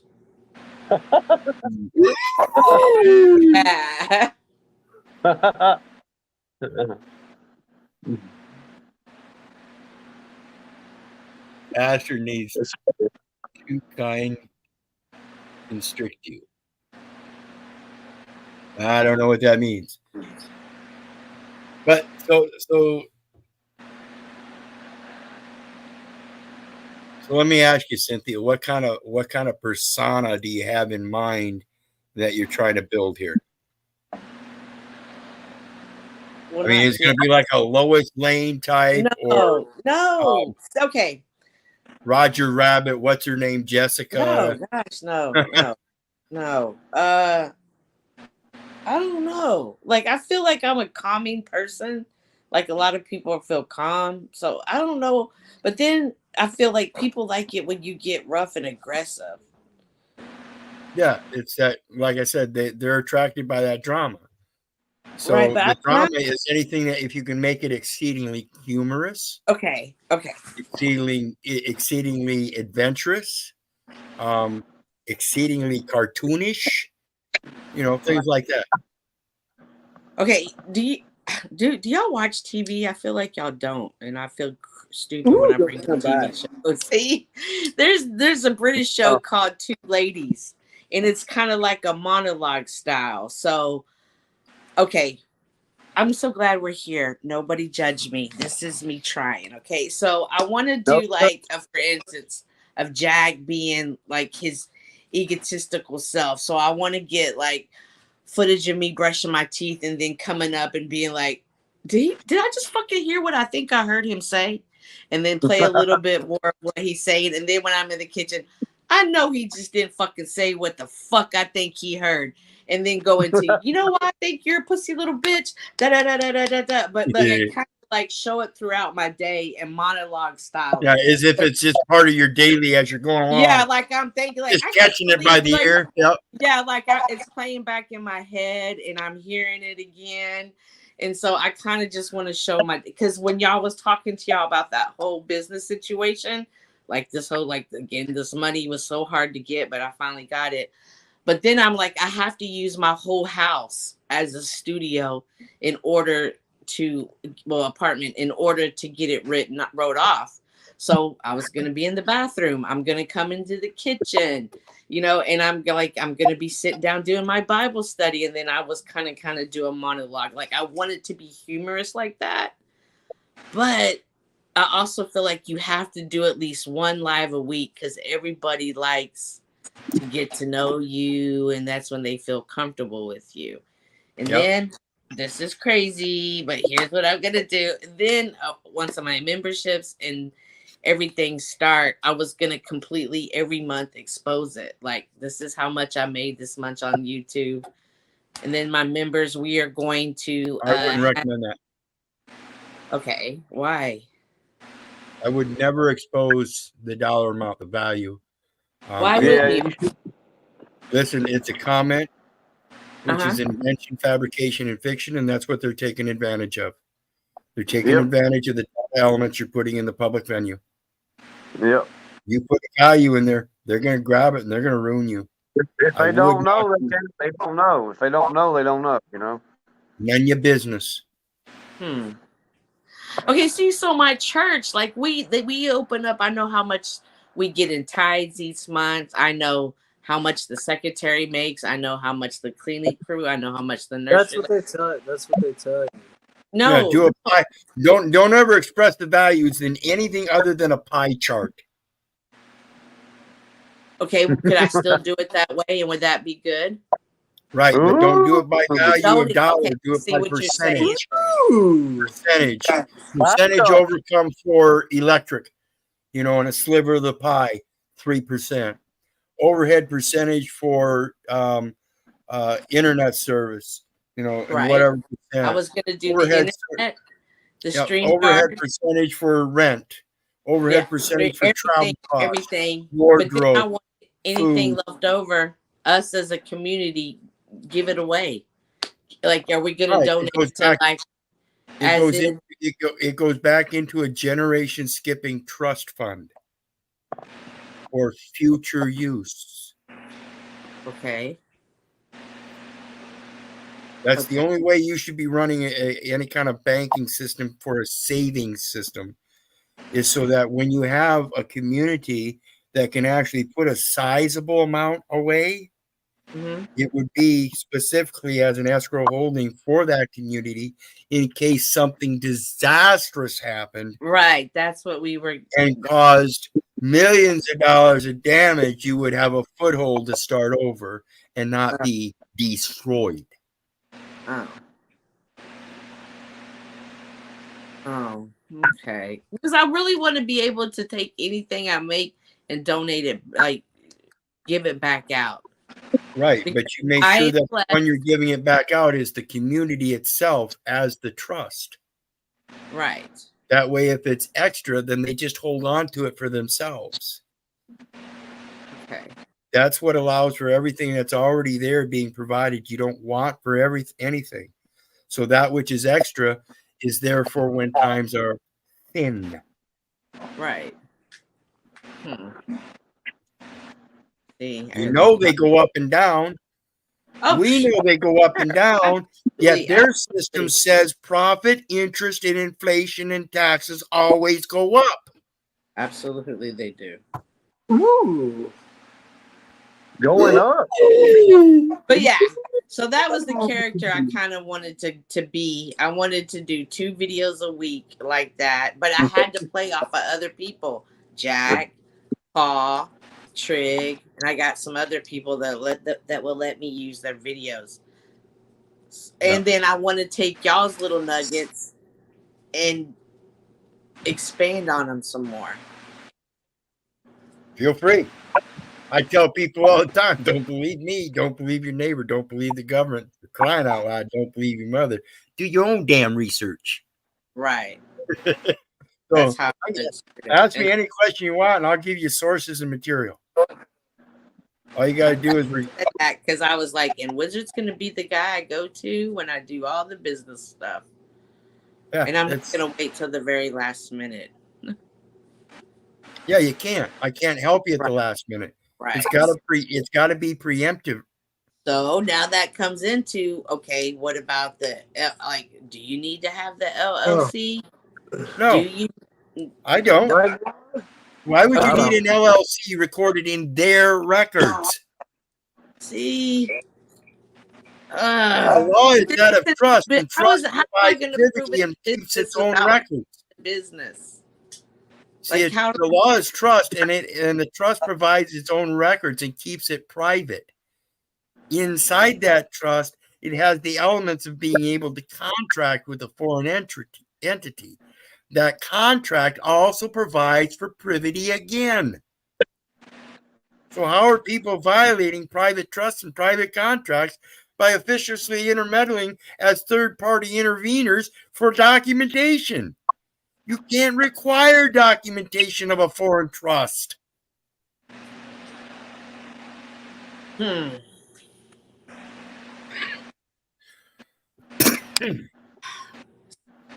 don't know. Just because see, here's another thing. Like, you just got to be smart, because right now, I don't even want to say too much. But is that smart when you got bumped on the head? No, you got to just be smart when it comes to the internet. You got hurt when you got bumped on the head. Does it hurt? Does it hurt if you get bumped on the head? Oh yeah, sometimes yeah. And they say that's smart, right? To get bumped on the head? Yeah, they say that's smarts, right? I'm not. It means the same thing as that hurts, right? Right. I don't want to be smart. Oh, okay. So it's a matter of correcting all the words and everything. See, this is why I catch people off guard. Is that they don't know the first thing about a lot of the words and terms. Right. That's what you were saying a while ago about, do you understand English? I can save you $15 on your car insurance. But yeah, so that's how. But no, I didn't want it to. I wanted to be like just a funny old lady, like lean into the old lady. Well, and like I said, you know, I'm just like Paul. You can lean into me all you want, but I'm gonna own it. Who's deleting your comments? There shouldn't be anyone deleting any comments. No, I'm just like Paul. You ain't nobody got a wrench. Maybe they're just deleting their own comments. Yeah, that could be possible. Somebody wrote a comment and decided they didn't want it, so they removed it. But it ain't nobody else deleting somebody else's comments.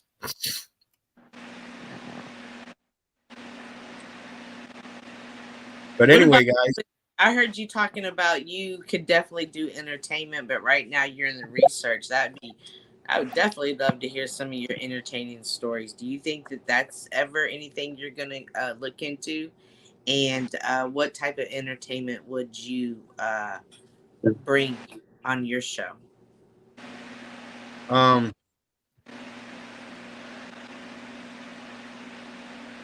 If I was to get involved in the entertainment again, it would be on the physical end, just like it was before. Mm-hmm. So I would be actual events with actual face-to-face people. I wouldn't do it on the internet. The only thing on the internet would be the actual advertising, sales, and the tickets. But that would just be a manifestation of having to do the actual event. Have And you? some of those, just so I can drop some names, Sylvester Stallone and Tina Turner, we did auction dinners where they brought some of their personal items to auction off. And before we did the auction, we had a dining hall, and we were able to sell seats in the dining hall to eat with them. One for Tina Turner and another event for Sylvester Stallone, and we filled all seats for $100 a seat. Nice. And then at the auction, they sold out their items, and the total amount that was brought in as revenue, 10% was given back to the community as part of the agreement, and Right. therefore the contract was already made. The taxes were already paid according to the contract, which is what allows us to pay through Federal Reserve notes, as opposed to the contract through the IRS that says you have to pay with taxes with stamps. And so, have you ever thought about doing online events and auctions, YouTube events and auctions? No. No. You have to seek out the items first. And again, if you're going to do that, you may as well do it direct with the owner. And it has to be somebody like maybe Sylvester Stallone, Tina Turner, a famous football player, baseball player, something like that, movie star. It's got to be somebody that they themselves have a valuable signature.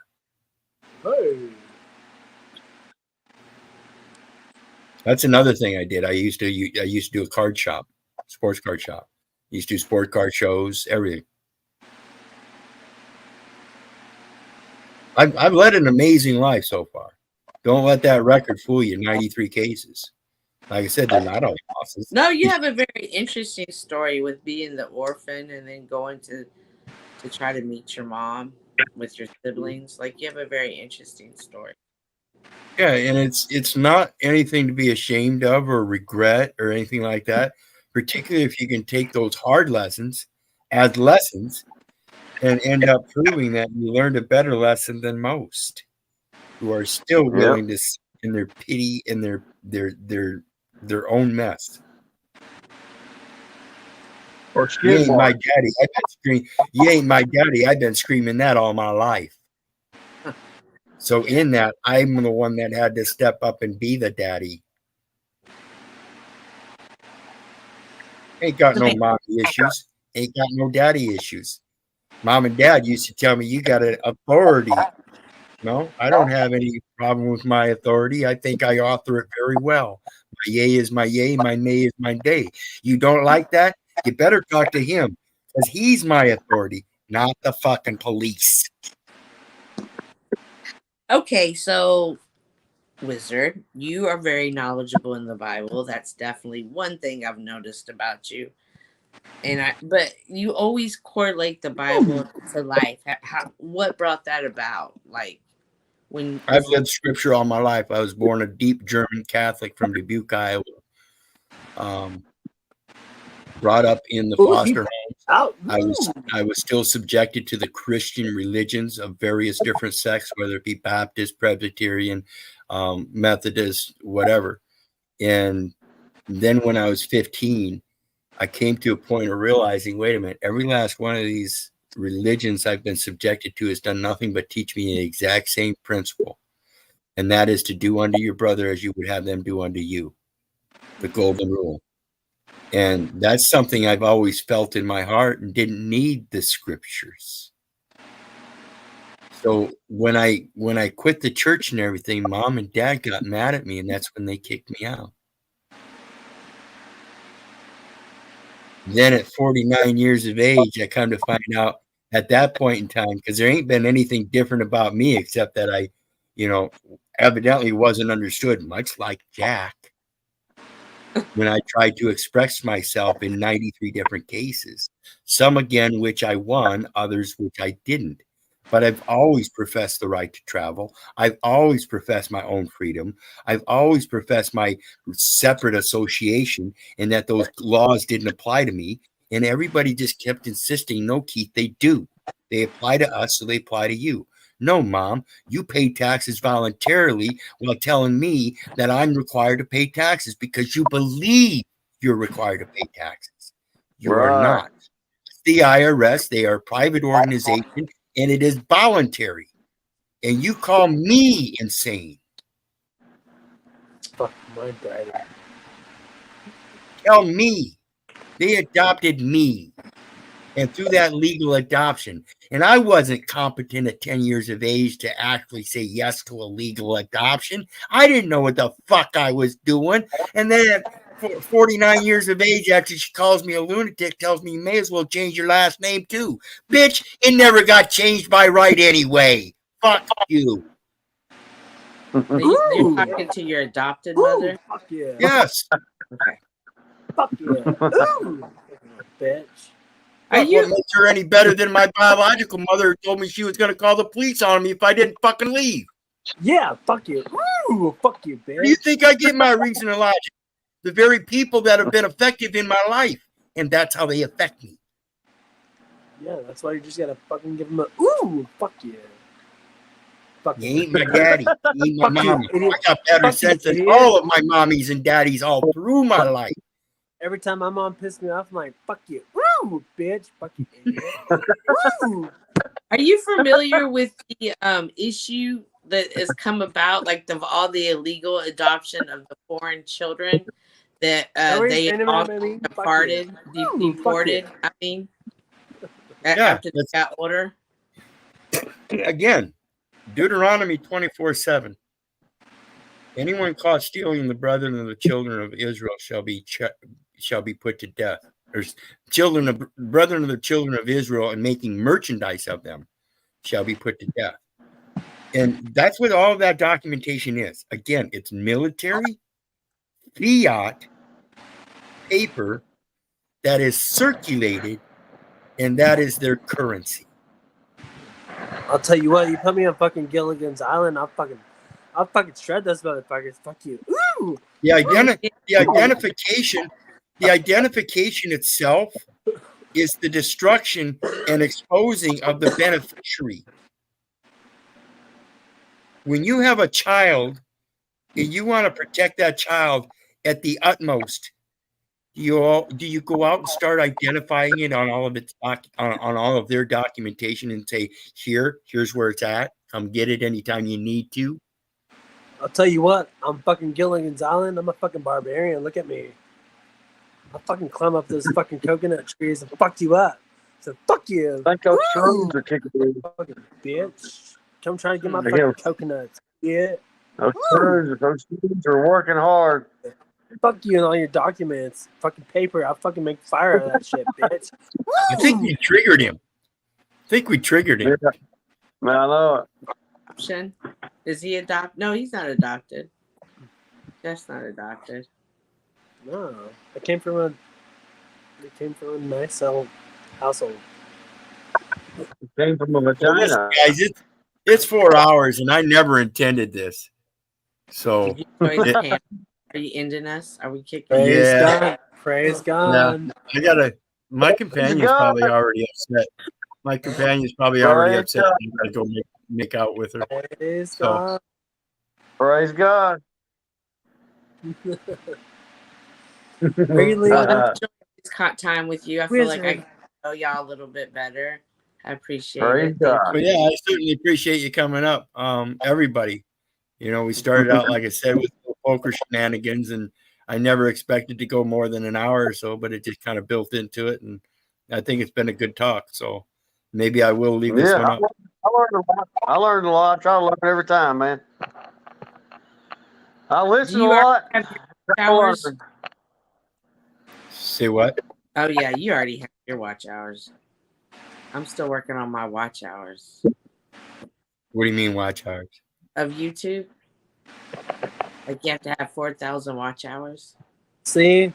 That's your prickly. You're going by numbers. I don't care. I'm putting a message out. It's going to get out. You got to be a gooey person.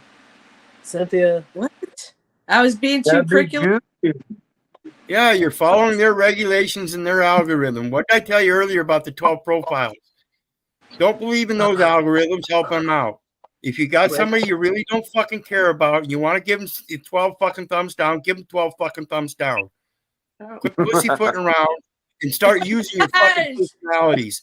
Just learn how to put them in order. Cynthia, are you That's really why looking? you Are have you a really personality looking? disorder because you don't know how to put your personalities in order. Are you really looking down at your hours? No, not at this moment. But you were right I now. will. Hang on. Let me. Oh, I don't Well, I have enough. thought. Okay. Let me see. Yeah, I definitely don't have enough hours. All right, I'm like y'all. I gotta get some sleep. It's good hanging with y'all. Bye. Thank you. Good Appreciate night, you. Bear. All right. Thanks for being here. All right, man. I'll see y'all tomorrow, today, or sometime. Love you guys. Hey, what's up, Timmy? Oh, Timmy's here now. Son of a bitch. Oh, you little son of a bitch. Oh, What come we on do? up Lose here. some people? Come on up here, Timmy, you little bitch. Fuck yeah.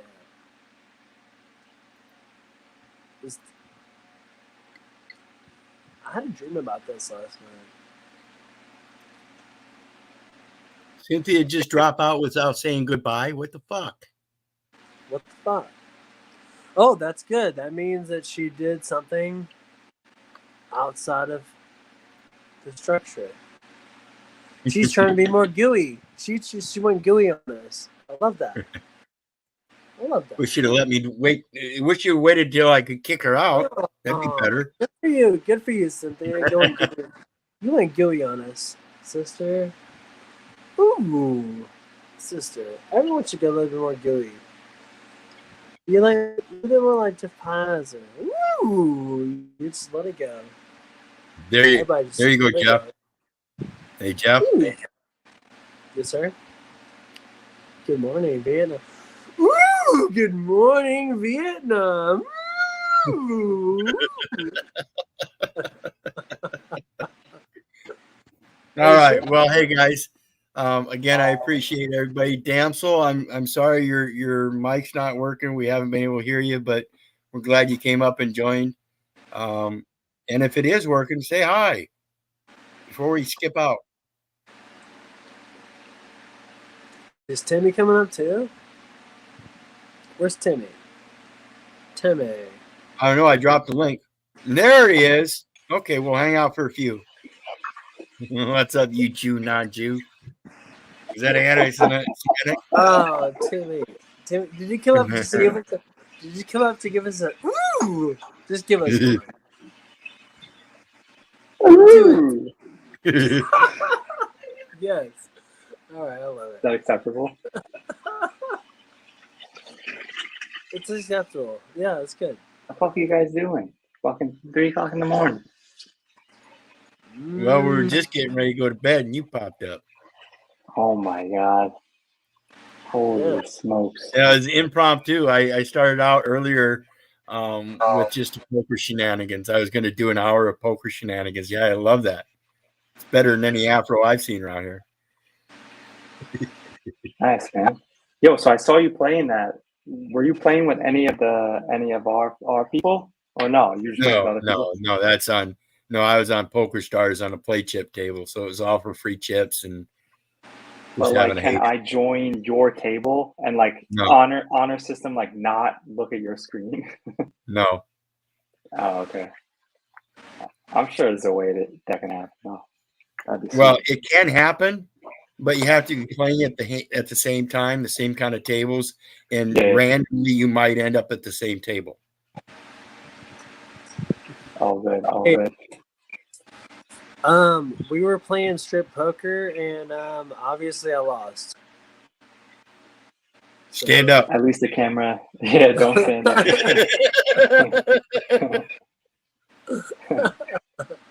Timmy, you just woke up to this. You just woke up like this. Okay. No, man, I've been up for 12 motherfucking hours. It's the middle of the day for me, and I'm just like in the zone, working. I'm like, I just a quick YouTube check. I don't even know why the fuck I checked, and then I'm like, these guys. El Perro live. Oh yeah, these losers. Yeah. Nah, I did come up here and then you guys are just so like, you guys are What's the correct word? Magnetic. Yeah, you got it. No, you There guys you are Yeah, polar. chill. Ooh, like a I don't know about polarizer. polar, maybe. Ooh. But I came up. I clicked the link to be like, what the fuck are you guys doing up? And you guys should be fucking in bed and like doing something on your mission and purpose in the morning. What the fuck? Like, I know Wizards, like Wizards beyond that, right? Like, but Pies, like, what the fuck are you doing, man? Come Well, on. that's what I told him earlier. God and the devil, neither one sleeps, so why should I? That's fair, I guess. But I think I've been too soft on people, so I figured I'd start today. And say, Hey, Timmy. what the fuck? What are we Hey, doing, Timmy. man? Yes. Hello. What I will tell you, what Pies doing right now, this is the first time in a long time that I've managed a fucking badass. I got a fucking super team, dude. The team that's under me right now, I trust them. They get it. So Who's that? Give me some details. Without like doxing yourself. What are you talking about? No, what I'm saying is that I've got a super team now, and they know what's up, and I can finally take like a breather, even if it's only like 2 hours, to not That's all I worry. Just if like I'm sure Timmy. Dude, so no, Timmy, because you're probably always worried about managing your team, right? Being in control. Yeah. I mean, on some level, but I mean, if I'm really doing that, then I'm a failure. You got to make some fucking processes. Do we need to turn this into a fucking systems dynamics call right now? No, everything that I'm running a well-oiled machine at my point, so you don't have to worry about me, Timmy. I am worried because it's 3 o'clock in the morning or 2 o'clock or it's some time after midnight, and you're naked on the internet, and I'm like, what the fuck is going on? No, it's only like one. Wizard did this because obviously he's the master of spells. So don't blame Wizard. I put a spell on you. Anyways, I get you, Timmy. Going down the hammer. All right, so thanks for wasting the last 3 minutes of my life. So what the fuck are you talking about? You fucking dickhead. I just wanted you to say, "Ooh, that's on." That's it. And he did, so that's. I wasted my own life. Disappointed. So, I guess. It was anticlimactic, right? Son of a bitch. Yes. Someone's gonna clip this. It's gonna be horrible. Yeah, I think we got a couple good clips tonight. I've got to go. Timmy's right. I got things. What the fuck? Where are you going? Now you're leaving? Don't run. He's running. You should know, brother. You only got a few minutes. I mean, even City Hall gives you 3 minutes, but that's about it. Yeah, I had to use that on you the other day, Wiz. Fuck, cut me off. Like, even fucking City Hall is in 3 minutes. Yeah, they did use that. All right, so Timmy. Wow. This is Mysterio. Oh, that was the bit that I was gonna do, but I think it ran its course. So. Yeah, it did. He just leaves. You kicked him out? Either way is good. Either way. You son of a bitch. You motherfuckers. Listen, I do have to get to sleep, guys, so I'm gonna let it down tonight. Say what? Yeah, I've got a business to run. See you guys later. Yeah. I'm coming for you, Pizer. I'm gonna find out what the hell you're talking about. Like, I will find out. Don't you worry about that. I'm gonna be like the reverse Tommy. Like Tommy's just like he's a pain in the ass and he like follows you or like he just like follows everybody and he's a menace. Like for like to what end? I'm gonna start hunting folks and to see what the fuck they're actually doing in their lives. Not in a weird way, but like their public stuff. Like, what do you do? Well, Why are you well, not doing more? I yeah, think yeah. Wizard, you'd appreciate that, right? Well, yeah, just make a quick little clip, a quick little clip, and show how you destroyed somebody, and then watch them about 6 months later. They're still there. I don't know how many people. I don't know how many people Tommy has destroyed, and they're all still here. Oh yeah. I mean, I'm just using him as an example, right? In his modus operandi, but like, you know, if we take stock. I mean, at the end of the day, like you always say, you can't do nothing for anybody else, right? So everybody's got to do their own stuff. But I mean, people should reflect where they're at. Like since 1 year ago, since these fucking panels, we've been doing these fucking panels, right? And I made a lot of self-reflection and stuff. Like that's for me. I can share stuff if you want to know, but like, you know, I know you do shit every day. But I don't know. Most of these things, I think most people do these things as just let me find other people and commiserate about our slavery, and then just continue to sit back and, you know, gain another 10 pounds and just grow another year older. You know, so yeah, and that's a lot of people like that convenience. Because that's what it is. Convenience. Yeah, they just most folks want to put the responsibility on somebody else so that they don't really have to do anything, you know. So I'm gonna be more like aggressive, like, yo, motherfuckers, like this is great and entertaining, and whatnot. But like, yo, let's who wants to actually do something? And it's just like, for example, just thinking off the top of my head, like Verily talking about how she's so stuck in her thing, and but has she simply opened a negotiation with her? Do you remember that saga? I don't know. It was like a month ago, right? I don't know. Long story short, it's like she was afraid to like go out of her work situation because she doesn't really like it. She wants to do other shit. And I'm like, okay. And people gave her like an hour's worth of stuff that she could do. Like, I want to know if she did any of that shit. Because, you know, in my day to day, that's just it. And see, that's just it. That's why in the last 7 years that I've been doing all this research, you see all the research I've done, and I show the work that I've been doing too. I show you the documents I've written. Yeah. I show you that I entered into that case. I show you the private communications that I write to people like PayPal and the IRS and the Board of Governors and this and that. I tell you about my conversations with the Postal Service, the post office I got online today because the Board of Governors of the Postal Service ignored my email 10 days ago.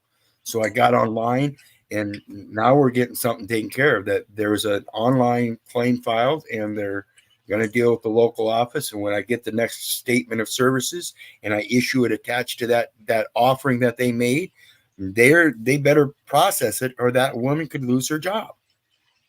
Period. The claim has been filed. Now she's supposed to follow the directive. So we'll see how it goes. And that's the thing. Most people don't want to do the work, so they don't have anything to show. Well, because then they could always fall back on I'm a victim, and the system is so whatever it is so bad. Things like Jack. Everything he's got to show. Yeah, everything he's got to show says that he's estranged and dangerous, and he is desperately trying to get other people to believe otherwise, and so he goes to the far extreme. That's where narcissism comes from. Jack. Oh, you're talking about Jack? Yeah, I mean, right. He's the epitome. He's like the perfect, the perfect demotivational like speaker, antithesis of implementation. I mean, I appreciate the words that he says on his on like his ambition, but then you know, it's he doesn't make smart goals, right? Specific, measured, actionable. I forget what the R is, and timely goals that are, you know, that he can actually execute on and then get feedback. So, but the only ones he's trying to do I mean, that's what he's trying to do. But the only ones he's trying to do that with is other people like Kay and everybody that he meets. He's trying to get somebody else to communicate with his son. And like I said earlier, if I was his son and I had these strange people calling me on behalf of my father, and I didn't want to talk to my father, I wouldn't want to talk to these strange people either. And I would take that as harassment. Yeah. Yeah, for sure. So I don't know if he'll ever get it, the concept of like the concentric circles. Like you got to make yourself better, then you got to make the guy next to you guys work together and get better, and then at the end of that is the whole world, right, and the public. But it starts with me, right? So yeah, it's just at the end of the day, we'll always have in our lives the community members around us and varying levels of agreeing or disagreeing. But, when we can choose to have people around us, for me personally, it's like, I daily never choose to continue to like hear the opinions of people that don't fucking execute on what they say, right? And what they do and what they're talking about. So if somebody's like got the same issue one week and then another week and the third week, it's like, oh, what'd you do about nothing? I mean, I can't have you around me. It's just like, what value do they bring? I mean, it's kind of harsh, but it's just the facts of life. Like, I can't. What can I do with them or for them if they're not going to implement on their own and at least give it a shot? Right, and that's like with my mom and dad. Even in that position, they may be my mom and dad, but how can they help me if they honestly believe the police are my authority when I believe God is my authority? There's no way in hell. So not communicating with them makes sense. That's good, man. I don't know. Are you going to get the hell out of here? Yep. Yeah, man. All right, man. Well, Always a pleasure. God bless. Love you, brother. Thanks for stopping up. Too, and thanks, everybody. Again, I love you. I don't give a rat's ass whether you love me back. So God bless. We'll see you again next time. Thanks for joining us. Bye.